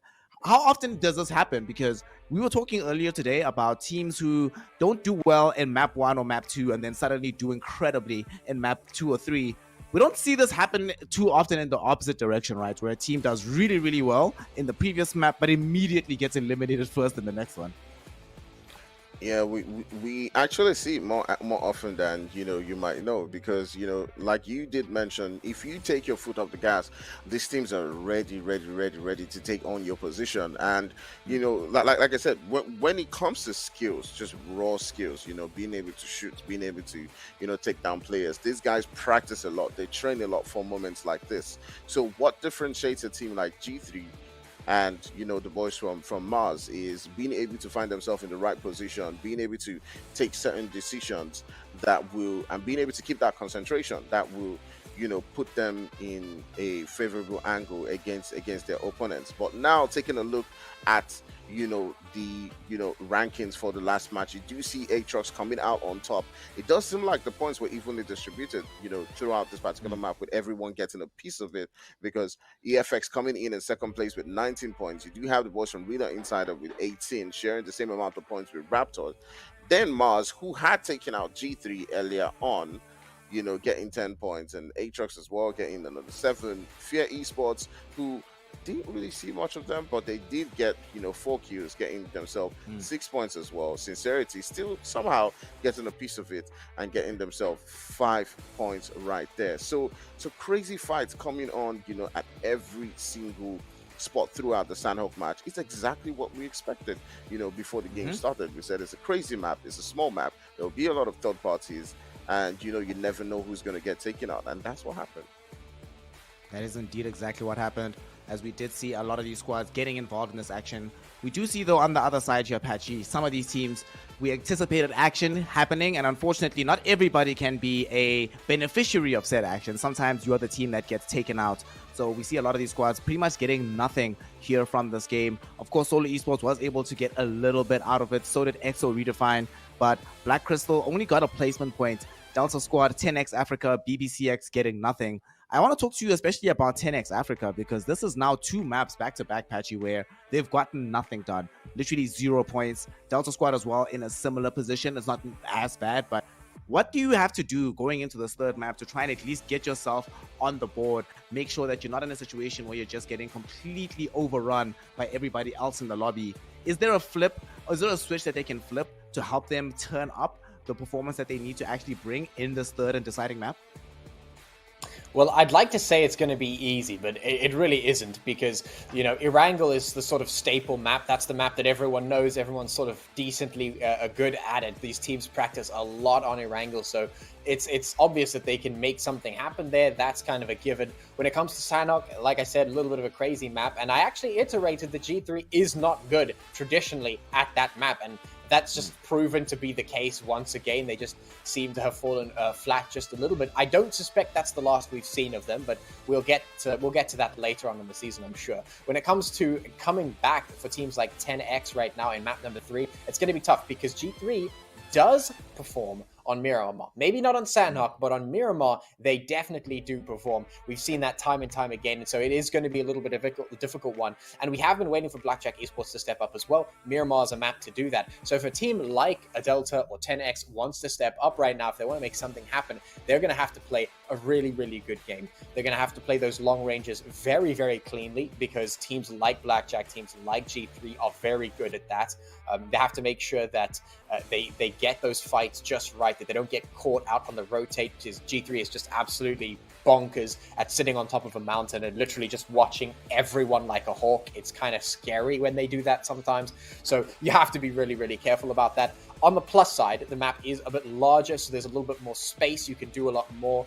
Maybe the pressure is taken off on that front, unlike Sanhok, where you kind of just have to run around the whole time and squirrel around and try and keep safe, and everyone's third-partying you every 5 seconds. With Miramar, maybe you have a little bit of a free reign around the map, but more space to maneuver, and so maybe the teams will feel a little bit more comfortable on that front. And so I guess the best thing they can do is just make sure that they take a step back from the previous 2 games, calm down a little bit, and take stock of where they're going to be here on the next Miramar map.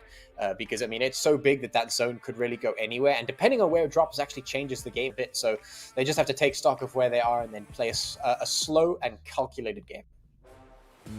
Speaking of slow and calculated, or rather the inverse of that here, Actfire, last game you were mentioning just before the map started about how action-packed and how many kills we normally expect on Sanhok. We saw 2 things that were relatively interesting for me here. Obviously, the teams that did very well. The interesting thing is most of them got the bulk of their points from eliminations, not necessarily from placement points. The only exception to that being Raptor Esports, who, of course, Gorilla, shout out to him, did the most squirrely rat stuff ever. I mean, if I'm in that lobby, I'm disgusted, but as a viewer, it's like, fair play. You did the right thing to get your team these points. Now that we are going into this larger map, right? Patchy was talking about it, how it's much bigger. There's a lot more thinking, strategy around how to approach this particular style of map.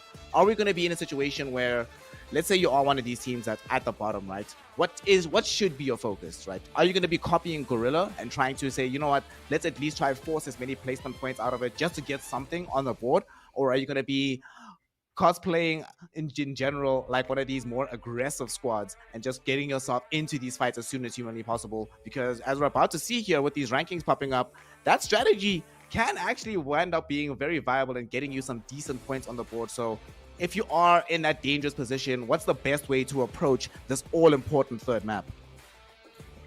For me, the most important thing to do for teams that, are currently having, sort of like a confidence drain would be to try to get those placement points, because when your confidence is low, you're not going to be the best when it comes to taking on those fights. You're not. If you're a team like 10x who has basically not gotten any points in the 2 games that you've played, what is going to bring back that confidence going into the next days will be at least to try as much as possible to close it out with getting some points on that leaderboard. It would sort of like free things on for the next couple of games that they will play. But if 10x keeps being at that bottom, not grabbing any points, then they're going on into the next day still being 10 stops. So they've got to grab points. And for me, the best way to do that is to, as much as possible, try and grab those placement points. If they can squeeze out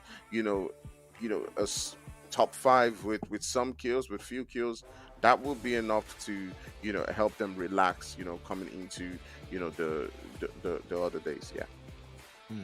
Patchy, you were talking about it earlier about how teams like Sincerity, like Blackjack Esports are still as good, as skilled as the teams that we've seen just now occupying the top part of this ranking after the first 2 matches of today. Now that we are going into this 3rd game and they're sitting in this bottom half, one of the things that we are seeing quite a lot of as we just before Miramar starts up, we're seeing that still it is the case that these bottom half teams are getting most of their points from eliminations. The top half, it's a sort of a mix of both. Is that a dynamic that you expect to continue onwards as we go into these perpetual weeks? Because as you mentioned earlier, this is only day 1. This is only the beginning of this 5th season of the Umzansi Esports League, brought to you by Nodwin Gaming Africa. So before Miramar gets going, what we've just seen right now in the ranking leaderboard and how it's configured, is that how it's going to stay in your expectation as these weeks progress? Yeah, I absolutely think it is. I mean, I was talking a little bit earlier about how striking a balance is really, really important. And I think you've just pointed out that that's basically the case when the team's getting towards the top of the leaderboard. They generally have a really good balance of placements and kills. And actually what we were seeing coming out of a team like EFX, who's actually quite high up the leaderboard overall right now, is just that. Not necessarily getting chicken dinner the whole time, but getting good placement points, getting good eliminations, and just consistently kind of staying there, making sure that they're not getting taken out first, making sure that they're not, getting crazy things happening to them, because it's actually no good getting up into the end game and then getting no kills, and then just not remaining consistent in that way, because then, yeah, sure, you get some high placement points, but then you get 0 the next game, and then, it's kind of less consistent that way. You can still make something work like that, but generally striking a good balance is just the best way to do it. It's the best way to get things working, because like you actually pointed out, there is also the potential to play into a half-half style, play a little bit more dynamic. Instead of just fully committing into an aggressive style or fully committing into a passive style, you can definitely play a little bit more dynamic with your team, see where the actual structure of the map is going, see where the rest of the teams are sort of playing into, and see where you can maybe just find a leg up, find a little bit of advantage in the map, and then press that advantage. So yeah, definitely I expect the trend to continue. Teams will certainly be able to the teams that will find themselves towards the top of the map will definitely be striking a very good balance between the two. I have yet to see a super dominating team come away with 1 million kills to the top. I think we did have that kind of happening once with G3 a little bit, where they were just absolutely obliterating everyone the one season. But for the moment, for the most part, I think we will see that balance generally tends to win. Balance is a very important aspect of this game, but one thing that both of you were talking about before we started going with Sanhok is when the game balance itself started to change, right? Because we knew there were going to be kills, knew there was going to be a lot of movement, but it just became a bloodbath once we got to zone 5, 6 onwards. When are we expecting Axfire for this particular map? We've already spoken about how much more cerebral it is, how much more strategic it is, generally speaking, Miramar. When does it become chaos? Which zone are you looking forward to before everyone is just like, well, hands in the air, let's go, forget about strategy, let's just go pew pew and kill as many people as possible? So what I usually see is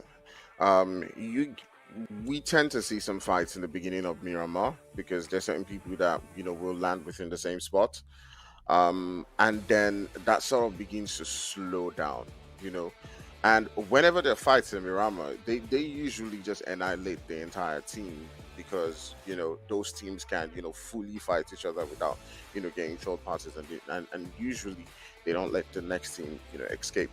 But it's usually down to pretty much maybe the last or the second to the last zone.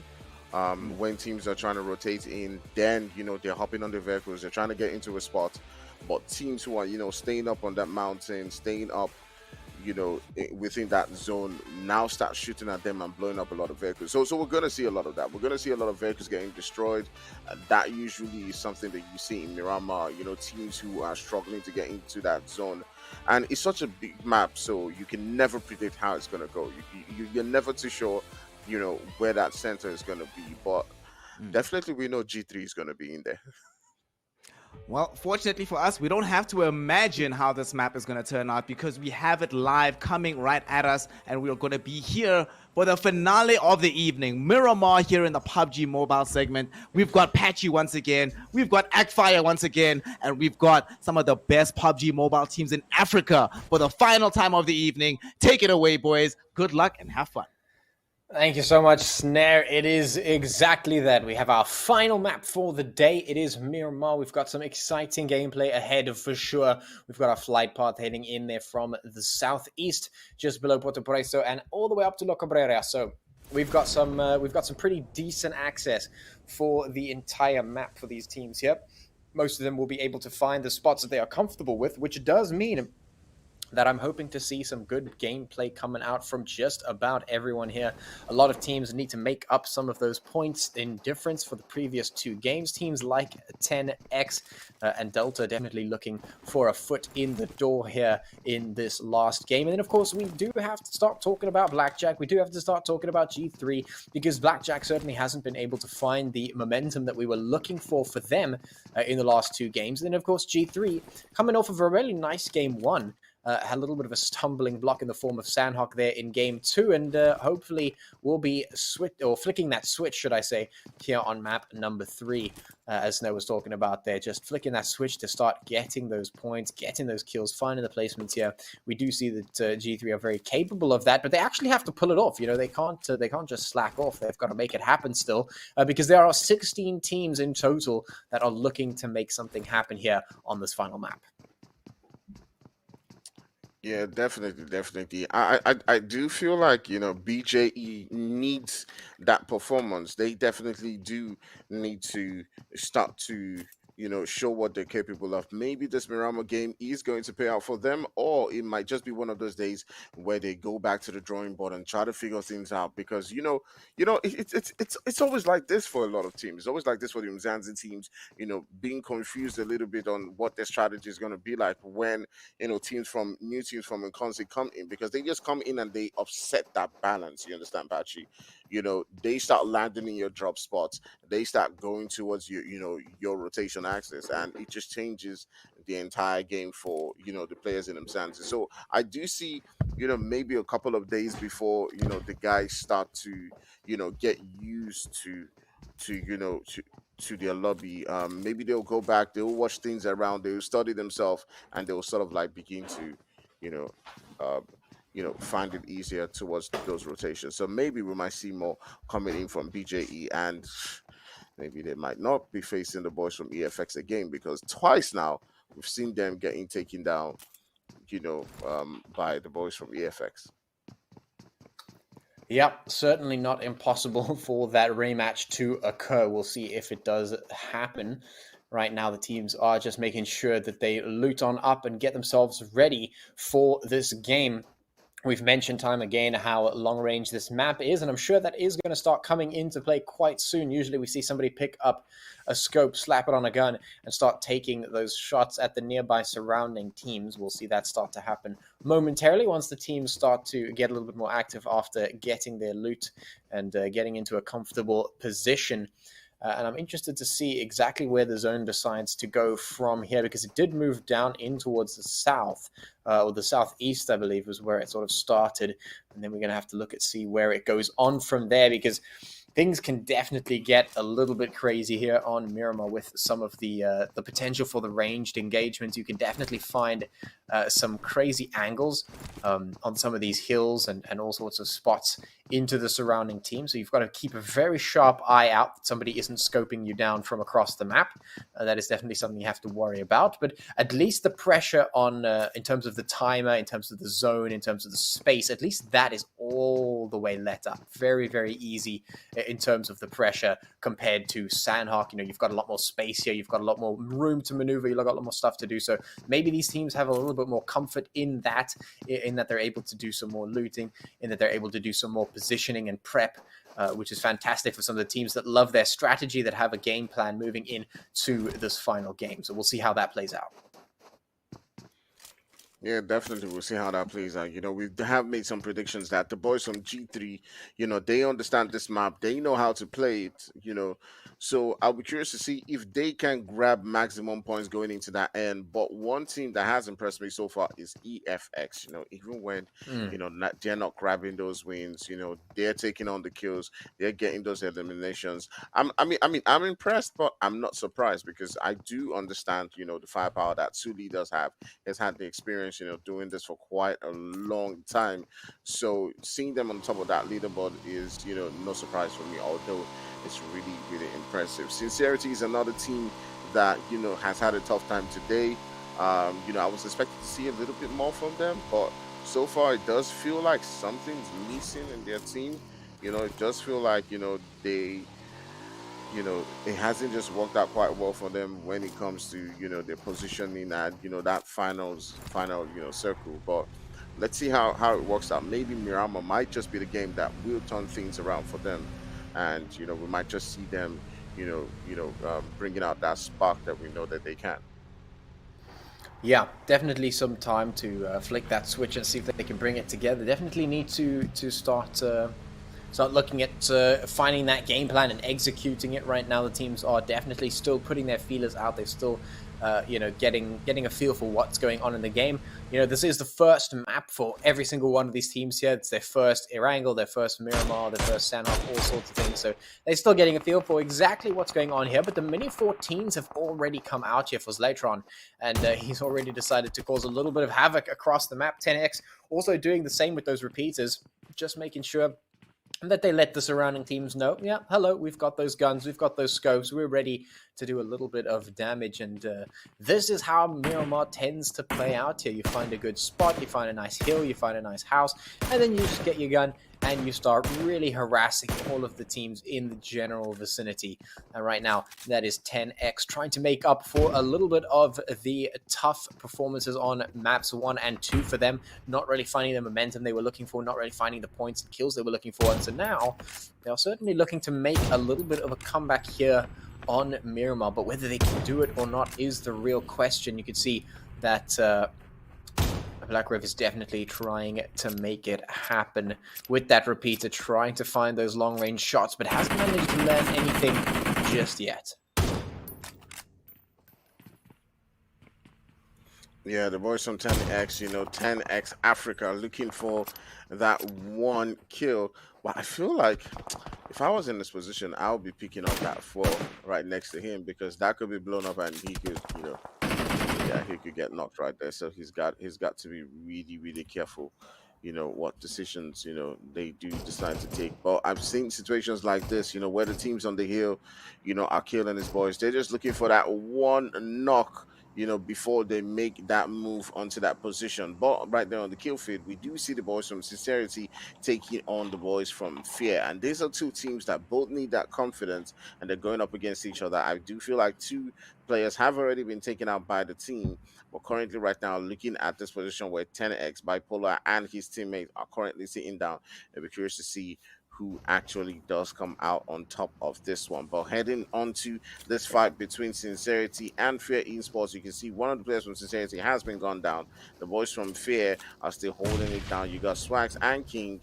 You know, it does look like King is just getting out of this position, and the boys from Fear will just be retreating away, because I do feel like probably 2 of the players from Fear have already been taken out, and they want to, as much as possible, get those points to keep them within the game. Fear hasn't quite had such a great day, but still, they've grabbed some points. You know, I do believe they were in top 5 in the last game, so they've still been able to grab some points. Getting away right there, Desire taking on some shots onto him, and you know, not being able to land the shot. But it does look like, I was wrong, Lens and Tratra are still in that position, looking to make that push. And you can see Desire trying to push onto that position, that, but he's got to be careful. The striker coming in from behind and actually does get that knock. Now the boys from Fear are actually looking to make that push and take on the boys from Sincerity. It looked like they were the ones on the back foot, but all of a sudden they've been able to get the revives, and right now they've chased the boys from Sincerity away from that position. Yeah, that was a bit of a difficult fight there for Sincerity, trying to get that res in. But Fear, they knew exactly what they had to do in that situation. They didn't make a mistake or a misstep. They just decided, all right, no need to pursue them into the smoke, no need to double down on it and potentially get taken out by somebody waiting behind that smoke with a gun pointed in our general direction.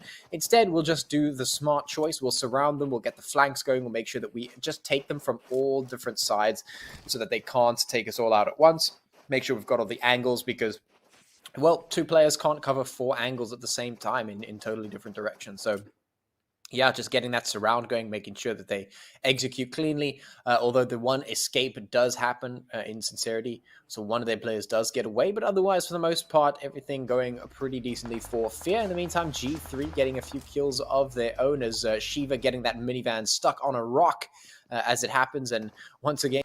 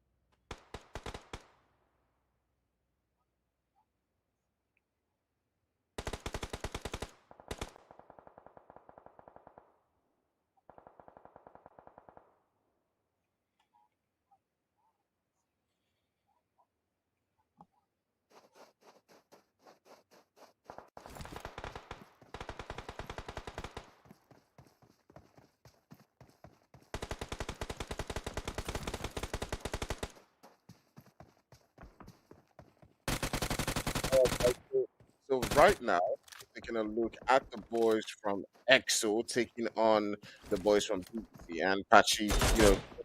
Take us through this so far. yeah, so right now we're watching EXO Redefine just clean up a little bit here. Down there. Also, Renil going to be going down there.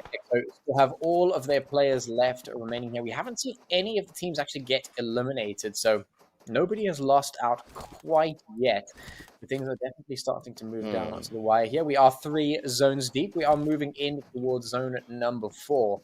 And things are definitely going to start heating up just a little bit. Solar Esports chipping in there in the kill feed just a little bit. We do have a 10x here, who is very close to ATROX. 10x have been a little bit of a nuisance all game long with some of those long-range pot shots. And now they're going to have to answer for it just a little bit. ATROX have decided that they're not having any more of that nonsense. They're going to be coming, knocking on your door and seeing if you're ready to fight right now. Zaltron have to come in from the other side to make sure that the team doesn't get taken down. ATROX now making the push, and it looks like their intention is to go in for the kill. So the question is, how are they going to get this execute going? How are they going to make the assault happen? Man, you know, I do think that both of these teams, like either way it goes, I'm fine with it, because the boys from 10x definitely do need that confidence coming up against a team like ATROX, but ATROX as well, you know, needs that consistency to begin to show those performances. But look at that coming in from Africa with that Uzi iron sight in that distance, taking out one of the players from ATROX, and now is when they do need to start making that push onto that position. And the boys from 10x, you can already see Africa holding up that Uzi, trying to rotate onto that position where the boys from ATROX are at, and you know the damage that he can do with this Uzi. But this is the moment where you do need that nade to go onto the boys from ATROX. He does need the support of his players. He's still holding on the Uzi. He's not able to connect as those shots were hitting down the floor. But Reaper does take one down, and too late to provide the support as Bipolar does get taken down. Right now, they're down to just the one guy. It's just Daz who is left, and ATROX tearing them apart, taking out the last guy and winning that fight. GG's to the boys from ATROX. Yeah, and 10x Africa getting taken out, so they're the first team to be eliminated here in the third map here for Miramar. So that's one team gone, and they're certainly not going to be the last team to fall here, as the fights are going to continue. EFX now on the wrong side of a few shots coming in from a couple of these teams. Rotations have to come in nice and quick, though, to stay ahead of that blue zone. We are 4 zones deep, so that blue zone is going to be doing a considerable amount of damage. You definitely don't want to get caught out there for too long. Blackjack Esports now putting in the shots in towards Delta, and here comes Mars. They're putting the pressure in from the other side, and this is going to be a problem. Delta now finding themselves very much pressurized. They're in the pressure cooker, but can they survive this situation is the question. Aimless, looking for a little bit of a cheeky shot there, is going to blow up the vehicle instead, and Shoto getting caught out. That's a problem. Now Delta not finding themselves in a very good spot. That's 2 knocks, some elims coming through, and things are just not going well. Here comes Mars. They charging in. The cavalry's here. Can they pick up the kills, though? A little bit of damage done to Zgood, but can he finish off the team? He's got to make sure that he doesn't let his team down, and indeed, he will find that kill. He will be able to get those, or at least start getting those reses in while Turbo comes in for the cover. Delta has not been eliminated just yet, but they are very, very close. They are hanging on by a thread, and this is not a good spot to be in with that blue zone slowly creeping on up and threatening to make things even more difficult. I really love the way Zgood played it right there. You know, he held out for his team. He was able to get a knock at the same time. Now you can see him throwing that molly onto that position where those 2 players from Delta are at, and he's looking to make that push. The full team, Mars team, is pushing together, and they're taking on the boys from Delta. You can see that they've got in a knock. That right now Delta is down to the last guy. Can he somehow find a way to keep his team in this? It does look like he's able to get a knock, but the third party coming in right there and taking out the last guy. BJE still in this. They're holding a position on that mountain, looking to farm several teams around. And the boys from ATROX are continuing to get those kill points. Yeah, they certainly are now. Black Crystal Helena is looking for some more shots in towards ATROX. Some hits coming through, but not able to find the damage. Immediately punished for it, and Black Crystal quickly and swiftly eliminated. Here we've got Blackjack Esports taking up residence on top of this mountain and just absolutely dishing out the damage. You can see ATROX and Sincerity, they are being handed some serious bullets into the face, and that's not exactly what they were hoping for. And there comes another few hits in towards ATROX. They're losing members left, right, and center. Willie now running for his life. He has kept the hopes and dreams of Sincerity alive for so long. He doesn't want to go down now. He wants to get as many points as possible for the team, so retreating as far away as he can. Exo Redefined taking some damage to the blue zone, just being absolutely ruthless. We know it can be. Team Inzimbi is going to get taken down there. The elimination does just come through, and everyone is just fighting on all fronts right now, fighting each other, fighting the blue zone. Things are definitely starting to become a lot more difficult here in this map. We've got 12 teams remaining, and as you can see from that mini-map, G3 have rotated up into a good spot inside that zone, and when that happens, you know that things are about to become a real problem. We've got Blackjack Esports actually taking residence on the opposite side of the zone, so these are two heavy-hitting teams potentially that could cause a lot of problems for some of these other teams trying to move on in. Definitely expecting G3 and Blackjack Esports to give us a little bit of a show here. Map 1 and 2 maybe not the best for Blackjack, but at least G3 did find something on the map number 1. Now we can see if they'll be able to pull something off here on map number 3. I think that there's a strategy that BJE usually takes, which is sort of like edging things out, farming the teams that are on that edge that may sometimes work against them, because sometimes they find themselves trying to get into the zone during those late periods and getting taken out by some of those teams. Well, you can now see that it does look like the boys from EFX are looking to push this position, and it does feel like every single time throughout today that BJE is getting into trouble, it does feel like it's up against the boys from EFX. Are we seeing some rivalry building up between these two teams? We know they've been playing, for a while against each other, but Mercury and the boys now will be looking to push onto that position where BJE is at. They're fighting to hold that zone, but somehow EFX keeps on finding BJE. Yeah, I mean, you want to talk about EFX, this is something else, man. EFX have actually been quite consistent here throughout our games today. Maybe EFX is a team that we've got to look at a little bit more closely as a potential contender, although maybe I speak a little bit too soon as the Rila Insider say, hello, we're coming in for those kills. Nico and Pyro now going to take so much damage, and down they go. The knocks come straight on through. The nades absolutely on point. Mercury now left to his own devices as the Rila Insiders roll up to claim their spot. Blackjack are going to be quite happy with this turn of events. They're just going to hold their spot on the top of this mountain, and things are not looking good. The nades flying in and just going to cause havoc all across the map. Blackjack quite happy with this particular turn of events, and Reverb just going ham. He's going to throw the bullets, and he will find the kills. Woo! Easy peasy Elam onto EFX, and well, Blackjack are just saying, no sir. No, sir, we didn't manage to do anything in map number 1 or map number 2, but map number 3 is where we start to strike back. Man, and the God of PUBG definitely is favoring them in this one. You can see them noticing that there was a fight going down between, the boys from Insiders and, EFX, and deciding, what, we're just going to third party this, we're just going to push it and definitely take our nemesis out, and that's exactly what they've done. Now, they do have the zone, they do have a spot within that zone. Now, all they need to do is just take on teams that are looking to get within that spot. They've got Fear close to them, they've got to worry about the boys from G3 as well, coming in. But they've got a full squad. They got themselves 9 kills so far. They got a lot of kill points as well, and they can get displacement points. So regardless of the fact that game one and 2 did not really go their way, they've been able to take out, the players who are currently sitting down on the top of that leaderboard, and now can turn their sights onto finishing out this game. They've got themselves 9 kills. 9 kills. Can they get 30 points out of this game? All they do need is 6 more kills, and they might be able to grab themselves, winner chicken dinner, and 15 points from kill points. Yeah, so let's see how that goes. We're down to 3 teams left within this game. They still got a full squad. They've got to worry about the boys from G3 and Pachi. Who do you think is going to win this one? Do you think the boys from G3 have enough firepower within them to seal out this game, or can Six God and Maestro find a way to come back in this one? Well, I mean, Blackjack right now are just on the hunt. They have blood in their eyes. They can smell it. They can taste it. They are ready to claim it.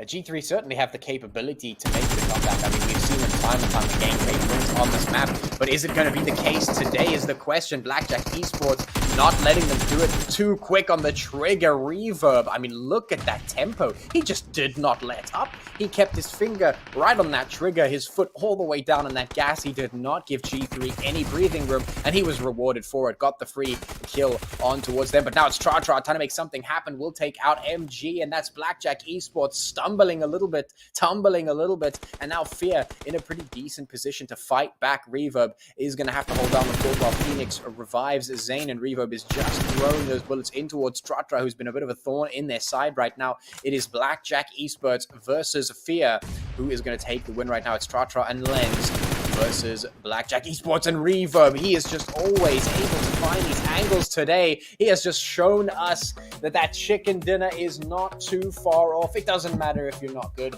in map number 1. It doesn't matter if you're not good in map number 2. When map number 3 comes around, Blackjack Esports is going to claim that chicken dinner with an absolutely nuts 2k damage coming in for themselves. 14 elims, 29 points coming in for them. Some very nice performances there. And of course, G3 making it up in towards the top spots as well is unsurprising.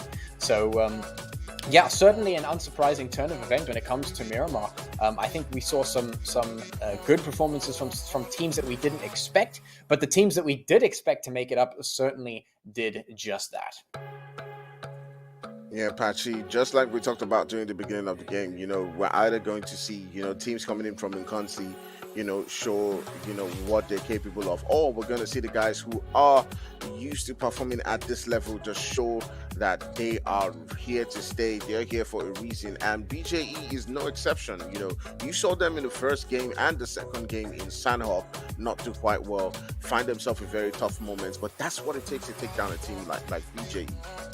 If they're not in situations like that and they're the ones on the front foot and a little bit of luck to on their side as get in the zone in that final circle, then they just do what they did right now and seal off the game. But we got to give kudos to the boys from Fear. They found a way to get themselves some points within this game. They're fighting back. You can still see them grabbing a couple of points right there on that leaderboard, and it's really impressive to see how things are going. I'm curious to see where they stand at the end of the day, by the time those leaderboards are shown.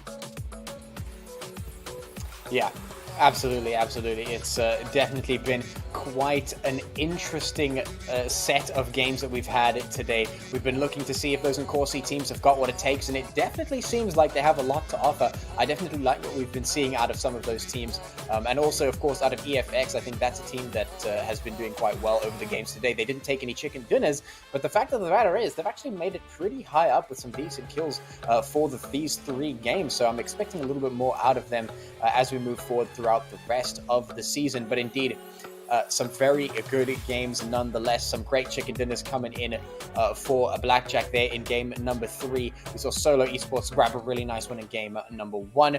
So some good performances pretty much across the board from both our Nkosi and our good old Umzansi teams as well.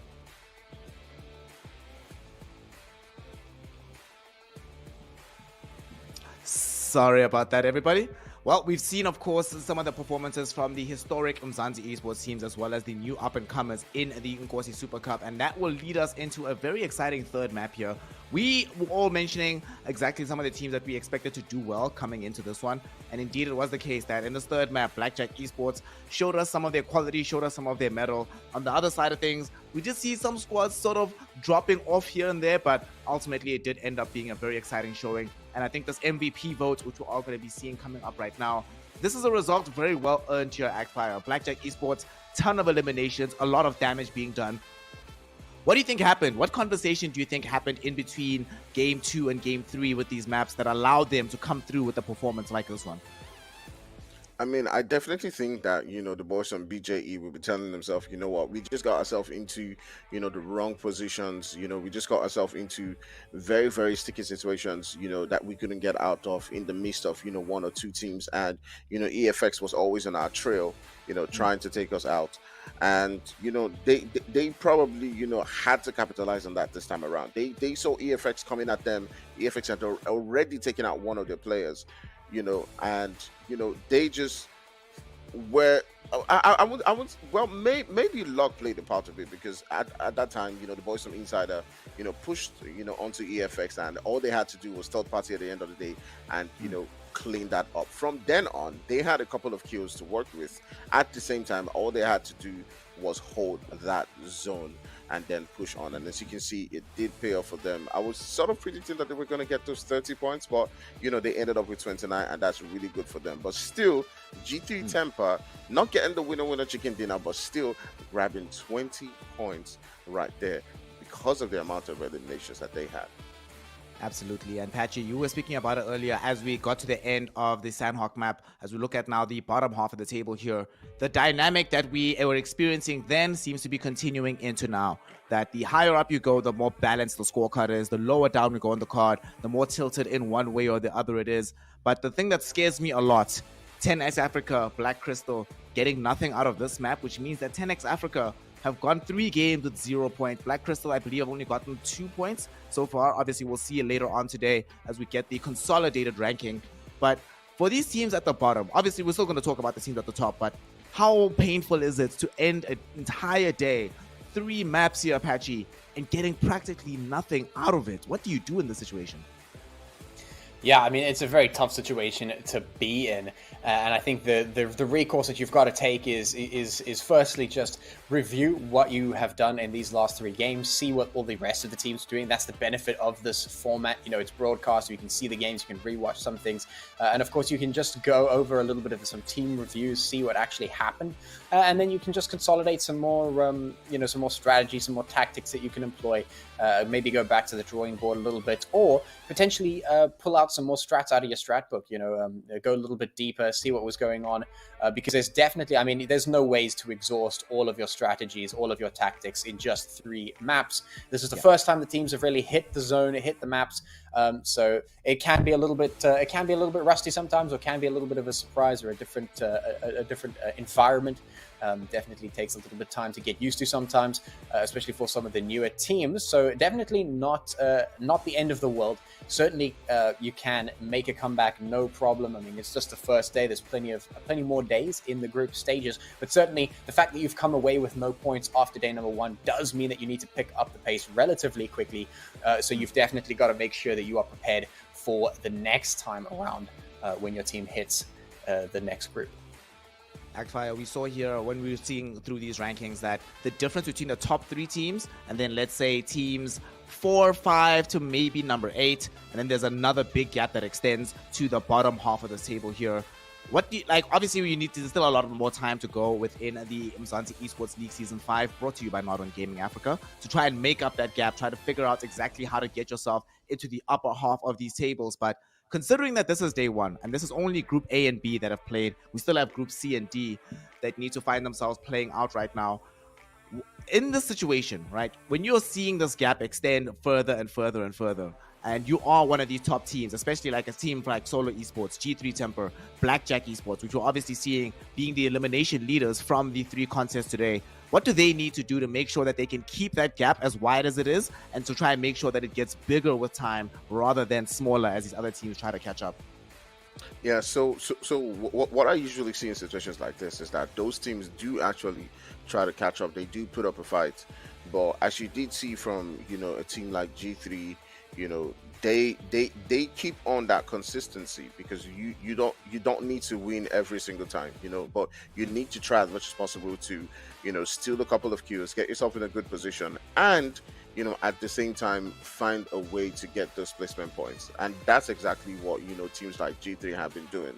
I fear for Solo Esports, because I feel like sometimes they're taking on unnecessary fights. They have the potential to get taken out quite early, but so does G3 and even BJE, but we still see them high on that leaderboard at the same time. So quality is definitely showing in these teams, and I feel like if things continue this way and the bottom table teams don't step up, they might just be running away with it. They have the potential to run away with it indeed, and we have already set the pace and set the standard for what we can expect from the further weeks here in the PUBG Mobile side of things in the Umzansi Esports League. With that, we are now at the end of the day, an incredibly exciting day, and it only gets more hype as time goes on. Here in the PUBG Mobile side of things, we are giving away $15,000, and in FIFA 22, hammering out $2,500 in prizes to everybody participating. But you do not want to be at the bottom half of that echelon. You want to be getting yourself the lion's share of that prize pool money, which of course means playing the best style of game that you can and getting as high up in the rankings as humanly possible. And with that, we're now going to be closing it out. Actfire, Patchy, thank you so much for your efforts today. And the teams will definitely thank you for your efforts of making it as hype as possible. So with that, we'll be coming back tomorrow to continue more FIFA 22 action, more PUBG Mobile action, and more importantly, more Umzansi Esports League action, this 5th season brought to you by Nodwin Gaming Africa. Make sure that you go ahead and follow Actfire, follow Patchy, follow Tendo Plays from earlier on in the FIFA segment, but most importantly, follow Nodwin Gaming Africa on all the socials. Till tomorrow, when we continue with the hype, well, this is us signing out. Nodwin Gaming Africa bids you good night. Until tomorrow, when we continue some of this Umzansi Esports action, we'll see you then.